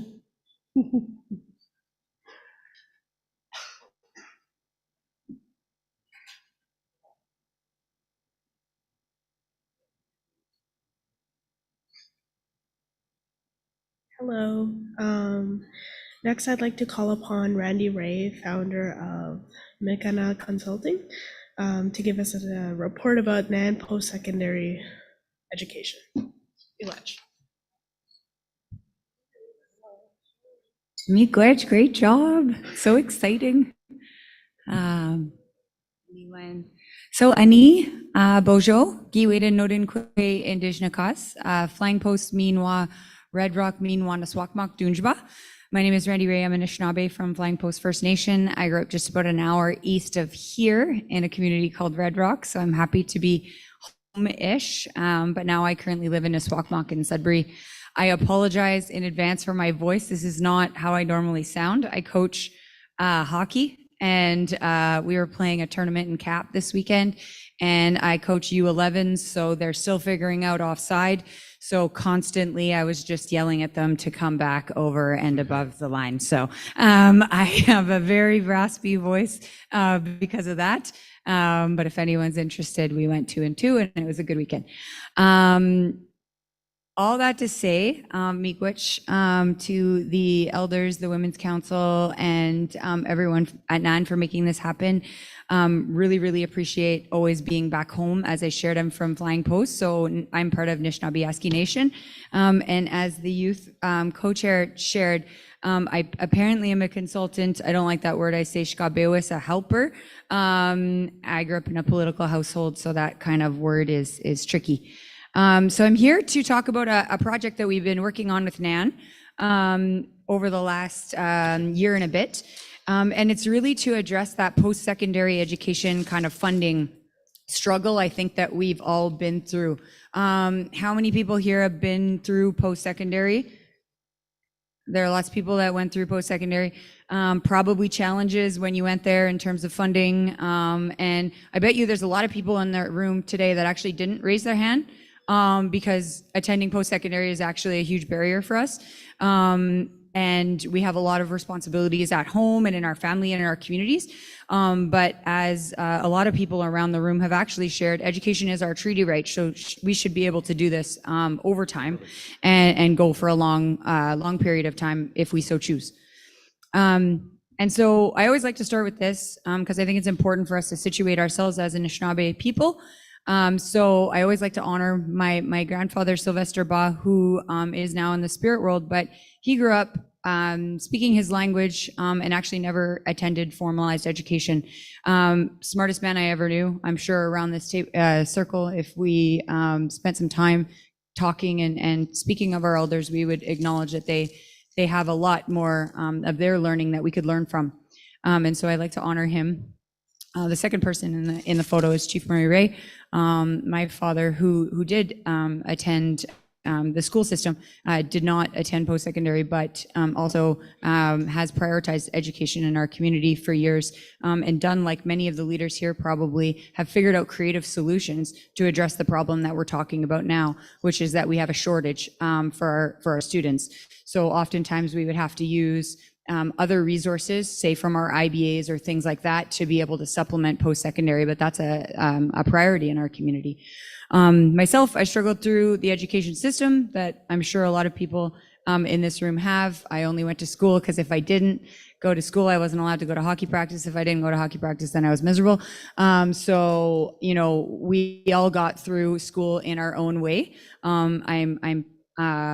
You know, in my heart, my grandfather always said we always needed to challenge different ways of doing and learning the master's tools. So I went to post-secondary, but where I learned about who I was and who I am as an Anishinaabe person was actually in post-secondary. And that's where I got excited about learning, because I learned that our ways of knowing, being, and doing are extremely valid.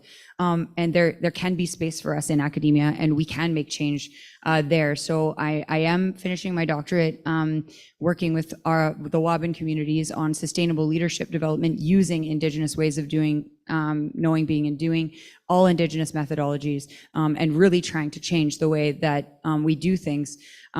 Because our ways actually, and then going back to my grandfather, are really, really important and really valid. And we heard that when Matt was talking about our language and our culture, and how important it is to do that. But the real reason we all are here, no matter where you come from and how you situate yourself, is that we're doing everything for our little ones. And I'm grateful that this little one chose me along her journey, this a little Anishinaabe Kweak, because that's really why we're planning and why we're doing things for the future, is to ensure that they have a better experience, less barriers, and all of those things for the future. So I think those are really important, and for us to keep ourselves reminded of when we make decisions like you all get to for the future. I think it's really important to keep them at the forefront. And I know that the last couple of speakers were talking about our children and how important they are. So why am I here?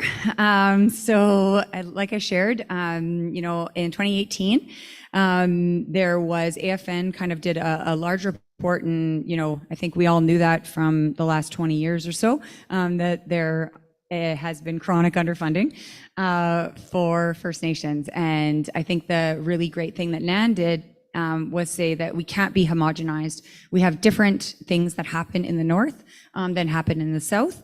While we all are Indigenous people, we do have unique challenges, travel being one of them, and recognizing that these are bigger things for the communities in NAN. So our team was hired to look at that and look at those challenges or opportunities that could come from some of this work. So what we have been doing now was really to look at this regional post-secondary model that can be responsive to NAN. And that will include some of the recommendations in what we heard.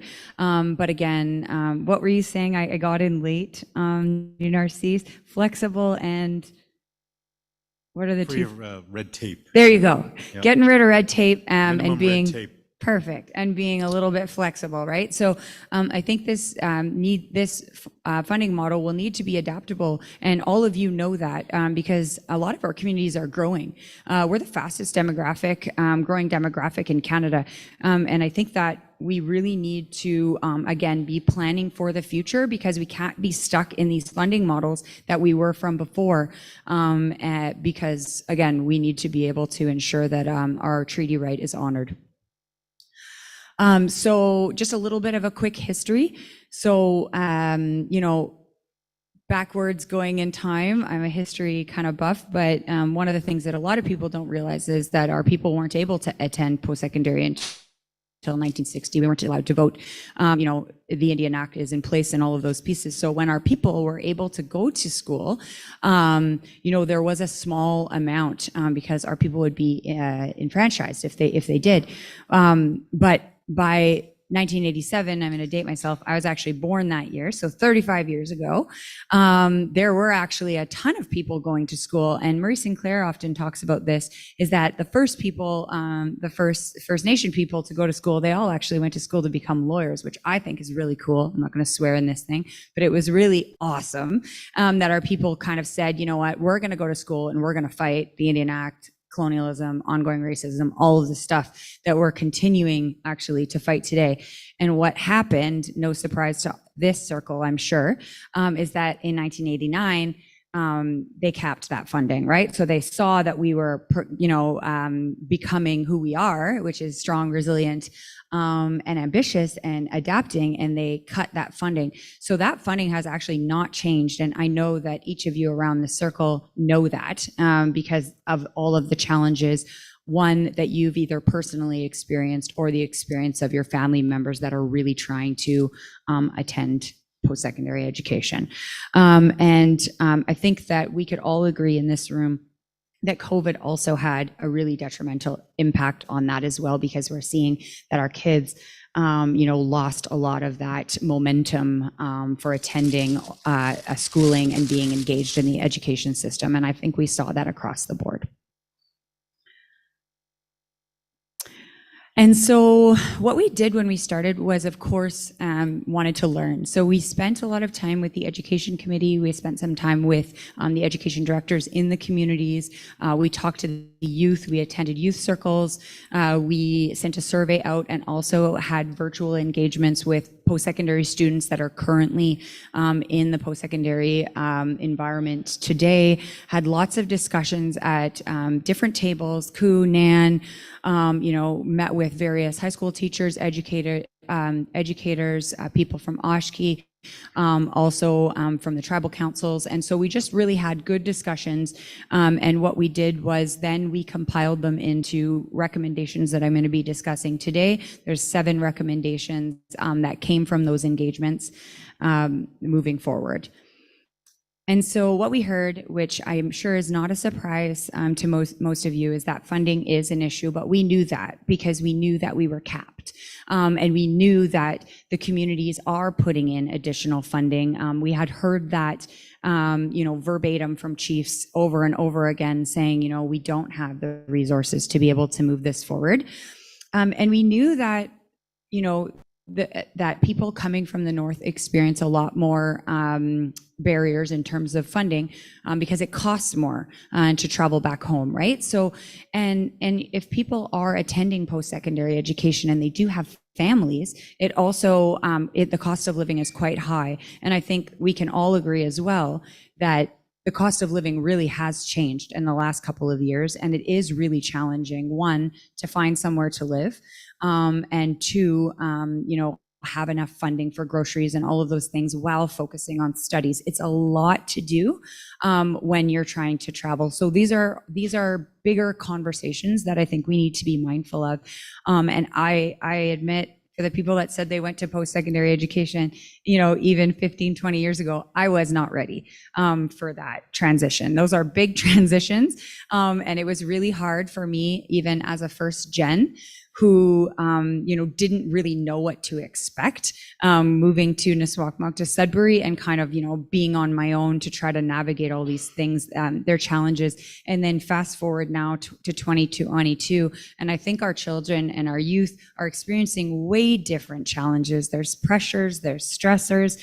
There's a lot of violence that happens in our world. There's missing and murdered Indigenous women and girls. We're worried about the safety of our children. We're worried about opiates. We're worried about the ongoing pandemic. There's a lot of challenges that our youth are experiencing when they're attending. So we heard loud and clear that we need to come up with something that is a little bit more tailored.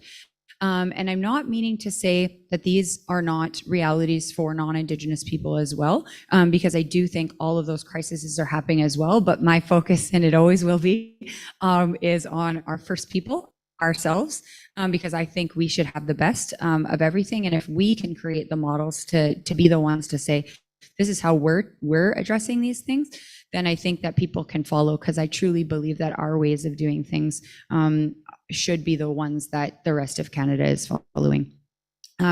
So these are some of the barriers that we heard, and what you'll see now when I present the next kind of 6 recommendations, you'll see some of how they would address that. So I always love, and I remember when I was little coming to this table, coming to NAN and hearing, and I think, there are, things that we talk about that we agree on and things that we talk about that we don't agree on. And I've been grateful to have little one coming to these tables. But I think we can all agree that education is our treaty right, and that our treaty rights should be respected.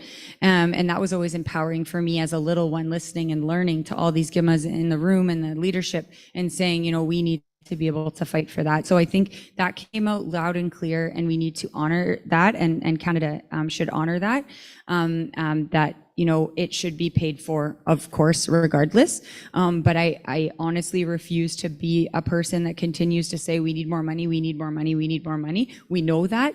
What are we actually proposing, right? So that's what we're trying to do today, is propose some tangible ways to actually get the money that we need. So, and I do believe that everything we should be getting, again, as First People, is high quality, and high quality, how it's defined to us. And that includes language and culture and all those pieces. And I do think that if we do that, then we will have higher rates of our people going through and graduating. So I think that's really important. Our funding should always be reflected on actual costs. I went to the grocery store the other day and I was like, cauliflower is $5. Why is cauliflower $5? Like, what is happening here? And then you go to the community, a remote community, and you're like, it's $20. What is happening here, right? So it's all relative, but we need to recognize that the realities for some of our communities are very different, and it should reflect that. And I know that's a tough conversation, but when we have conversations about equity, we need to be talking about that the reality for someone from Peawanuck, maybe their cost of living is higher than someone living in Sudbury. So we do need to be able to have those flexible conversations. And then again, it should reflect each of your contexts. So I think that's really important. So these are the 7 recommendations that we're going to go through today. And again, we'll leave some time for questions and comments, and I'm always available. I'm here for the next 3 days, and I know we're over. We're trying to catch up on time. So I think a really important thing, and you have the recommendations in front of you. So I'm going to touch on maybe 1 or 2 when we go through this, but it's that preparedness piece. And I know and recognize that in each of your communities, you're doing this. Like you're working on this always. You're faced with teacher shortages. We're seeing it across the board.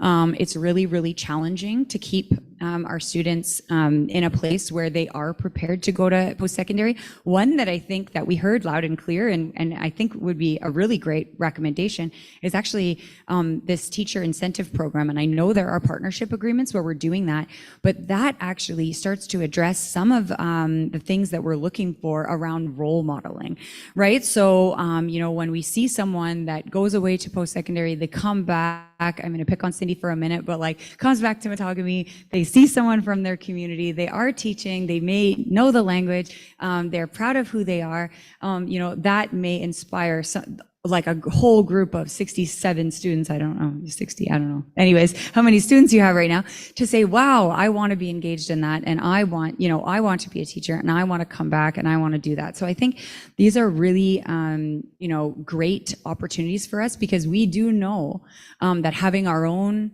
educators in our own communities is going to be, really strong moving forward. So if we can start developing those incentive programs, now we're going to see that again for the next future generations. And the other thing too is a recommendation that we heard, which was fantastic, but developing kind of NAN community informed versions, and this is actually embedded in the Ontario curriculum as well as in First Nation schools around kind of preparedness and readiness. So we could actually get some credits for our kids thinking about leadership supports, learning strategies, navigating the post-secondary environment. For example, I've been working with my old high school.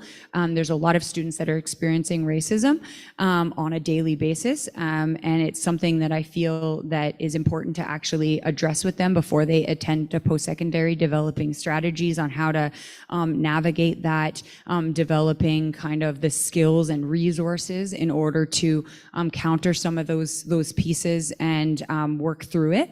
So again, workshops like that, where of course we want to eradicate those pieces, but we know it's a reality for our students. So then how do we help them prepare for that, right? So how do we ensure that they have the tools they need to be able to do it, so that, of course, it's like, I just want to fight or swear at somebody, but how are we developing tools that are productive and actually they know the avenues to be able to do it, right? So there's things that we can be doing to prepare them, and they could actually get credit for that. So that would be fantastic in order to be able to ensure that they, like I said, have the tools to move forward. And post-secondary decision support. This is a really tough one because it's very overwhelming. There's lots of schools, there's university, there's colleges, where do I go? Who do I see? What does that look like? And it's a lot of pressure as well for the guidance counselors, because, they're trying to steer people certain ways, but also not try to pigeonhole them. So there's so many layers when it comes to that. So it's just making sure that people understand our students. So when we could develop, and one of the recommendations is a NAN-specific training program for those guidance counselors. What we heard time and time again from the students is they say, oh, you're a First Nation student, you should go to college, before even looking at, our data or the goals of that person to move forward. So, again, that's a barrier. So we could be doing some really active training for those guidance counselors, including, again, stereotype, bias, racism, all of those pieces, to be able to ensure that our students are put in for success. So I think these are kind of the tangible recommendations that we're thinking about doing, or hoping that, NAN is implementing, because I think it would be really, really important. And again, touching on that mentorship piece, we have incredible mentors within NAN. I'm sure if we went around the room, you could name 5 or 10 for each of your communities. So it's how do we pull those people together to be able to show our youth, this is what you can do, and this is how other people are doing it. I know for myself, when I first saw, my first, she's Algonquin, but I saw, an Indigenous prof, I'm like, wow, that's cool. I could do that. I could see that, right? So once you can see yourself in that, it really starts to change the way you think about education. And again, that transition support, I joke with my parents, my dad's not here because they're at a meeting at Rama with Wabin, but I joke with him, if you asked him like where I went to school, what I did, he's like, I don't know, somewhere. And he wasn't really engaged in the process. No one really included him, and we didn't know. I was a first gen, and it's not his fault. I tease him. We're very close, so I'm not meaning to put him down. So don't anyone tell him that. But I think it's important that we include our families, right, in those transition supports. This is where this person's going to be living. This is how we're going to be supportive. And I know, Nan, you're doing that hard work, so that's great. But it's how do we engage people in that learning? And I think that's really important. And one thing that I am going to touch on today, because I always do, is that something that we don't talk about enough, and we need to, is mental health support. I'm the first person to say I have a counselor. I need one. I have a couple businesses. I, have intergenerational trauma. We're dealing with all these things. I think we need to be having that conversation, and it's stressful. Going to school is stressful. Going from high school to college, I went through all of them. So college, university, master's, PhD now, and all of those journeys there's a lot. It's a lot to do. Being a parent, having a family, trying to, keep up with everything. I think that we need to be having more intentional conversations with our youth to say it's okay. Just like our physical health, we go to the doctor, have a quick check-in. We should be having the same conversations with our students, check in, with somebody who's trained, who gets it, all of those pieces, so that we are having those conversations while they're at school to monitor, and it not to be that stigma attached to it. It just should be part of our strategy and our plan. And I think we could get ahead of a lot of things, because things that feel this big, to you when you're in college, of course, once you've been through it, you're like, it's not really that big of a deal, but it is that big for them, right? So we need to be able to support our students when they're going through some of these things. And I think that if we could do that proactively, we would see a lot more success with our students.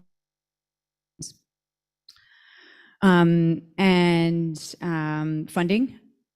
This is where I would like to spend a little bit of time. I know you have it in your packages, and which is why we spent a lot of time on this, was actually coming up with some funding models for discussion. And there's 3 that we're going to talk about today. And the first one is the direct payment. So as all of you know, right now you're getting funding to each of your communities, and then you're put in the most impossible decision often to choose who attends post-secondary, or you're using kind of a second level service that is then distributing the money and operating it for you as well. So there's 2 kind of things. What we're proposing are kind of 3 kind of approaches to ensure that all of the funding is done. One would be direct payment from the federal government to the institutions. So that gives kind of like an overarching piece. Say you're going to Lakehead, the federal government would then pay for everything involved. So there's some pros, things are happening timely, things are happening, remoteness would then be just factored into that cost. But the issues that we kind of ran into when we thought about this one, and I'm being just completely transparent, are that travel and child-related, costs are not there. Oftentimes students don't want to live in residence, so if they're living in a different place, it doesn't account for that. And learners may require additional support, right? So there can be some good things about that, and then there'll be some bad things about that. We're just proposing some options. That was our job, is to come up with some options. Number two would be that the community would then still receive the funding, and that would ensure that now you would be getting like full funding, including travel related costs and all of those pieces. But it still puts that onus on the community to be able to make those decisions, and also, again, being able to track it. And I know that the institutions have not yet set up a system that works directly for the communities in this case.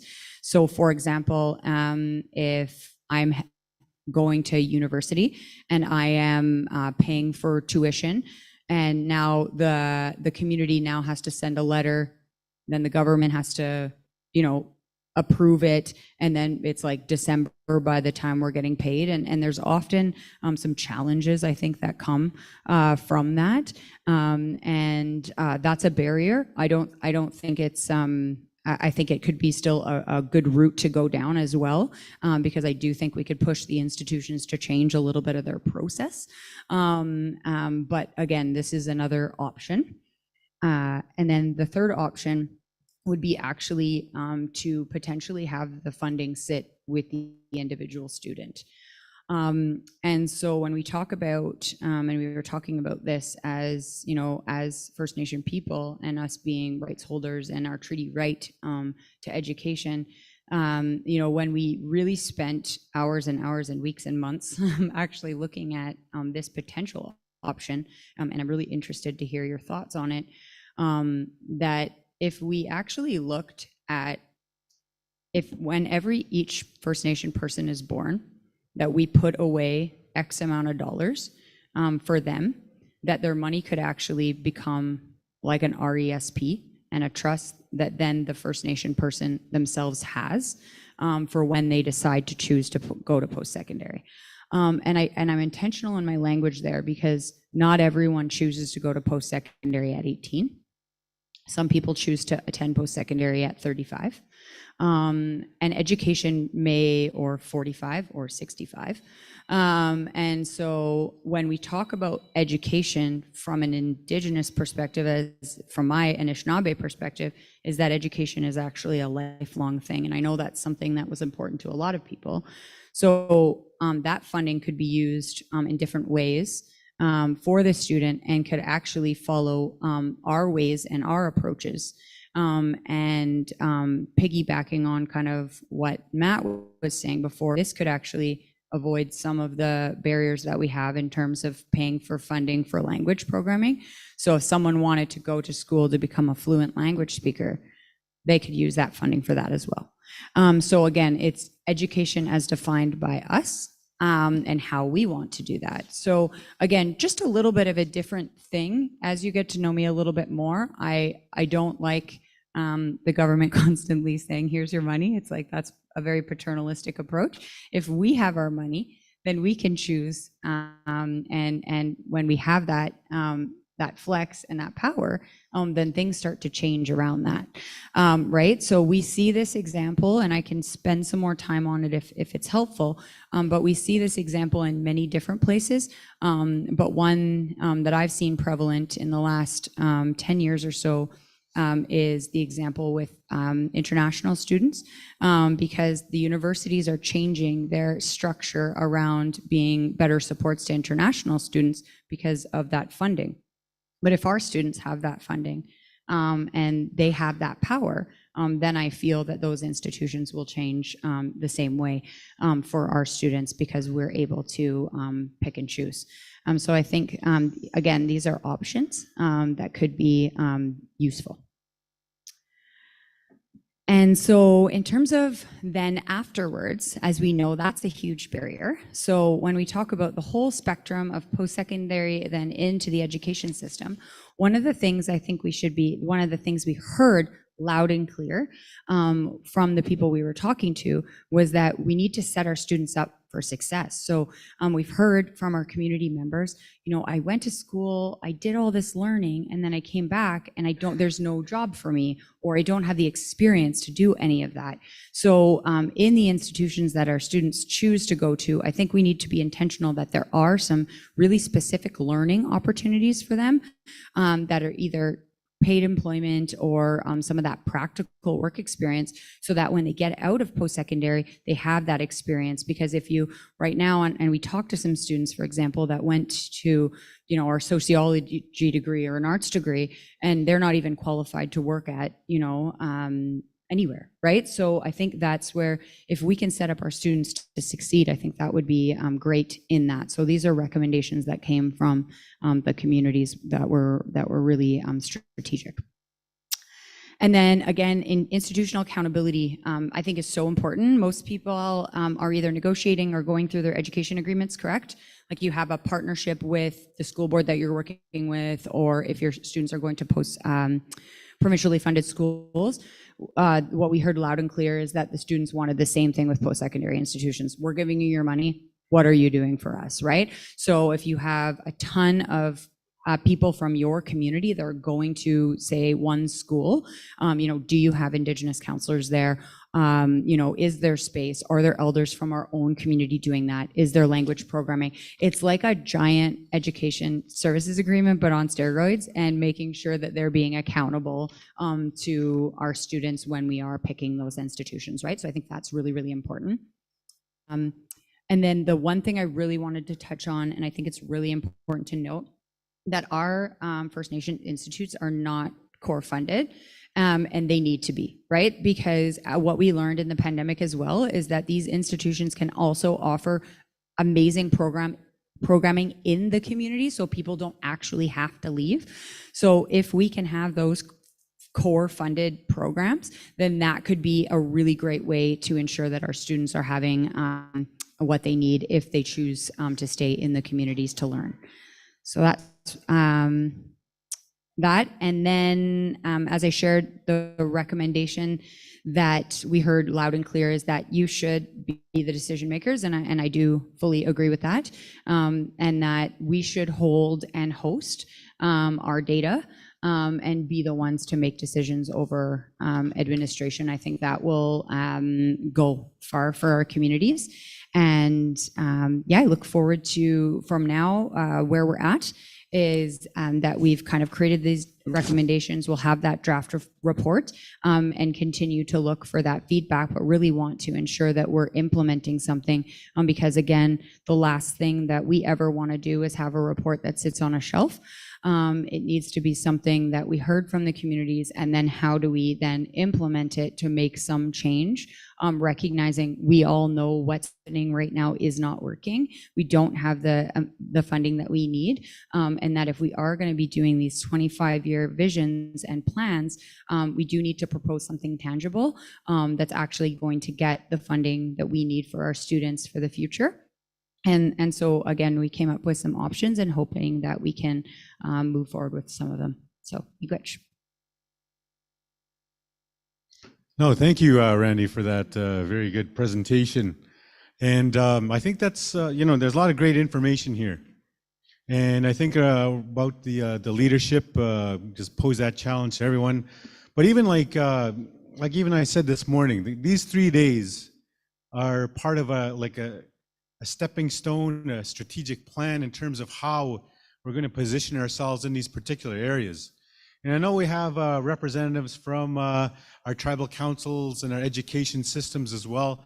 I like to put forward, these are one of the areas that we need to really strengthen and develop with respect to the education reset and how it's going to look.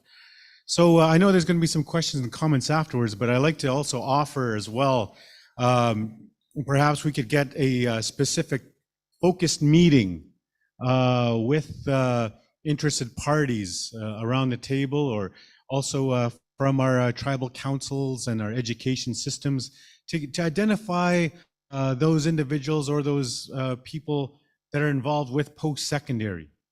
And let's, building on the great work that's been happening from Randy's presentation, but also using some other areas or some areas that are specific to different regions across NAN.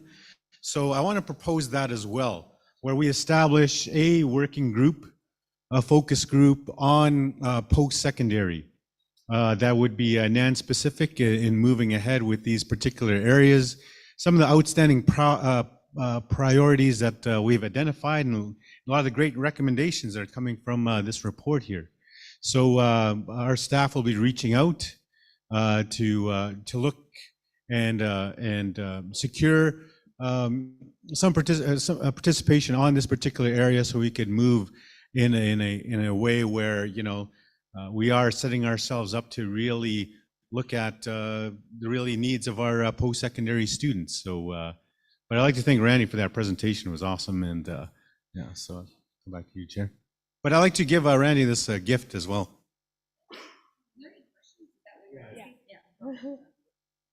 Yeah, so we're back on time, so I just wanted to open the floor up before moving on to the next topic and speaker. So if anyone has any questions, you're free to ask. Yeah, ask questions. Questions are good.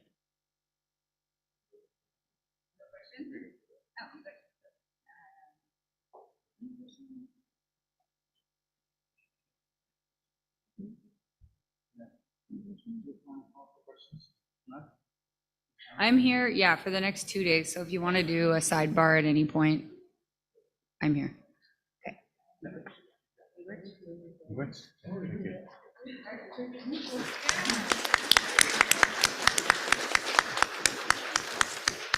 Great, Miigwech, thank you for that presentation. So the next agenda item, all of a sudden we've jumped ahead, so we're ahead of schedule. Hopefully we'll wrap up not too late.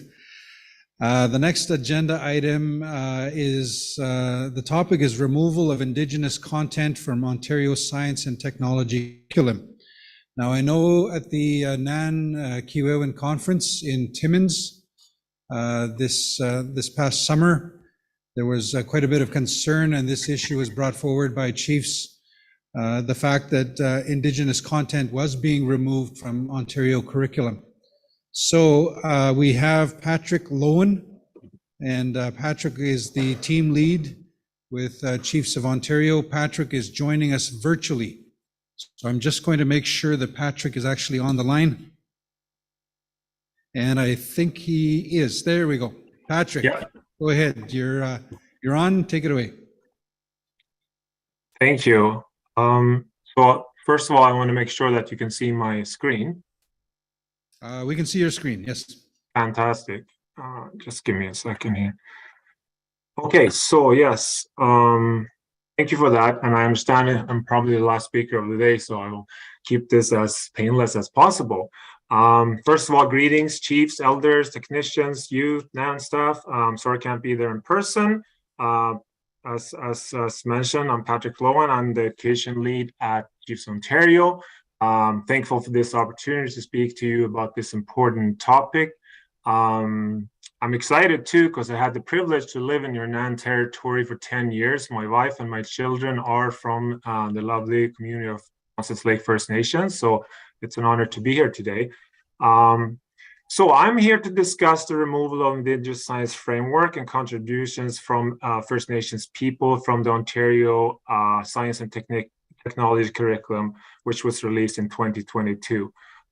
We will take a look at how this transpired and show some evidence of the lack of inclusion, recognition, transparency, and accountability by the Ministry of Education. So some background information. So the previous version of the Ontario grade 1 to 8 science technology curriculum dates back to 2007. So it's quite old, right? In March, this spring, the Ministry of Education announced the new curriculum. for grades 1 to 8. And after that, in July 2nd, which many of you probably saw, there was an article in the Globe and Mail that raised some concerns that some Indigenous science framework had been removed from the curriculum. So at Chiefs Ontario, we reached out to EDU for a response, but didn't really get anything. And what we got was very watered down and really nothing of substance. So what we did is we processed a Freedom of Information request to get our hands on the curriculum revisions, which happened then in July 18. So when we got a hold of those revisions, we did a very detailed side-by-side analysis on exactly what transpired. And we found some disturbing things there. So a briefing note was then drafted to the Chiefs and Technical Committee on Language and Learning. And then there's been numerous meetings between COO, the First Nation Lifelong Learning Table, the Indigenous Education Office at the Ministry of Education, and the curriculum branch between July and it's currently meetings are still transpiring. Ontario Regional Chief has written letters to the Minister of Education, Minister of Indigenous Affairs, and the Premier's office, but no response has been coming from those letters. There's also been some press releases from the ORC's office. So there are guiding documents that support, the inclusion of First Nations curriculum. The province often refers to that as FNMI, so First Nation, Métis, and Inuit. So if I use that terminology, I apologize. So we have the FNMI, versus is the First Nation, Métis, and Inuit policy framework that was drafted in 2007. That has actually expired. That was a 10-year framework. So there's issues around that too, because currently there is no framework that guides us. Ontario also had the Journey Together, which was their commitment to reconciliation, right? And that's where they ensured us that Indigenous voices are heard within government, including policy and decision making, which is not what's happened in the curriculum policy document here. We also have the UNDRIP and Article 15 that speaks to Indigenous people have the right to dignity and diversity of the culture, tradition, histories, and aspirations, which should be appropriately reflected in education and public information. And then lastly, we have the TRC's recommendation calls to action, which is calling for all councils of Minister of Education across Canada that Indigenous voices are heard and from K to 12 curriculum, right? So what exactly happened? So these are the two learning expectations that were removed at the very last minute before the curriculum was released. So the first one is it's called A3.3, which if you're a teacher, you kind of know those quotes. But it said explore real-world issues by connecting Indigenous sciences and Western sciences and technology using ways of knowing, such as a two-eyed seeing approach. This expectation was to be included in every grade, so grade 1, 2, 3, up to grade 8, right? So essentially, they removed 8 expectations. Now they want to say that they removed 1, but we could argue against that. The other one, they didn't remove it, but basically they did, and they really watered it down. So analyze contributions from people with diverse lived experiences, such as First Nation, Métis, and Inuit. And then it goes on to talk about other groups, Black, racialized communities, women, people with disability, 2S LGBTQIA+ communities from this. So this expectation was really watered down and replaced by the following expectation: analyze contributions to science and technology from various communities. So again, we take offense to this because essentially, what we saw in that draft document is that there was a directive from the Ministry of Education that students cannot comprehend to learn about all these different types of groups of people that are mentioned in this, right? And I think that essentially what the ministry is saying that is, and I think it's really unfortunate because we know our students are hungry to learn are very open-minded, and then the ministry closed the door on them for this learning opportunities, right? So it's important to recognize the learning expectation that exists in the Ontario curriculum. There's vast differences. So if there's teachers in the rooms, you would know that. So there's overall expectations, and then there's also specific expectations. So the ones that we have looked at there, they were specific expectations, right? So if you think about specific expectations, they are technically to be covered, but they're also left at the discretion of teachers to how much they cover them, what in-depth they cover them in, and if they want to assess their students on those learning expectations. Overall expectation must be covered. The students must expect to demonstrate their knowledge and skills for all those overall expectations, and they are assessed. So what we're saying is like, okay, why are First Nations expectations, or FNMI, like they like to call them, always situated in specific expectations? Because if you're situated there, you are really vulnerable to whatever teacher is teaching it and their discretion. If you're in the overall expectations, you're recognized and you must be covered and assessed. So that's another issue that we see with these curriculum developments. So this chart here kind of summarizes. In blue, you can see 2007, which is the old curriculum document. So we had 96 overall expectations. There was 453 specific, and there was a 0 FNMI. I apologize that term, but that's what they use. Expectation, and there was 2 specific expectations back then for First Nation, Métis, and Inuit. And one was in grade 3 and one in grade 8. So that waters down to 0.1%, which is very, very minor. In the draft science and technology curriculum, which is kind of the light green one in the middle there, this is what they suggested. So they suggested that we would have 25 First Nation and Métis and Inuit expectations in the curriculum. Now, they kiboshed 15 of them, which I spoke to, right? Which would have been 7% of the curriculum would have had, first FNMI expectation. So what came out is the last column, right? Where we saw that what was left was 10 specific expectations. So the ministry takes great pride in saying, well, in 2007, we had 2, now we have 10. Okay, that's good. And that's progress, but it's way too little. It's still only 2.5% of the specific expectations within the curriculum. And I think we come a long way. I hope we come a long way from 2007 to 2022. So when they try to boast about that, I think there's lots of arguments against that there's way too few, and we are not situated in the overall expectations, as you can see by this glaring 0 there. So analysis that we did on this, basically it's not an isolated science and technology curriculum issue.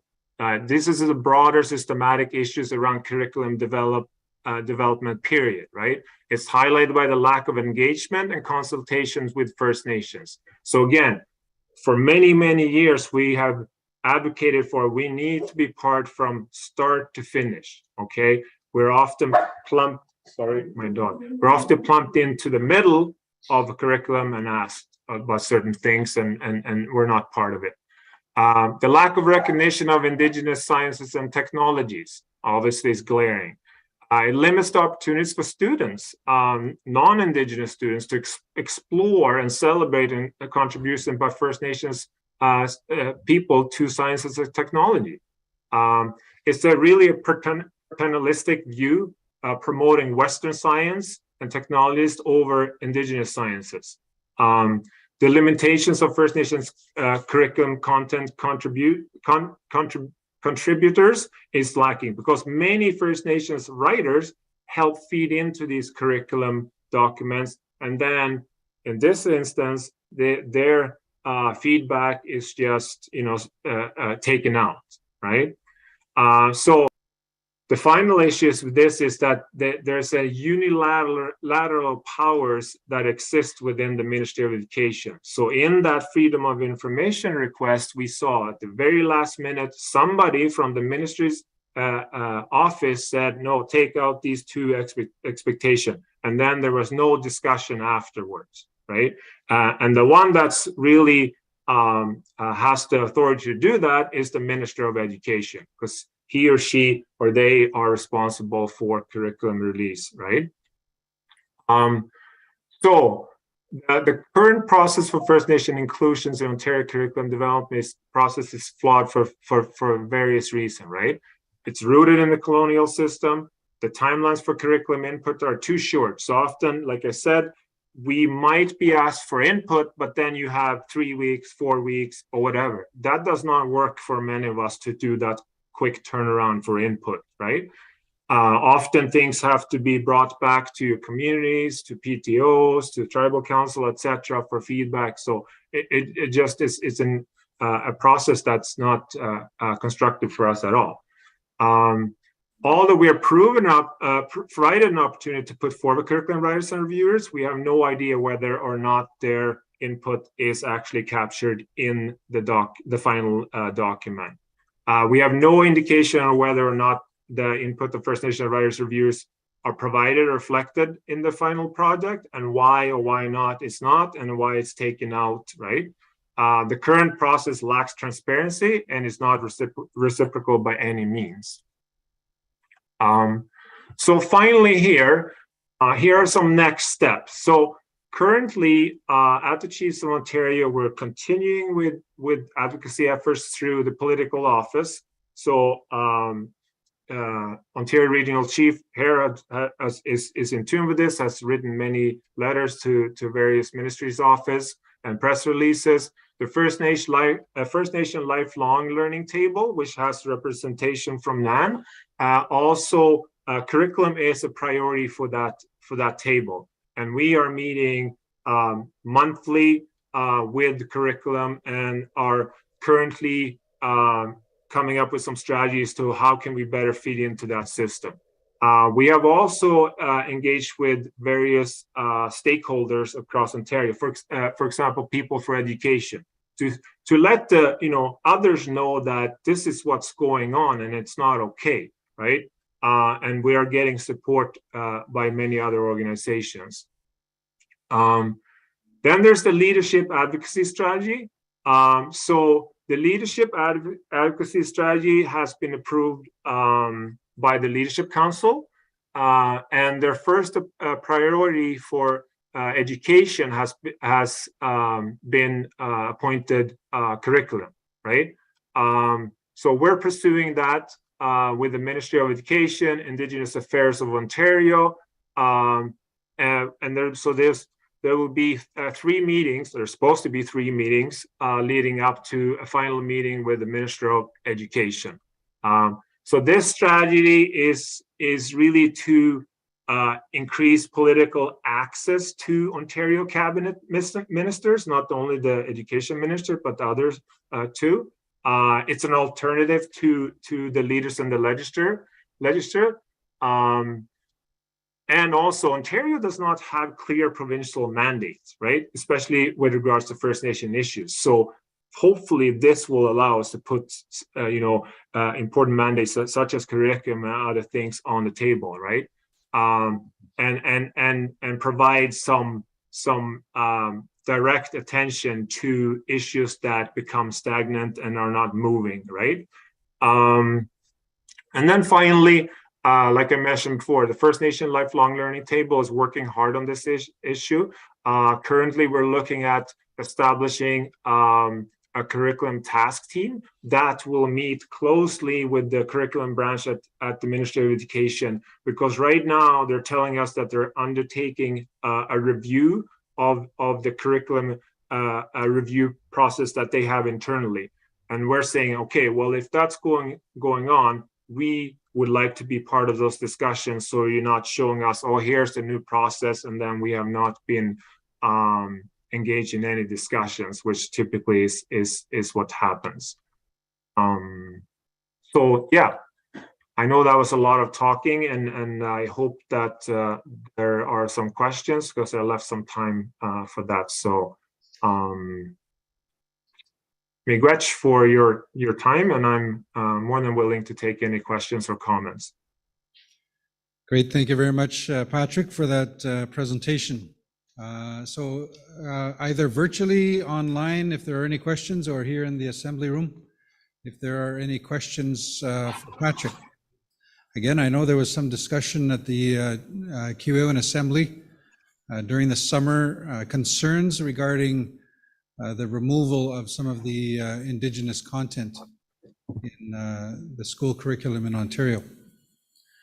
So the floor is open. If you have any questions for Patrick, but a very good presentation explaining some of the changes and some of the work that Chiefs of Ontario did looking into the changes and trying to get accurate information. So floor is open if you have any questions.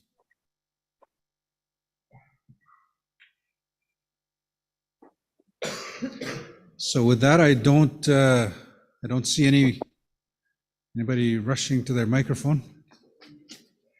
I know it's been a long day. We've had a very packed agenda for the day, a lot of good information. So with that, Patrick, I don't see any more questions. Any final comments before signing off? Yeah, so thank you so much for having me here today. And if there's any questions after this, please reach out. I'm more than willing to have a conversation over the phone or via email, or however you want to carry that out. And I'm also more than willing to come and to present to your communities or tribal council, or however you want that support. So miigwech again for the opportunity. Great, miigwech, Patrick. And again, the presentation has been handed out.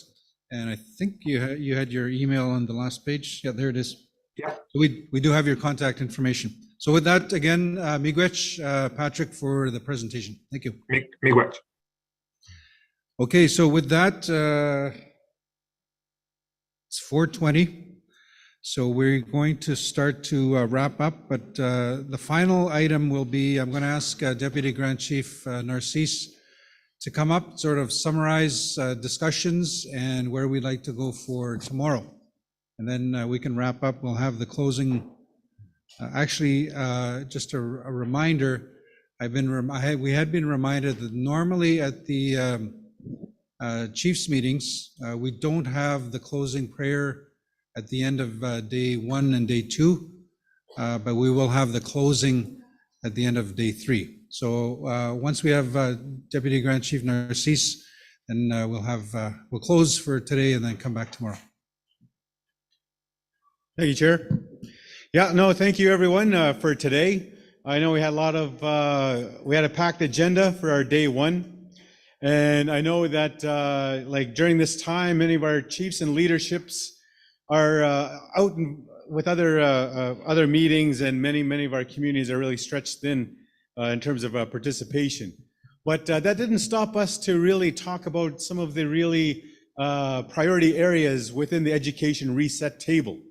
And I think a lot of the presentations today and a lot of different areas that we talked about, I think is going to set the stage in terms of determining that pathway forward in working with our education partners. We're going to hear from them tomorrow, and we're going to hear from many of our education committee members as well, from all the different tribal council education departments, and they'll be here to share in some of their challenges and some of their successes and what they see forward and how we're going to really utilize this education reset table. So with that, I'd like to thank you all for today and look forward to tomorrow and a lot of the discussions that we're having. And I'll just turn it over back to the chair. So miigwech to everyone. Yeah.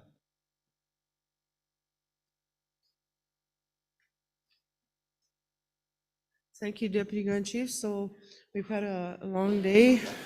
For me, it was a lot of hacking and coughing over here. I'm sorry for that. But I'd like to end the day, and there'll be no closing prayer. So enjoy your evening, rest up, and 9:30 tomorrow. Right? Good night.